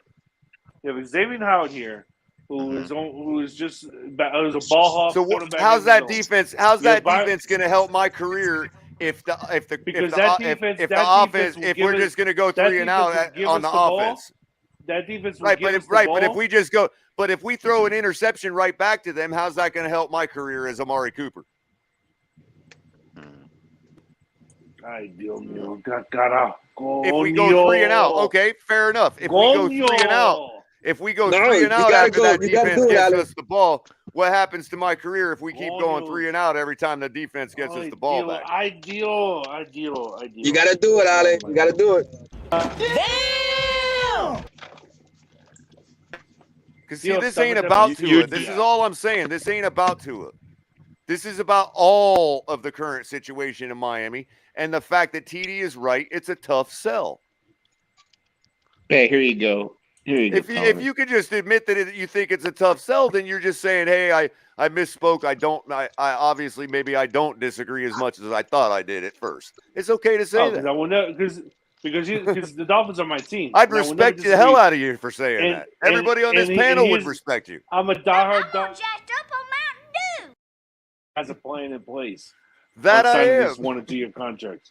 Right. Anarchy. So I think Thomas expressed some interest in going through this exercise with me. Do you want to pass the buck to him real quick? Yeah, why not? All right, cool. So Thomas, you're Ross, right? Mm-hmm. And I'm Amari Cooper, or do you want me to be another star? No. I'm going to be Grier. Okay, you'll be Grier, but do you want me to be another star player, or you want me to be Amari Cooper? Whoever you want to be. I'm going to sell you really good. Okay, oh boy. Well, I guess we'll go Amari Cooper again then. Okay, now listen. Tell me why we're going to start off. We're going to start off with Landry and Juju.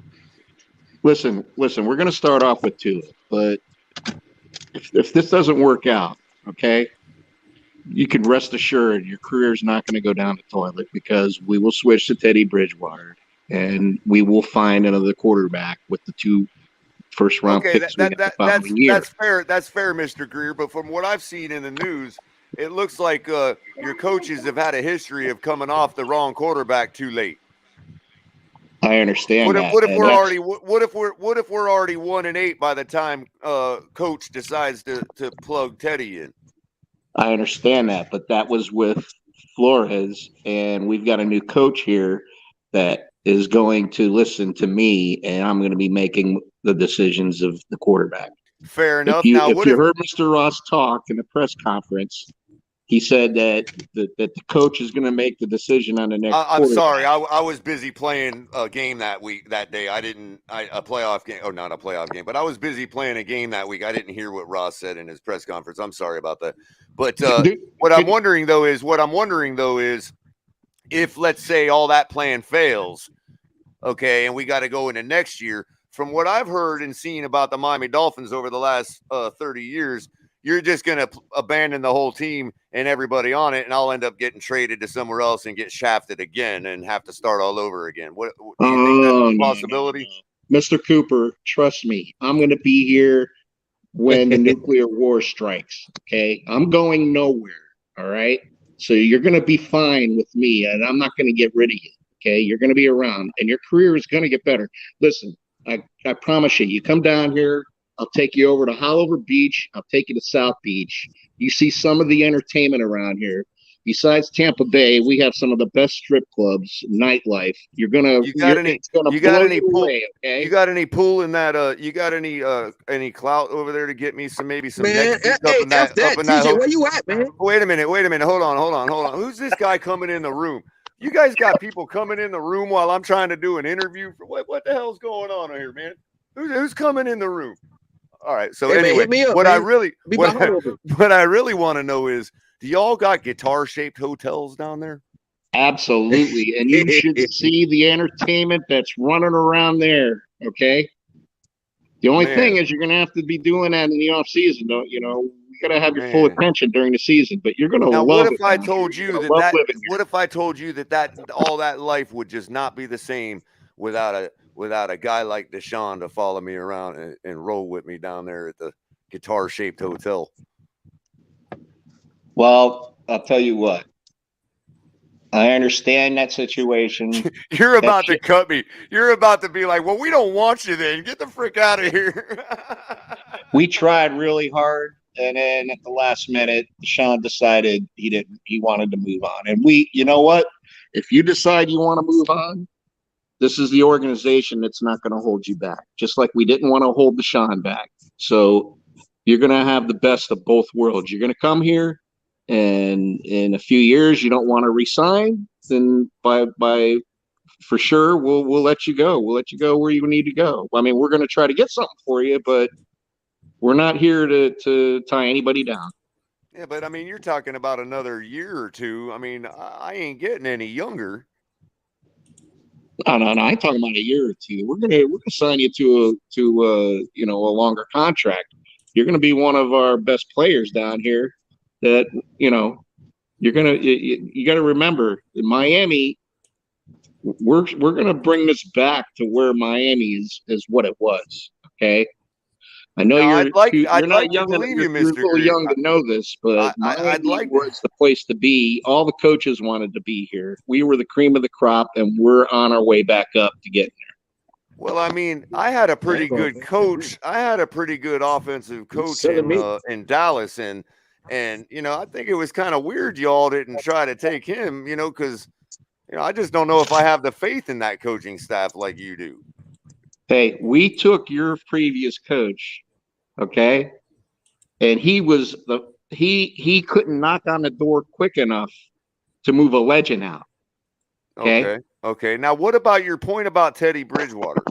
That's intriguing to me, because I've seen Teddy ball out before. So, that is intriguing to me. But what about the fact that Devontae Parker was Teddy's favorite receiver in Louisville? And, how do you know I'm going to get the ball all the time? How do you know he ain't going to favor DVP more than me all the time if they do have to put Teddy in? Mr. Cooper, please get serious. I'm serious as a heart attack. You think you watch Antonio Brown go around and do what he does, and you say I ain't serious? Do you think Devontae Parker is going to last more than 2 or 3 games throughout the whole season? Oh, well, you got a good point there. I mean, you got a good point there. I mean, come on. Let's get serious here, Mr. Cooper. You're talking about another year. Okay? You're talking about another year. My biological clock is ticking, man. You're talking about another year. I'm telling you, you will love it. Let me just, Mr. Cooper, let's just get you down here, get you in the door, and I'm going to drive you around here. You're going to see all the entertainment that there is around here. Okay? What kind of money are we talking? Well, that's negotiable. That's what we're here for. We're going to talk that now. But it seems like I got your foot in the door now, so now we'll start talking money. Okay. Well, I got a couple offers already on the table, so let's see what you got. Well, where's your couple offers at? Well, you tell me what your offer is first.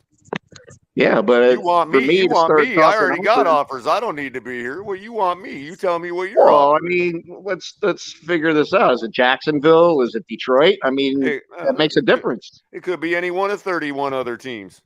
Well, are you all about the money, or are you about trying Yeah, I'm to, about the money. get to a championship? Well, I mean, How far do you guys intend to go? I got colleges to send kids to, and stuff like that. I understand. I'm your huckleberry. Very reasonable here. I mean, I don't mean to come off like a dick, Mr. Grier, but this is the NFL. Which means I'm not fucking laughing. Which means I'm not fucking laughing.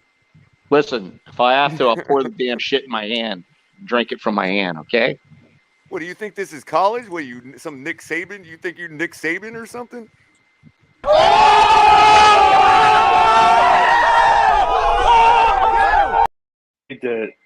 I've seen Teddy ball out before. I can't even keep going, bro. That was even my limit right there, Thomas. That was beautiful, man. Where's the contract? I gotta sign this shit, man. Exactly. That's how you sell phone. So yeah, that was a fun exercise. That's what I want to know. So I guess we're about 50-50 on. A 10! A fucking 10! Gentlemen. I guess we're about 50-50 on whether it's affecting players' decisions. Touchdowns to 10 interceptions. That's where I've seen Teddy ball out. Yes. That's where I've seen Teddy ball out. When he's never had a team around him. Carlos. Okay. Matter of fact, I'll give you credit for one thing though, Alexander. The year that Teddy Bridgewater did ball out in Minnesota and brought them to the brink of the playoffs, remember the doink off the upright from their kicker? Remember that? Yeah, their offensive line was like the best in the league, coached by the late great Hall of Fame Tony Sperano. I just wanted to point that out. I've got to find any reason to get Tony Sperano in the conversation, Alexander. It didn't have nothing to do with what you said. Wait, hold on. So you're saying is that Teddy Bridgewater balled out that year they went to the playoffs against Seattle? Hey, well, so I see he what balled out enough to get him in. He balled out enough to get him in the playoffs. Like Adrian Peterson was on that team. I see. Look, it say what? Derek Carr and Devonta Adams played with each other in Fresno State. College. Yes. So fair enough, Alexander. Right. Fair enough, Alexander. Who's our Adrian Peterson? Well, it's going to be either Raheem Mostert or Chase Edmonds. And you think either of those two guys are at the equivalence of Adrian Peterson? Are you serious? No. Dalvin Cook is. So who's our Adrian Peterson? So who is our Adrian Peterson? Here's what you're forgetting. Teddy Bridgewater did not have a good season that year. The defense for Minnesota was actually top 5 in the league. Well, you're actually right, based on what I consider, like for what I've said in the past about if a player balls out and goes 1-15, I would support him over a player that doesn't ball out that goes deep in the playoffs. So you're right about that. And I've looked at the stats. Teddy Bridgewater had a less than stellar year that year. But here's the thing where people. I'm just saying, who's our Adrian Peterson? Distributed. So you're saying So you're saying that Tua's skill level above Teddy's is going to make up the difference for not having an Adrian Peterson. Tua is no doubt better than Teddy Bridgewater. Okay, I get that. What I'm saying is your belief in his skill level above Teddy, you think is the difference that will make up for not having an Adrian Peterson. I think if Raheem Mostert and Chase Edmonds with Myles Gaskin can get you the carries that the you same need production. Fair enough. So that's production. All right. So you could have just said our Adrian Peterson is by committee. Okay, fine. That's a fair point. That's why I think that Tua will have a better season this year. Not only that, the running game will back him up. He will too. I just don't think it'll be good enough to be considered near above average or elite. Given what we've had to do to get him there. Well, that's fine. Putting aside Big John's, I love you, putting bro, aside, and, wait, you know, but I put that, wait, respect in your fairness, Alexander, I'm putting aside Big John's fair point that the injury could be the reason for all of this, all of these deficiencies, and that could change. So I'm fair enough to say that. You know what I mean? It needs to change. It cannot be an excuse anymore. Yeah, sure. Because we don't give that same deference to everybody else. Have limitations coming out of college. All quarterbacks do. Well, it's what those limitations are that concern people, Alexander. We're not arguing that you're right there. The problem is that, unfortunately or unfortunately, everybody's piling up Tua now, which is fine, even me. But coming out of college, you barely ever heard of him having a limitation. For sure. I'm not saying anybody ever said he didn't have one. I'm saying I didn't hear many people detracting. Yeah, the only one, John, is the only one was the typical one of the NFL is faster and that kind of thing. Like, you know. Yeah, but they say that's not real. That's not a John, deficiency on Tua's part. People actually question his size, though. People question his size. Bro, why not though? Why not, Alexander? You can. Why I'm not saying that. I'm not saying anything wrong. I'm just saying is that people, question his size coming out of the NFL, which rightfully so. 6 foot, okay, 217 pounds. Well, Culler. The reason why he would say that, and you're right. Why wouldn't they? Well, the problem is that shouldn't be a concern if you just finished drafting Kyler Murray. We're not talking about Kyler Murray's jitterbug speed. I'm not talking about Kyler Murray being Spider-Man with a helmet on. I'm just saying, Kyler Murray. Doug Flutie was 5'7", bro. Okay. Yes, I understand that, John. But you got to be real. No, that's still seen as a deficiency. Okay. Now, that just because other players overcame that deficiency does not equal Tua overcoming that deficiency. At the end of the, but you know what, Culler, and this might actually help your argument because I'm not afraid of going on one side or the fact. No, you're a great steel manner. You're a great steel manner. That's why we respect you because you know how to steel man an argument. The fact that he is 6 feet tall, and the NFL, I don't want them to take like context. The fact that the NFL has become a softer league and it is a passing league, and you're not allowed to deplete quarterbacks and break their necks the way you did when Marino was around. If Tua would have been drafted in 1984, he probably would have lasted two seasons. Okay. Oh, 83. Well, whatever. 83. We would have sat him for a year. Just in that era. It don't matter. Yeah, we would have let Woodley play for another year before we played him. No, I'm just taking shots at him that they can't take him. No. It was legal back then. Joe Theismann lost his career. Yeah, some of us saw it on live television, Monday Night Football or Sunday Night. I remember that. I saw what the LT hit. Yep. I was watching that. His leg just folded up right in between the joints, like it wasn't even at a joint. It was right in the middle of his shin, man. It looked like an accordion. It was crucial. And back then, they actually put the little highlight circle on it on replay. You know, so you can see the actual. Here. Dude, it was brutal. It was brutal. I would say up to that, and then Napoleon Kaufman injury were two of the more grotesque injuries that I've seen back then. Well, I don't know if you guys saw the Dak Prescott injury, but that was pretty nasty. Yeah.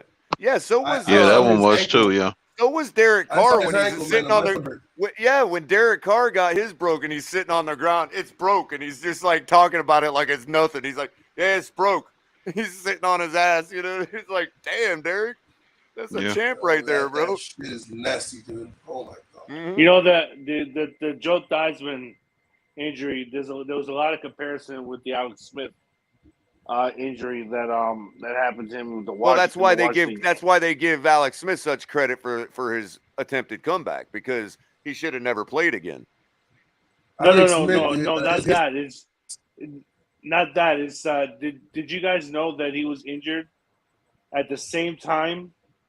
No, not at the same time, but the same down and distance, and the same yard line, and on the same day that Joe Theismann had his injury. Right, and you know what's interesting too is that the reason that injury happened to Joe Theismann was because they did something that is totally illegal right now. One went high and one went low, and they folded his leg up.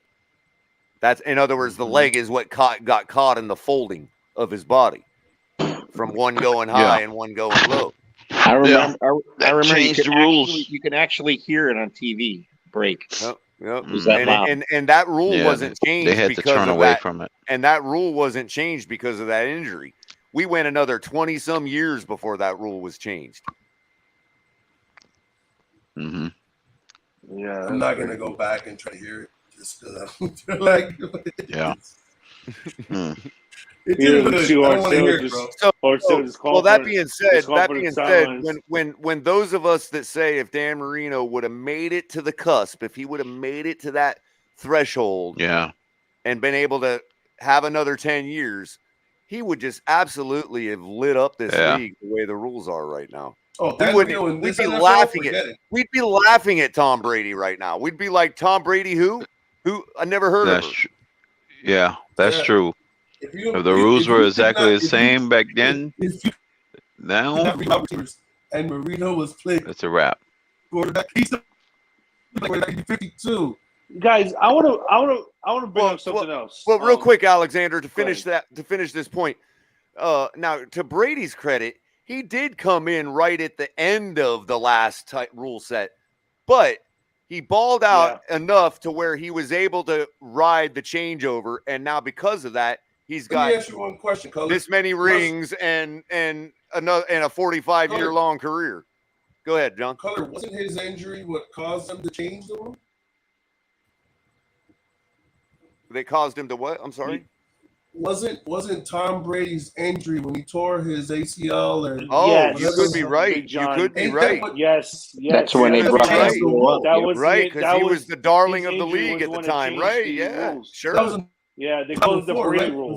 That was when the NFL said that was when the NFL realized that the quarterback on every team was their biggest investment as a league, and they had to protect them all. You're absolutely right, Big John. That's what caused that. Yep. The Brady rule. Guys, I want to bring up something else. Do you guys remember Cecil Collins? Roughly. Yes. Yeah, I think I just saw him. He went through a window. He what? I think I just saw him go through a window. What's that? Go through a window. What? What? All right. Anyways, the reason why I'm bringing him up is, I was watching some highlights of, earlier today about some of the games that he was in from '99, and this kid was actually a monster, a beast, and he got in trouble for armed robbery, burglary, but he didn't steal anything from the next door neighbor that he actually broke into the house. No, he was a peeping Tom. He was the guy. He was the guy that got caught carrying a TV out of somebody's house. I remember now. No, he was a peeping Tom, and he went through some girl's window. He just, okay. He just wanted to watch. He just wanted to watch his neighbors sleep. That was. And he had done that in college too. Yeah, that's why I made that comment. He couldn't pay somebody to let him watch him sleep. Damn. See, this is the problem I have with these celebrities. This is the problem I have with these athletes and celebrities and all that. Like Scott Weiland. You couldn't have somebody you couldn't pay somebody to go get your drugs for you. Like you had to get caught driving down the road with that stuff in your possession. It just amazes me. Anyway, go ahead.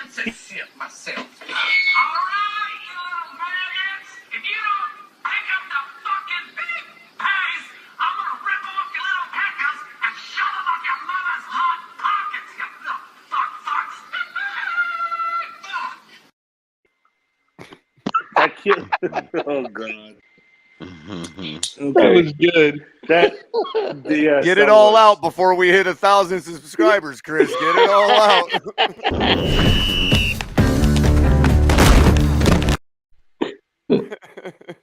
Oh, you're killing me tonight.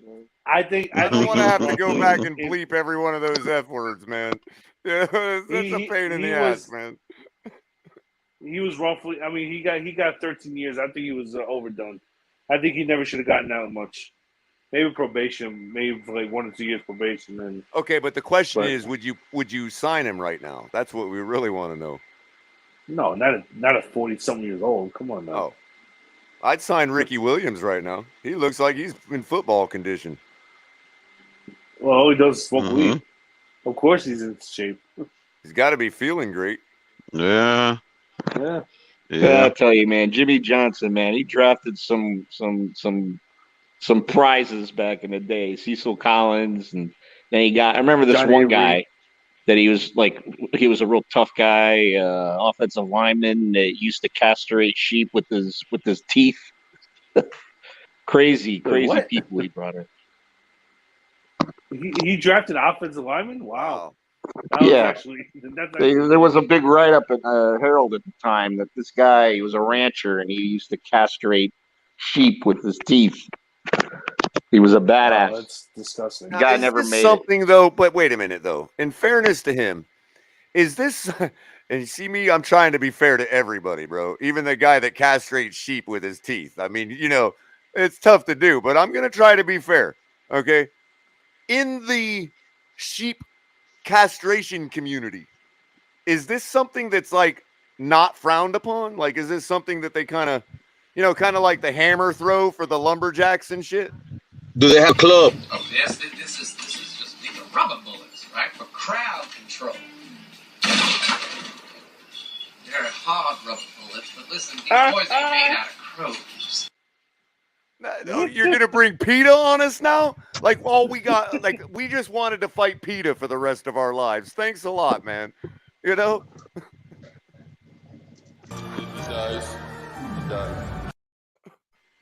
He dies. He dies. I'm all jacked up on Mountain Dew. It's a man! Oh God. Oh my gosh. Oh my man. gosh. This is what happens. Ladies and gentlemen, El Capitan. This is what happens when you don't make the There playoffs. he goes. By the way, You call that a hit? Keep your head down. The top of your head is the hardest part of your body. Thanks, Coach. Dude, that's gonna break your neck. No, I'm gonna break your neck. Damn in my leg.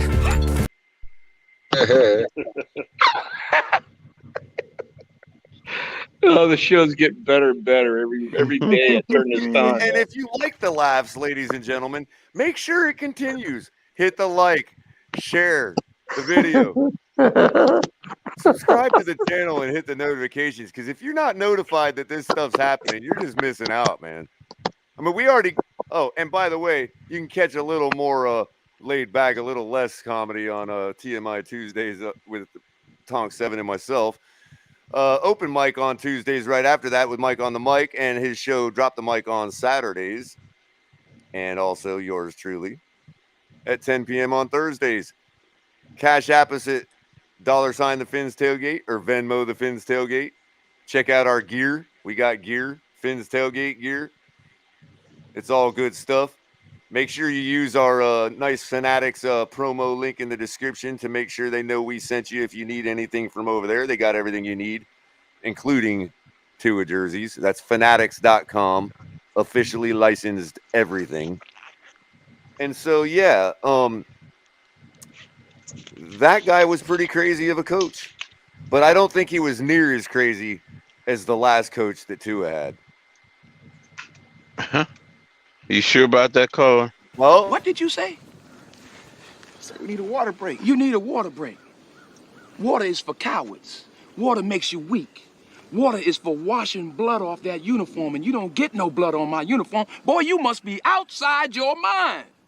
We are going to do up downs until Blue is no longer tired and thirsty.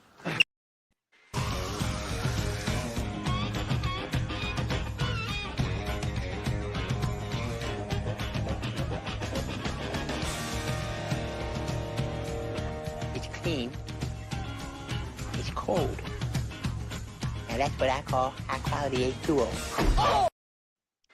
Oh. Now, why Tua have to go and do that to the water boy? Why'd they do that, man? I mean, hey, you know, rumor had it that Shula would get pissed off when his players would go for water breaks during 4 days. Hell, we didn't even get water. We didn't.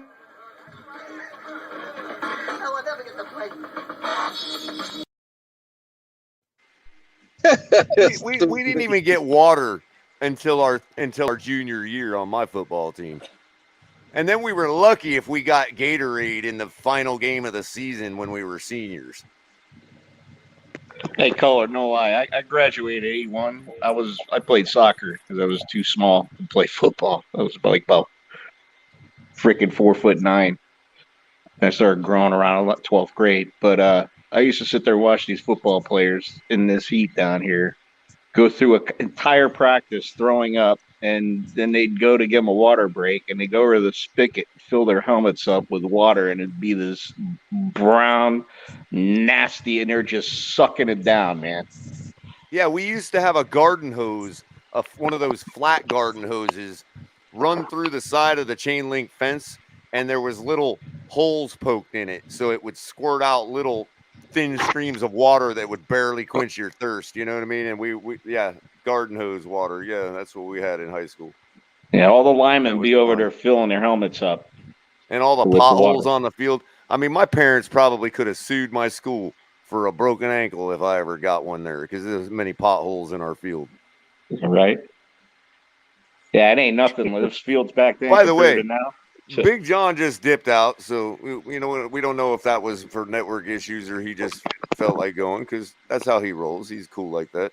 So we do want to thank Big John for being on tonight and providing us with such great content, because he does know what he's talking about, and that ain't no lie and that ain't no exaggeration. So appreciate that, Big John.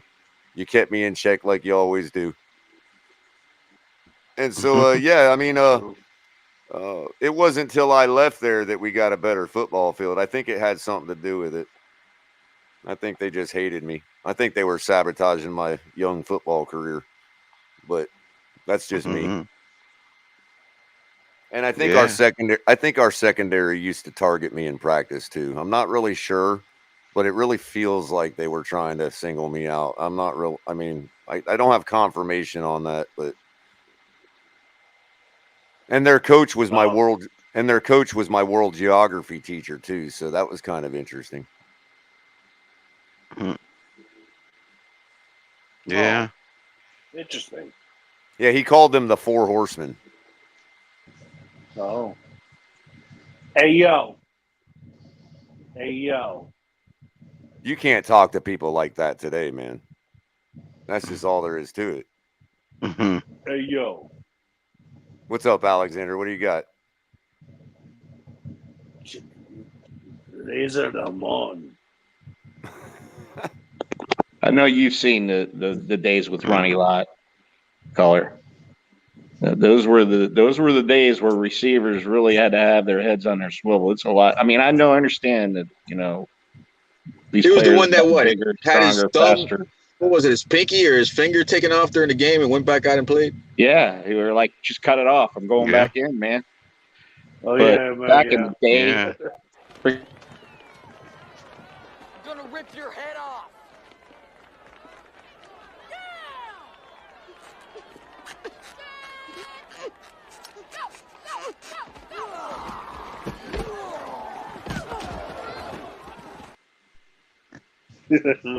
Oh man, that's one of my favorite movies. Kuchenberg, he had a rod. To do that in real life. They had to drill a hole into his bone and stick a rod up his entire. Hey, everybody. We got somebody that's up way past his bedtime in chat. Everybody give a shout out to 100 Auntie. Somehow Somehow he's been able to. Hey, Somehow he's been able to fool his parents into thinking he's gone to sleep. I don't know how he's done it. I wish I had them methods back then. I could have snuck out and had a great old time. Oh, interesting. Yeah. And by the way, looks like the new coach agrees that our offensive line wasn't a problem either. But that's whatever. We'll agree to disagree.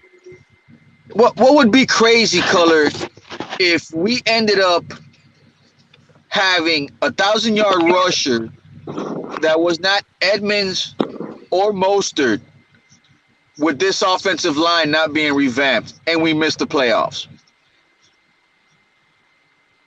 That'd be hilarious. Wait, say that again, Cap. Say that again.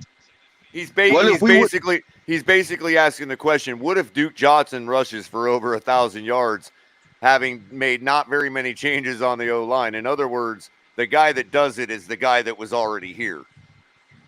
Oh, I see. Yeah, right.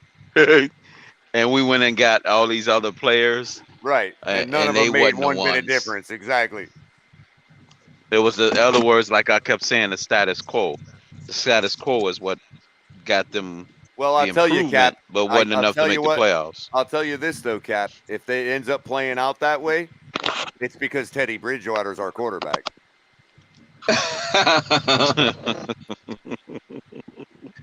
Touche. You gotta. Alexander's probably not going to agree with that, Culler. How much you want to make a bet I can throw a football over the mountains? Hey, listen, Tua did. Listen, Tua threw it. Chris, I don't know if you've got. Chris, I don't know if you've got the video back there. Hold on, Alexander. I don't know if you've got the video or not, Chris. But Tua did just that very thing in training. Hey, you haven't played it in years. Why can't I be quarterback, huh? You're right. Let's see what you got. Hit me. I'm open. Hi. That's why. Now sit down and shut up. No, I was talking about the other video, but it probably because we weren't expecting to be necessarily referencing it. So I'm sure you don't have it queued up. But if we give him 5 or 10 minutes, he might be able to actually queue up the video I'm talking about. Our friend, all of our mutual friends, Green Rat, posted it on Twitter today. It's a pretty interesting training video showing Tua throwing a nice rainbow dime clean across clean across the practice facility. Yeah, it was great. It must have been somebody must have put that up. They had nothing better to do with their time. Oh, maybe. I don't know. I thought it was real footage myself. Nobody's refuted it. Nobody's come out and said it was fake. Nobody's actually come out and said it was fake. Yeah, somebody don't like. I saw the one video where he threw the hell out of that medicine ball. Mm-hmm. That one actually impressed me a little bit, but that's story. I already did an hour-long show on that, Thomas, and I didn't get any credit for giving the credit. I got told I was making backhanded compliments, so It looked pretty impressive. Here we go, ladies and gentlemen. Here is Tua literally throwing it across them mountains. And let's set the record straight. You didn't tap me out last week. I had 5-inch heels on in 2000.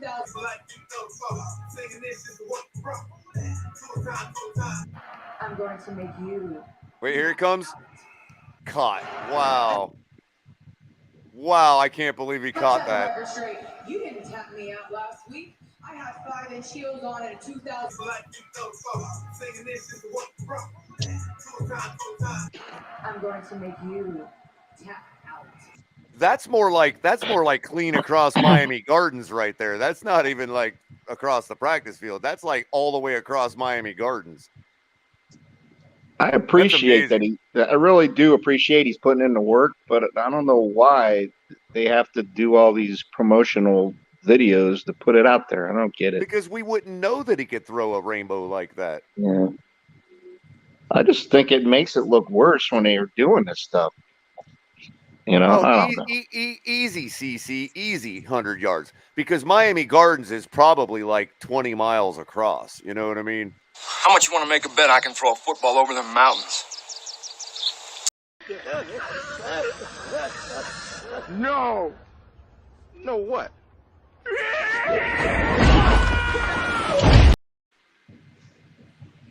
That was Tua when he took off and took out that safety.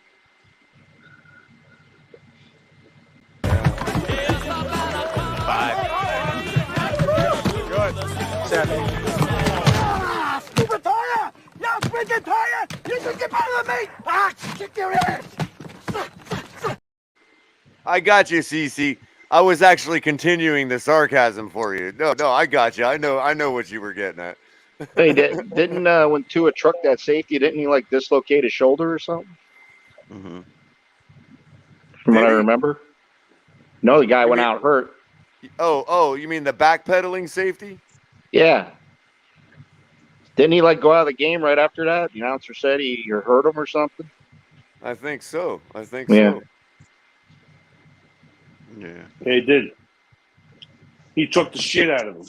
Yeah, he more like he El Camino'd him.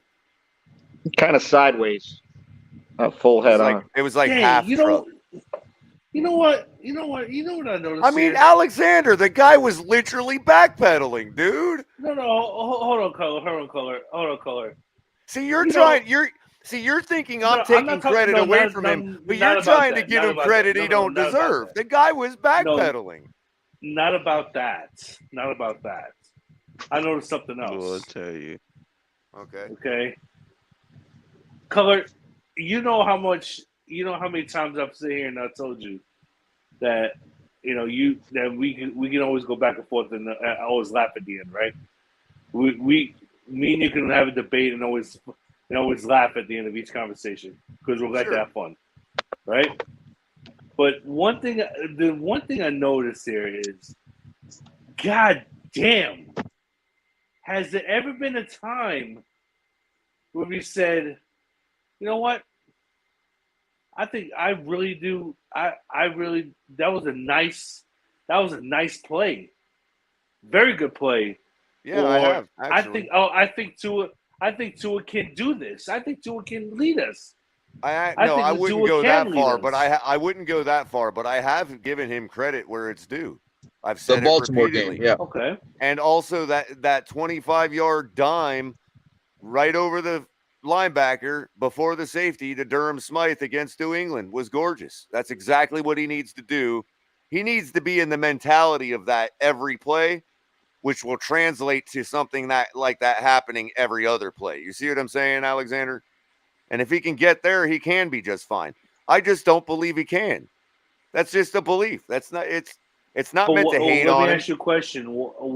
It's like saying that I hate because he has shown me no evidence that that's possible. He's actually shown me evidence that it's not possible.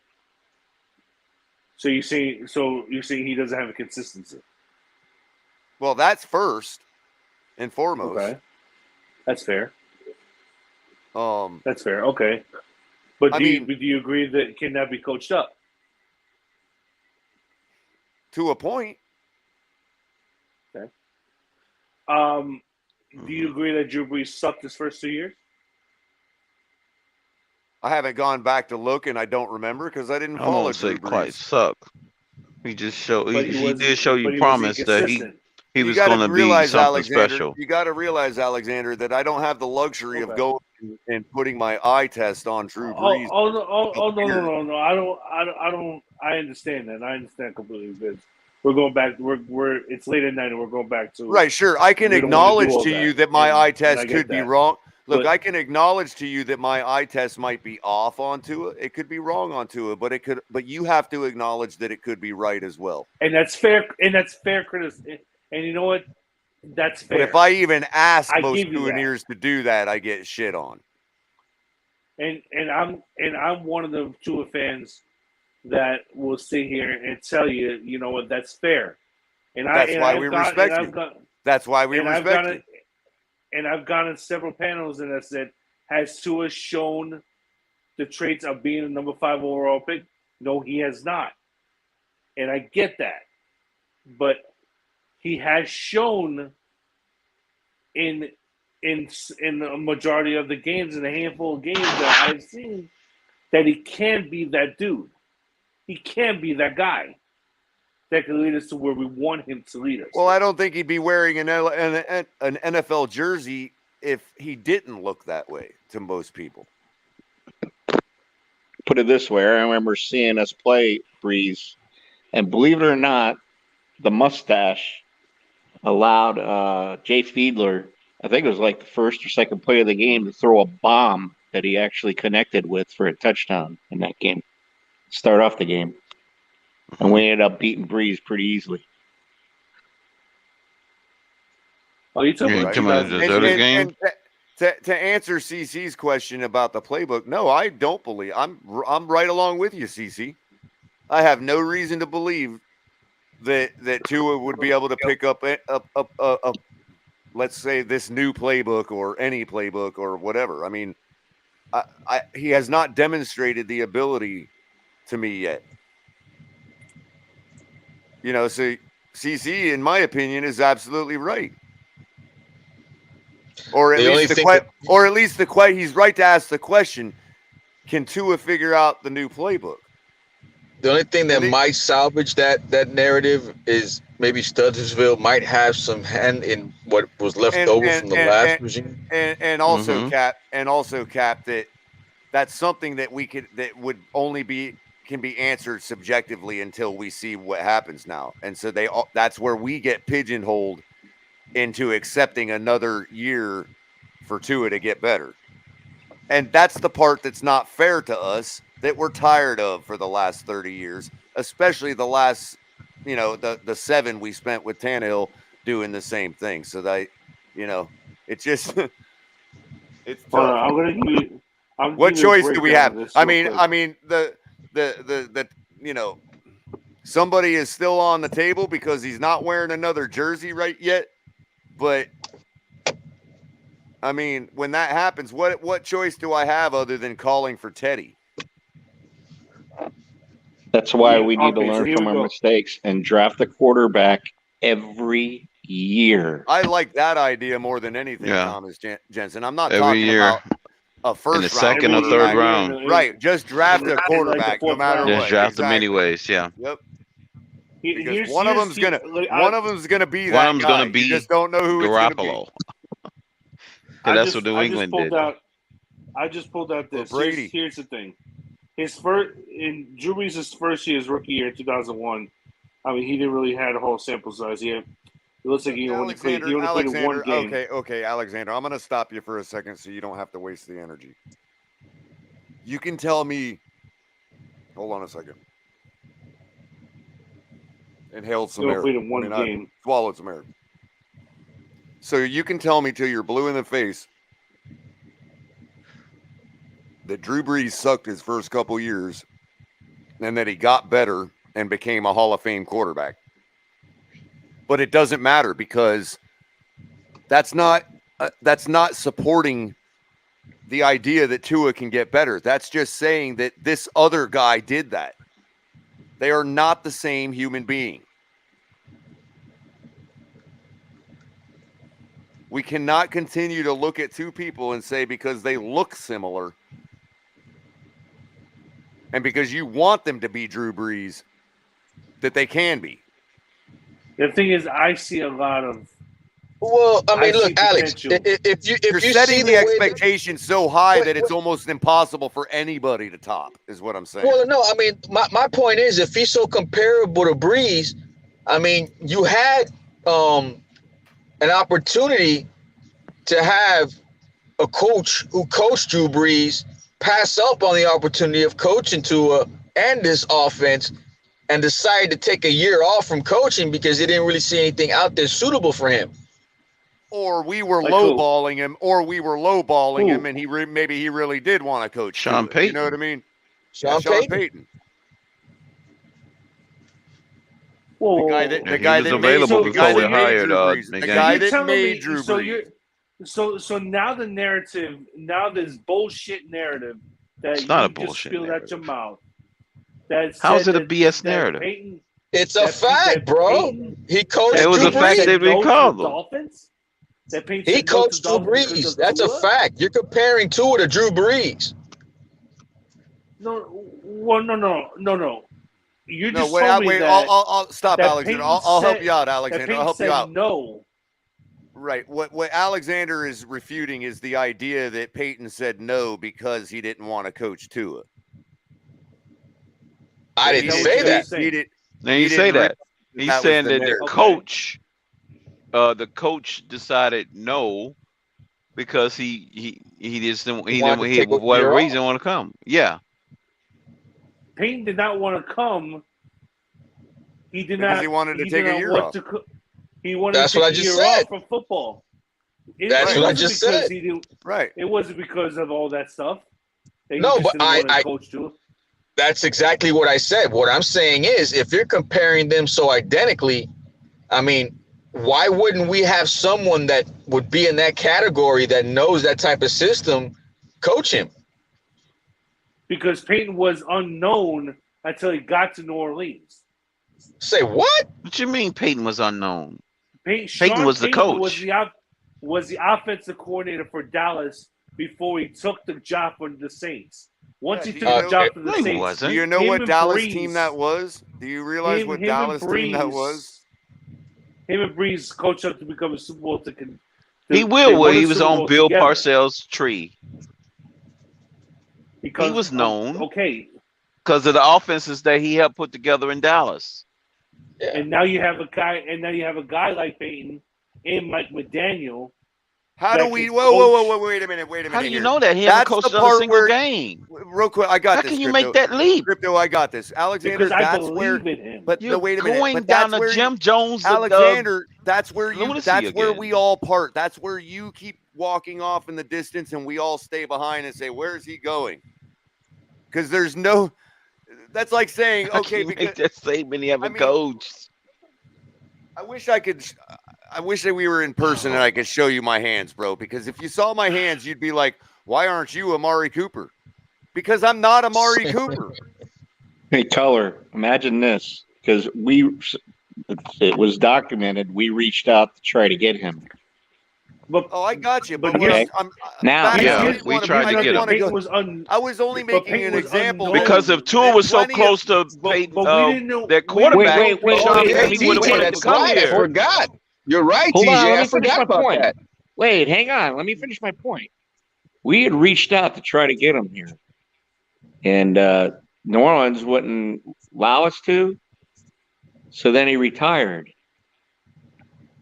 Oh, you're talking about Peyton. I thought he you was were on talking the market. about Cooper. He was open for grabs then after he retired. Right. So now he retired. So if he wanted to come here, he could have strong armed and say, "Hey, listen, I want to go there because I want to coach Tua.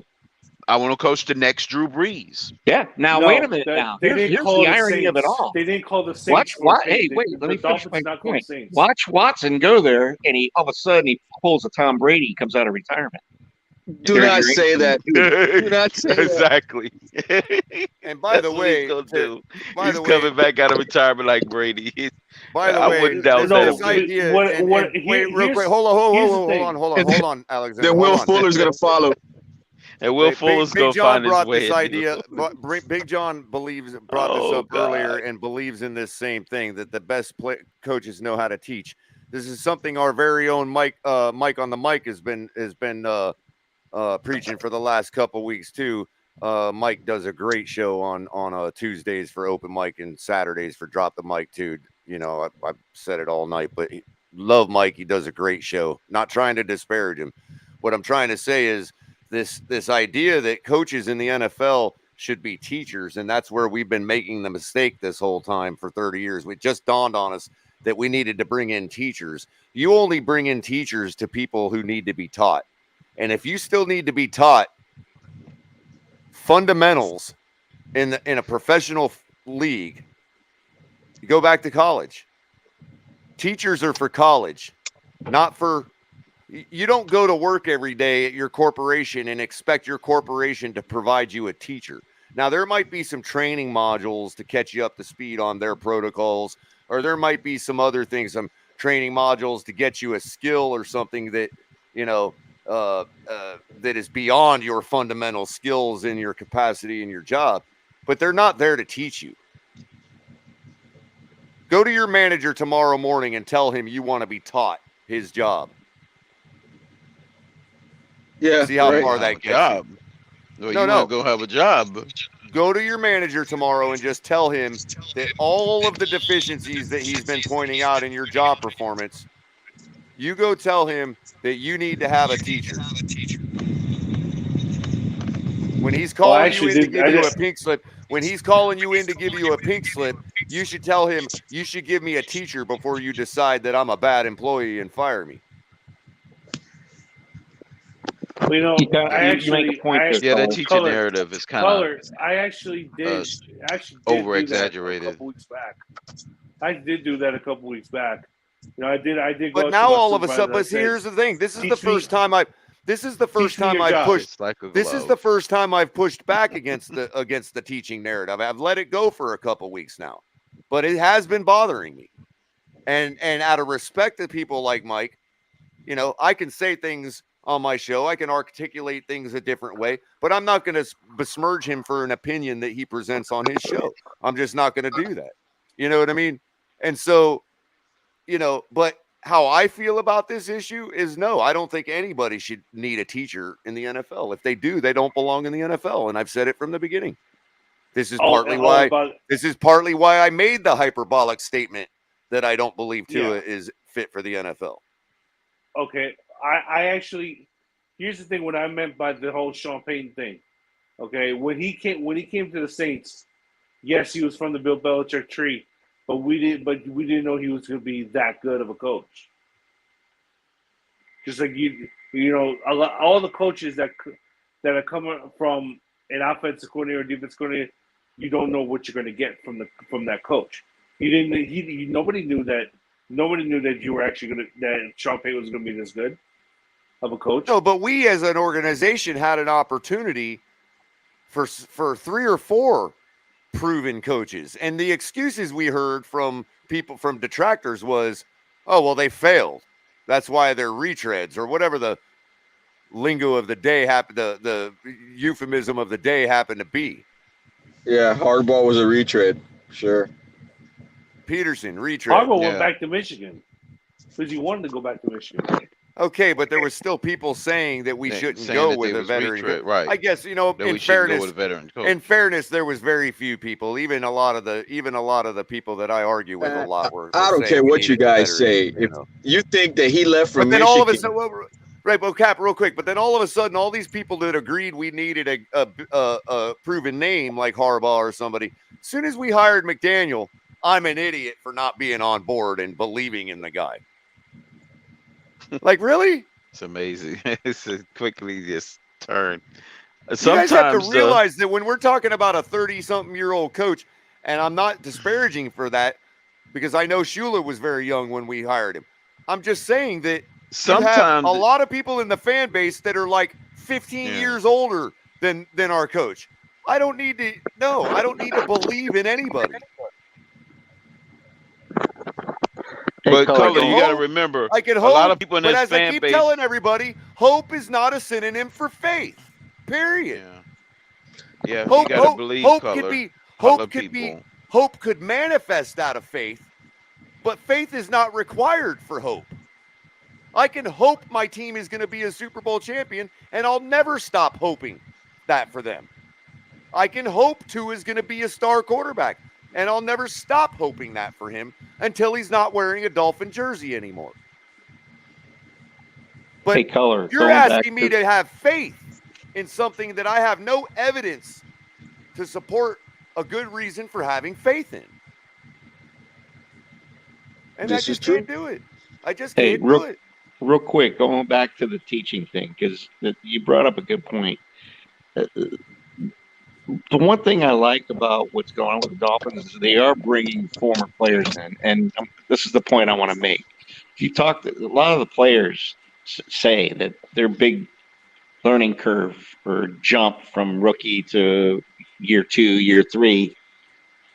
Most of the time, it was the veterans that would tell them things they could get away with compared to, like in the NFL, the college, of a certain move, or watch his hands on this play and you'll know it's a run. Or it's mostly the players that's been there and done it that can tell them that. So with having Sam Madison Patrick Surtain and Wes Walker, I think that's a benefit for us for positions. We don't really have anybody. We had Charlie Fry. We don't have anybody that really, there's not a veteran quarterback on his team. Like, the thing that helped Marino out a lot is he had Don Strock. Don Strock knew everything, and Marino, he relied a lot on him. Kind of breaking up. The Blake man pitches to Sarge. The Sarge threw bumps into his own man. It's a fumble. Fumble-aya. Sarge Fumbleina Wilkerson fumbles the ball. Well, no, but he relied a lot on Don Strock the first couple of years in the league. And Tua never had that. He doesn't have the veteran quarterback that he could sit there and watch and learn from. Like an Aaron Rodgers did with Brett Favre. That's probably why I wouldn't be, it's a good point, Thomas. It's probably why even though I don't really believe in a Matt Ryan type situation, I would be encouraged if we did something like that for the same reason you point out that right now. But now we're at a point where, since we've already put the cart before the horse, we're in a situation that we can't pull back now and do that. And it's a real shame. It's a real shame. It's a real shame. Even with Brady, he had Bledsoe there, before he took over. Yeah, I suppose, but I mean, it's not required, but it is a big help. And this is the point I made about Amari Cooper, is you get a guy that is known for having the most precise route running skills in the league. As I always say, you can coach till you're blue in the face, but it has to be translated to the player. And I think a lot of the times a guy like Amari Cooper can take those things that you're talking about that Wes Welker could provide or whoever and actually translate and demonstrate on the field with the players as a playing coach, sort of, you know what I mean? And I think we missed the ball greatly on that value. We saw it as, oh, he wants this many millions and he's this type of player and he's, whatever, and the market and all that. But we totally missed what Amari Cooper's value really would have been to our squad. This is also why I'm in favor of, I'm indifferent, but I'm also in favor of keeping X on the team, because Patrick Surtain and Sam can talk to their blue in the face. But with a guy like X there to actually demonstrate the fundamentals that they're actually trying to preach, you know what I mean? In other words, what are they going to say to a guy like X? He would just be reiterating everything he said, but in actuality, he'd be demonstrating it. This is what Coach was talking about, or not even so much direct, but more like when a teammate sees something in a game happen or play out a certain way. X can then say, see all that? That's what Sam and Pat were talking about in practice the other day. Watch, you know what I mean? Like, you see it play out. You got a guy that can point out those times that this is what your coaches were trying to show you. It just happened. Did you see it? You see what I'm saying? And I think there's a huge value in that. Every position, not just the quarterback. Just imagine if Zach Thomas wanted to be a coach and get these linebackers in there and go over these tapes. But there again, this is the part, and I'm going to be fair, okay, because this is the part where now you're walking off a little too far, and we're all standing back going, okay, dude, a little bit far there. You know what I mean? Because there's been no, I mean, I like that. I understand the idea you're talking about, but I'd bring in Offerdahl just as much as I would Thomas. It depends on whether either one of them could ever be a good coach or had any interest, and neither one of them have demonstrated that. You know what I mean? No, but I'm talking about showing them the work ethic and Oh, yeah. If a guy like Zach Thomas was interested and was a good coach, sure, absolutely. That would be like, I'd be all for it for the same reasons. No different than a guy like Brian Cox, but I don't know if anybody although Brian's had a lot of influence from Belichick over the years, he could actually be a pretty decent coach, I'd imagine. I think he is. Yeah, isn't he coaching? Yeah, he is coaching lower levels, right?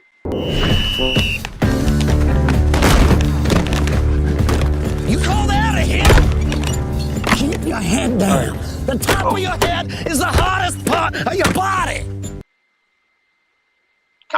Brian Cox was on the Pittsburgh Steelers staff.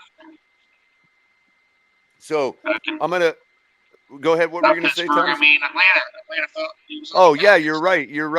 He absolutely was. Yeah. So that being said, I'm gonna give everybody some final thoughts here in a second for everything we've talked about, because we've covered a lot tonight. It's kind of one of those nights where we had to kind of just figure out what to talk about a little bit. But first thing I want to do is make sure you guys are catching us on Tuesday nights. Myself I'm co-host of TMI Tuesdays with Tonk 7. You can hit Mike on the mic right after that with his open mic session, and drop the mic on Saturdays. You can find me here again next Thursday night, same time, same channel, talking what I talk, culling out the info. If you feel generous enough to help us out, use your Cash App with $Fins, the Fins Tailgate, or Venmo with the Fins Tailgate. Grab some Fins Tailgate gear. It's looking great. It's coming together. We're going to end up having more and more of that to come too. And make sure, if you're hitting up Fanatics, use the link we have in the description below so they know we sent you. And we appreciate you all coming. If you guys are over on Twitter or Twitch or Facebook, head over and just give us a subscribe on YouTube and a like and share. Head back to wherever you were watching it. But this is kind of where we want the powers that be, we'll just call them who they are, the Tube and Google, to know that that's what we're trying to grow here. So we appreciate that. Head back over there. We'll get to everybody eventually on those platforms. We're already streaming to them. So let's see. Alexander, man. We've come a long way tonight, dude. We really have. Yeah. I think we've come a long way. And I think you've might have convinced me of a few things. I won't tell you what they are. You know, I got an image to protect. You know what I mean? You know, but just kidding. But go ahead, man. What do you got to say? You can expand on anything. Plug your store if you want. Do whatever you want. Give me some final thoughts. It's your floor, man. Well, I just want to say, thanks, for tonight for Colors. I believe we definitely came a long way tonight. I really enjoyed the debate with everybody on this panel. Always a fun time having crypto on, Color, Cap especially too, and of course Big John. You guys are awesome, and especially and Color too. You're awesome as well, man. And everybody else on this channel, CC and everybody else, you guys are awesome as well. God bless every single one of you guys. Stay safe, and come visit me at the store over in Palmetto and Powerline. We got some great deals coming. We got some great deals on some phones as well. I'm there tomorrow from 10 to 7. If you ever want to come in, take a stop by. If you have a trade-in that you want to do, you get $800 off the iPhone 13 Pro Max and the Pro Series, as well as the regular 13, with the qualified trade-in, or $1,000 off with a qualified trade-in as well. So you pretty much get the phone practically free. And first responders get a discount as well, or certified nurses as well, or caretakers as well. Just come and see me, and I'll go over all that with you. And one other thing, AT&T does not endorse or support anything that the Fins Tailgate says or does on this channel, just so everybody knows, just to be clear. Also, yeah, Carla, we're going to find that goal one day. Don't worry. And good morning to you too, Kenshawn. Sorry we couldn't go a little longer for you if you're just getting here, but appreciate you coming by. Drubatron, what are we doing up? I mean, don't you have like morning cartoons to watch or something? I mean, geez, man. I got work in the morning, so does Drubatron. All right, Alexander, get to bed, man. Have a good night. Have a good night, man. Appreciate you coming, man. You guys have all right, Alexander. See you tomorrow, man. Night, Alexander. Later. Night. Yep. Have a good one. The man with the best name left on the panel, Thomas Jensen. Mr. Crash 3.0 himself. What do you got to say, man? Just hope Tua can bring us to the promised land and unite this fan base, because I don't want to go through another rebuild. You know, we've got a defense set up. They brought everybody back. We just got to tweak it a little bit. Probably have to get a linebacker. And we're ready to go, man. Just see what happens with the rest of this free agency. Hopefully, we can get a tackle or two. Would like to see upgraded center and go from there. Do you have a favorite linebacker you're looking at in the draft? I've been saying this for a while now in some of these other chats. Is Harris is there? Alabama linebacker. Either Harris or Dean. Dean's going to be gone pretty early, but if Harris is still there at 50, we need someone with speed that can be able to stop Josh Allen from getting around the edge. That's the Achilles heel that's been killing us. Well, for a little optimism for you, Bucky still has Dean falling to 29. So if that should encourage your optimism there. Yeah, I mean, I know he's an outside line. I don't know. Is he a middle linebacker or outside? I'm not sure. He's got the speed to play outside. I think he's a little small. I thought it said middle linebacker when I looked at it, or inside linebacker.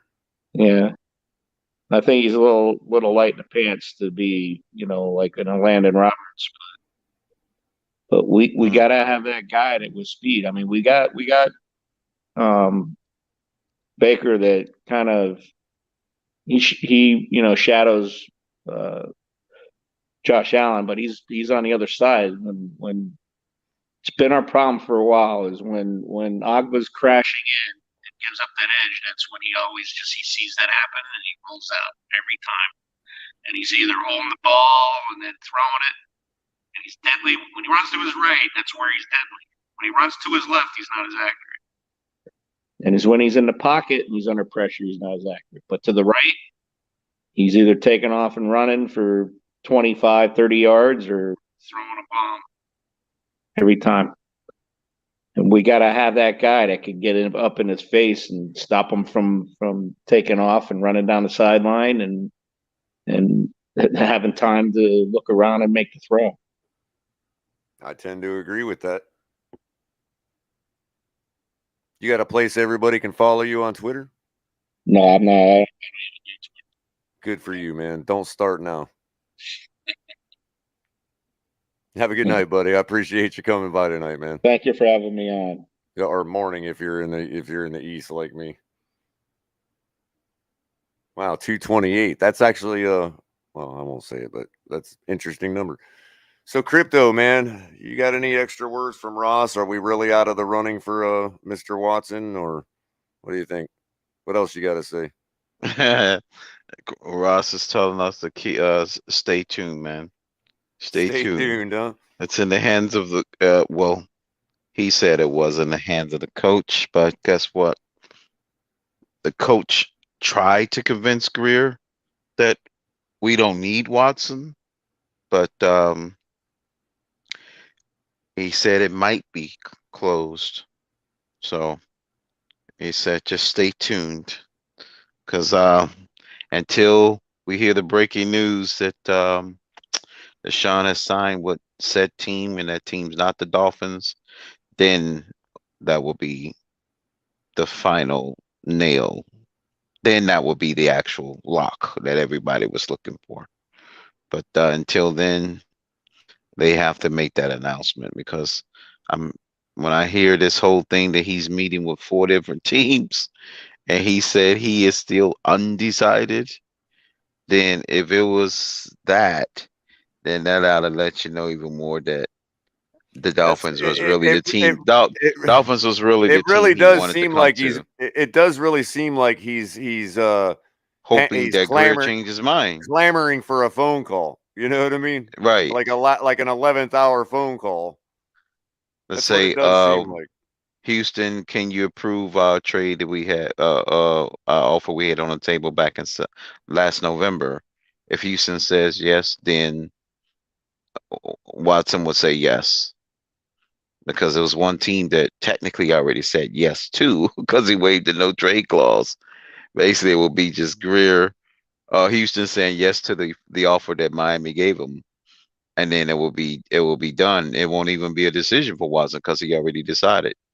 Because the no trade clause was already approved. Why can't I shake this feeling that this drummed up bidding war wasn't to create a litmus to find out just where we were at on the table with Houston?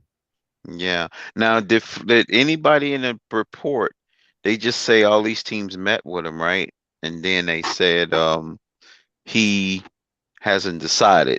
So that means why aren't they even announcing the actual offers? So the offer is what Miami originally said. Because a lot of people remember how they were saying from the one or two offers I've seen, remember when they were saying ours, right?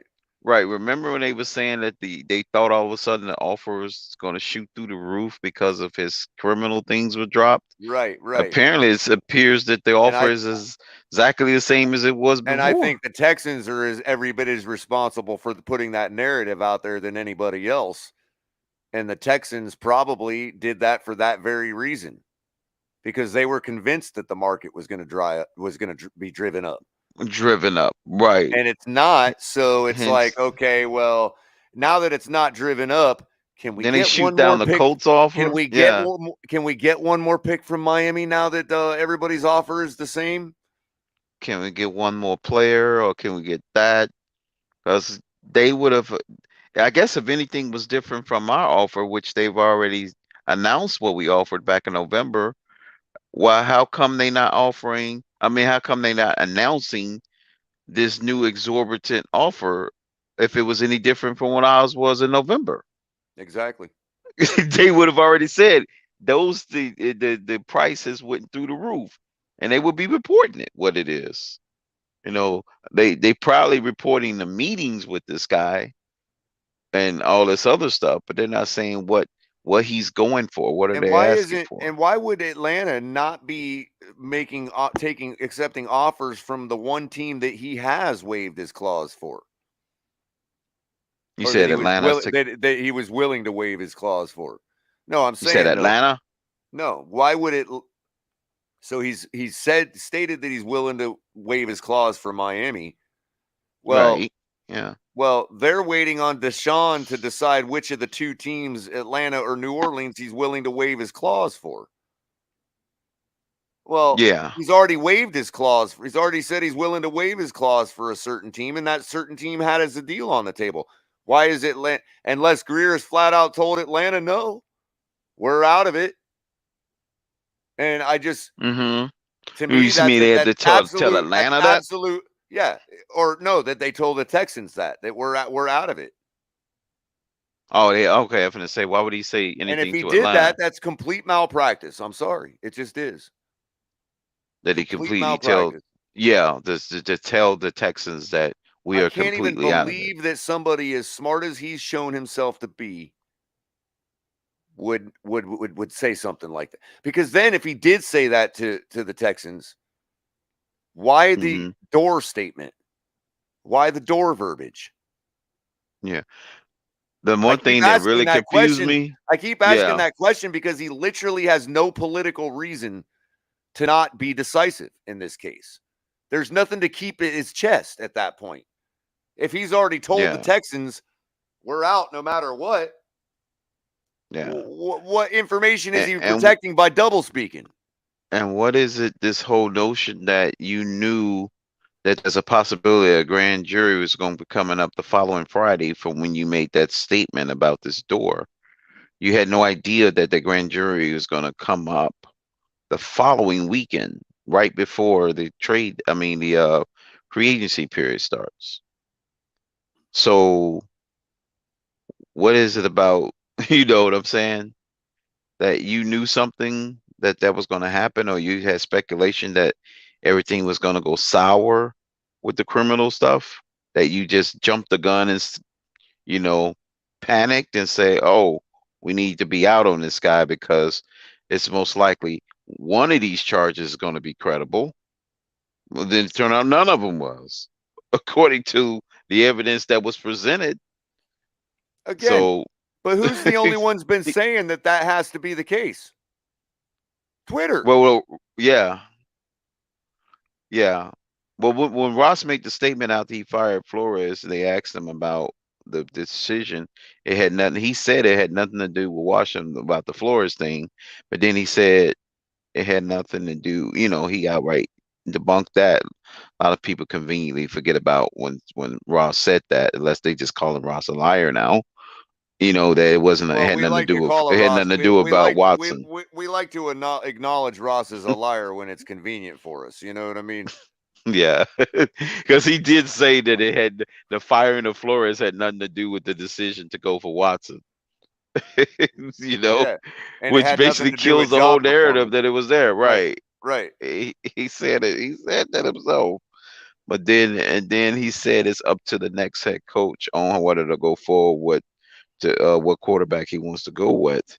So But either that would skip Chris over Grier is Grier making a decision. right. So either Chris Grier is about to make the biggest blunder in sports history, or Yeah. Deshaun Watson is going to be a Miami Dolphin by the end of tomorrow night, because I really think that the news drop would happen on a Friday, because all of these organizations are still Yeah. trying to protect the feelings of their fan base.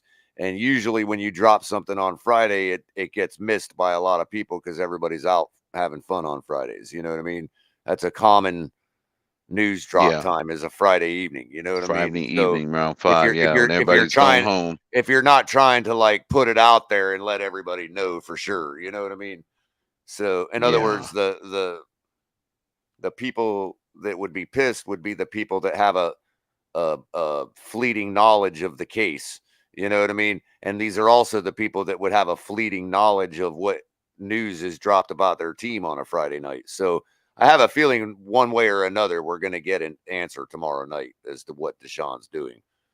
So like I said, and why he didn't make his decision tonight. Right. So either Chris Grier is about to make the biggest blunder in sports history by not getting Deshaun Watson, or Deshaun Watson will be a Miami Dolphin. Right. They'll be the biggest bait and switch. It will either be the biggest blunder or the biggest bait and switch in history. Right. Exactly. He baited the fans to believe we were out, and then he turned around in the 11th hour and announced he's on the team. Well, Ross could know what we know, statistically speaking. If Grier was really not gonna just really sit on this whole thing, Ross will have to be the one to intervene like he did before. He would have to come from his perch and stop it and say, pump the brakes. But yeah, it's weird. You're right. It's definitely shaping up to be worse than the Breeze incident. Yeah. Because there will be hell to pay if Deshaun Watson goes to New Orleans, resurrect the franchise, gets them to the championship game, and plays against Russell Wilson in the Super Bowl. If we have a Saints-Broncos Super Bowl with Watson on the Saints team, this will go down. It would be worse than the biggest blunder in history.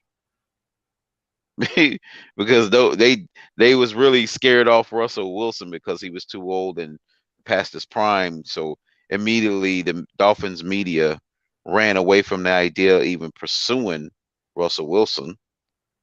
But if he puts the Broncos into the Super Bowl, we're gonna all use the excuse that they was one quarterback away when we was trashing their teams just a little over 6 months ago. Yep. All of a sudden, magically, everybody's a quarterback away when these quarterbacks are showing up on their team. It's funny how that works. Everybody's just Carolina's a quarterback away when Carolina is pounding the table trying to get above the in the building. Well, the thing before I get the Lakers all day comment, the thing that I think is I find ironic is exactly what you just said, because but the Dolphins can't be a quarterback away for some reason. No, no, but that's what I'm saying. If Grier sticks with the plan and doesn't pursue Watson, if we go with this plan and Tua fails, how are we going to get away from the Tuaneers arguing with us that Grier is now responsible for sabotaging Tua and not providing Tua the weapons and protection he needs to succeed or to become Deshaun Watson? You know what I mean? So Oh, they'll That's start turning their guns on him soon. where he has to know that that paradigm is on its way. He has to know that dynamic. You know what I mean? That they're gonna come after him instead of coming out the Yeah, Khalil's out the building. He's next to in that come. He's the respect, next target.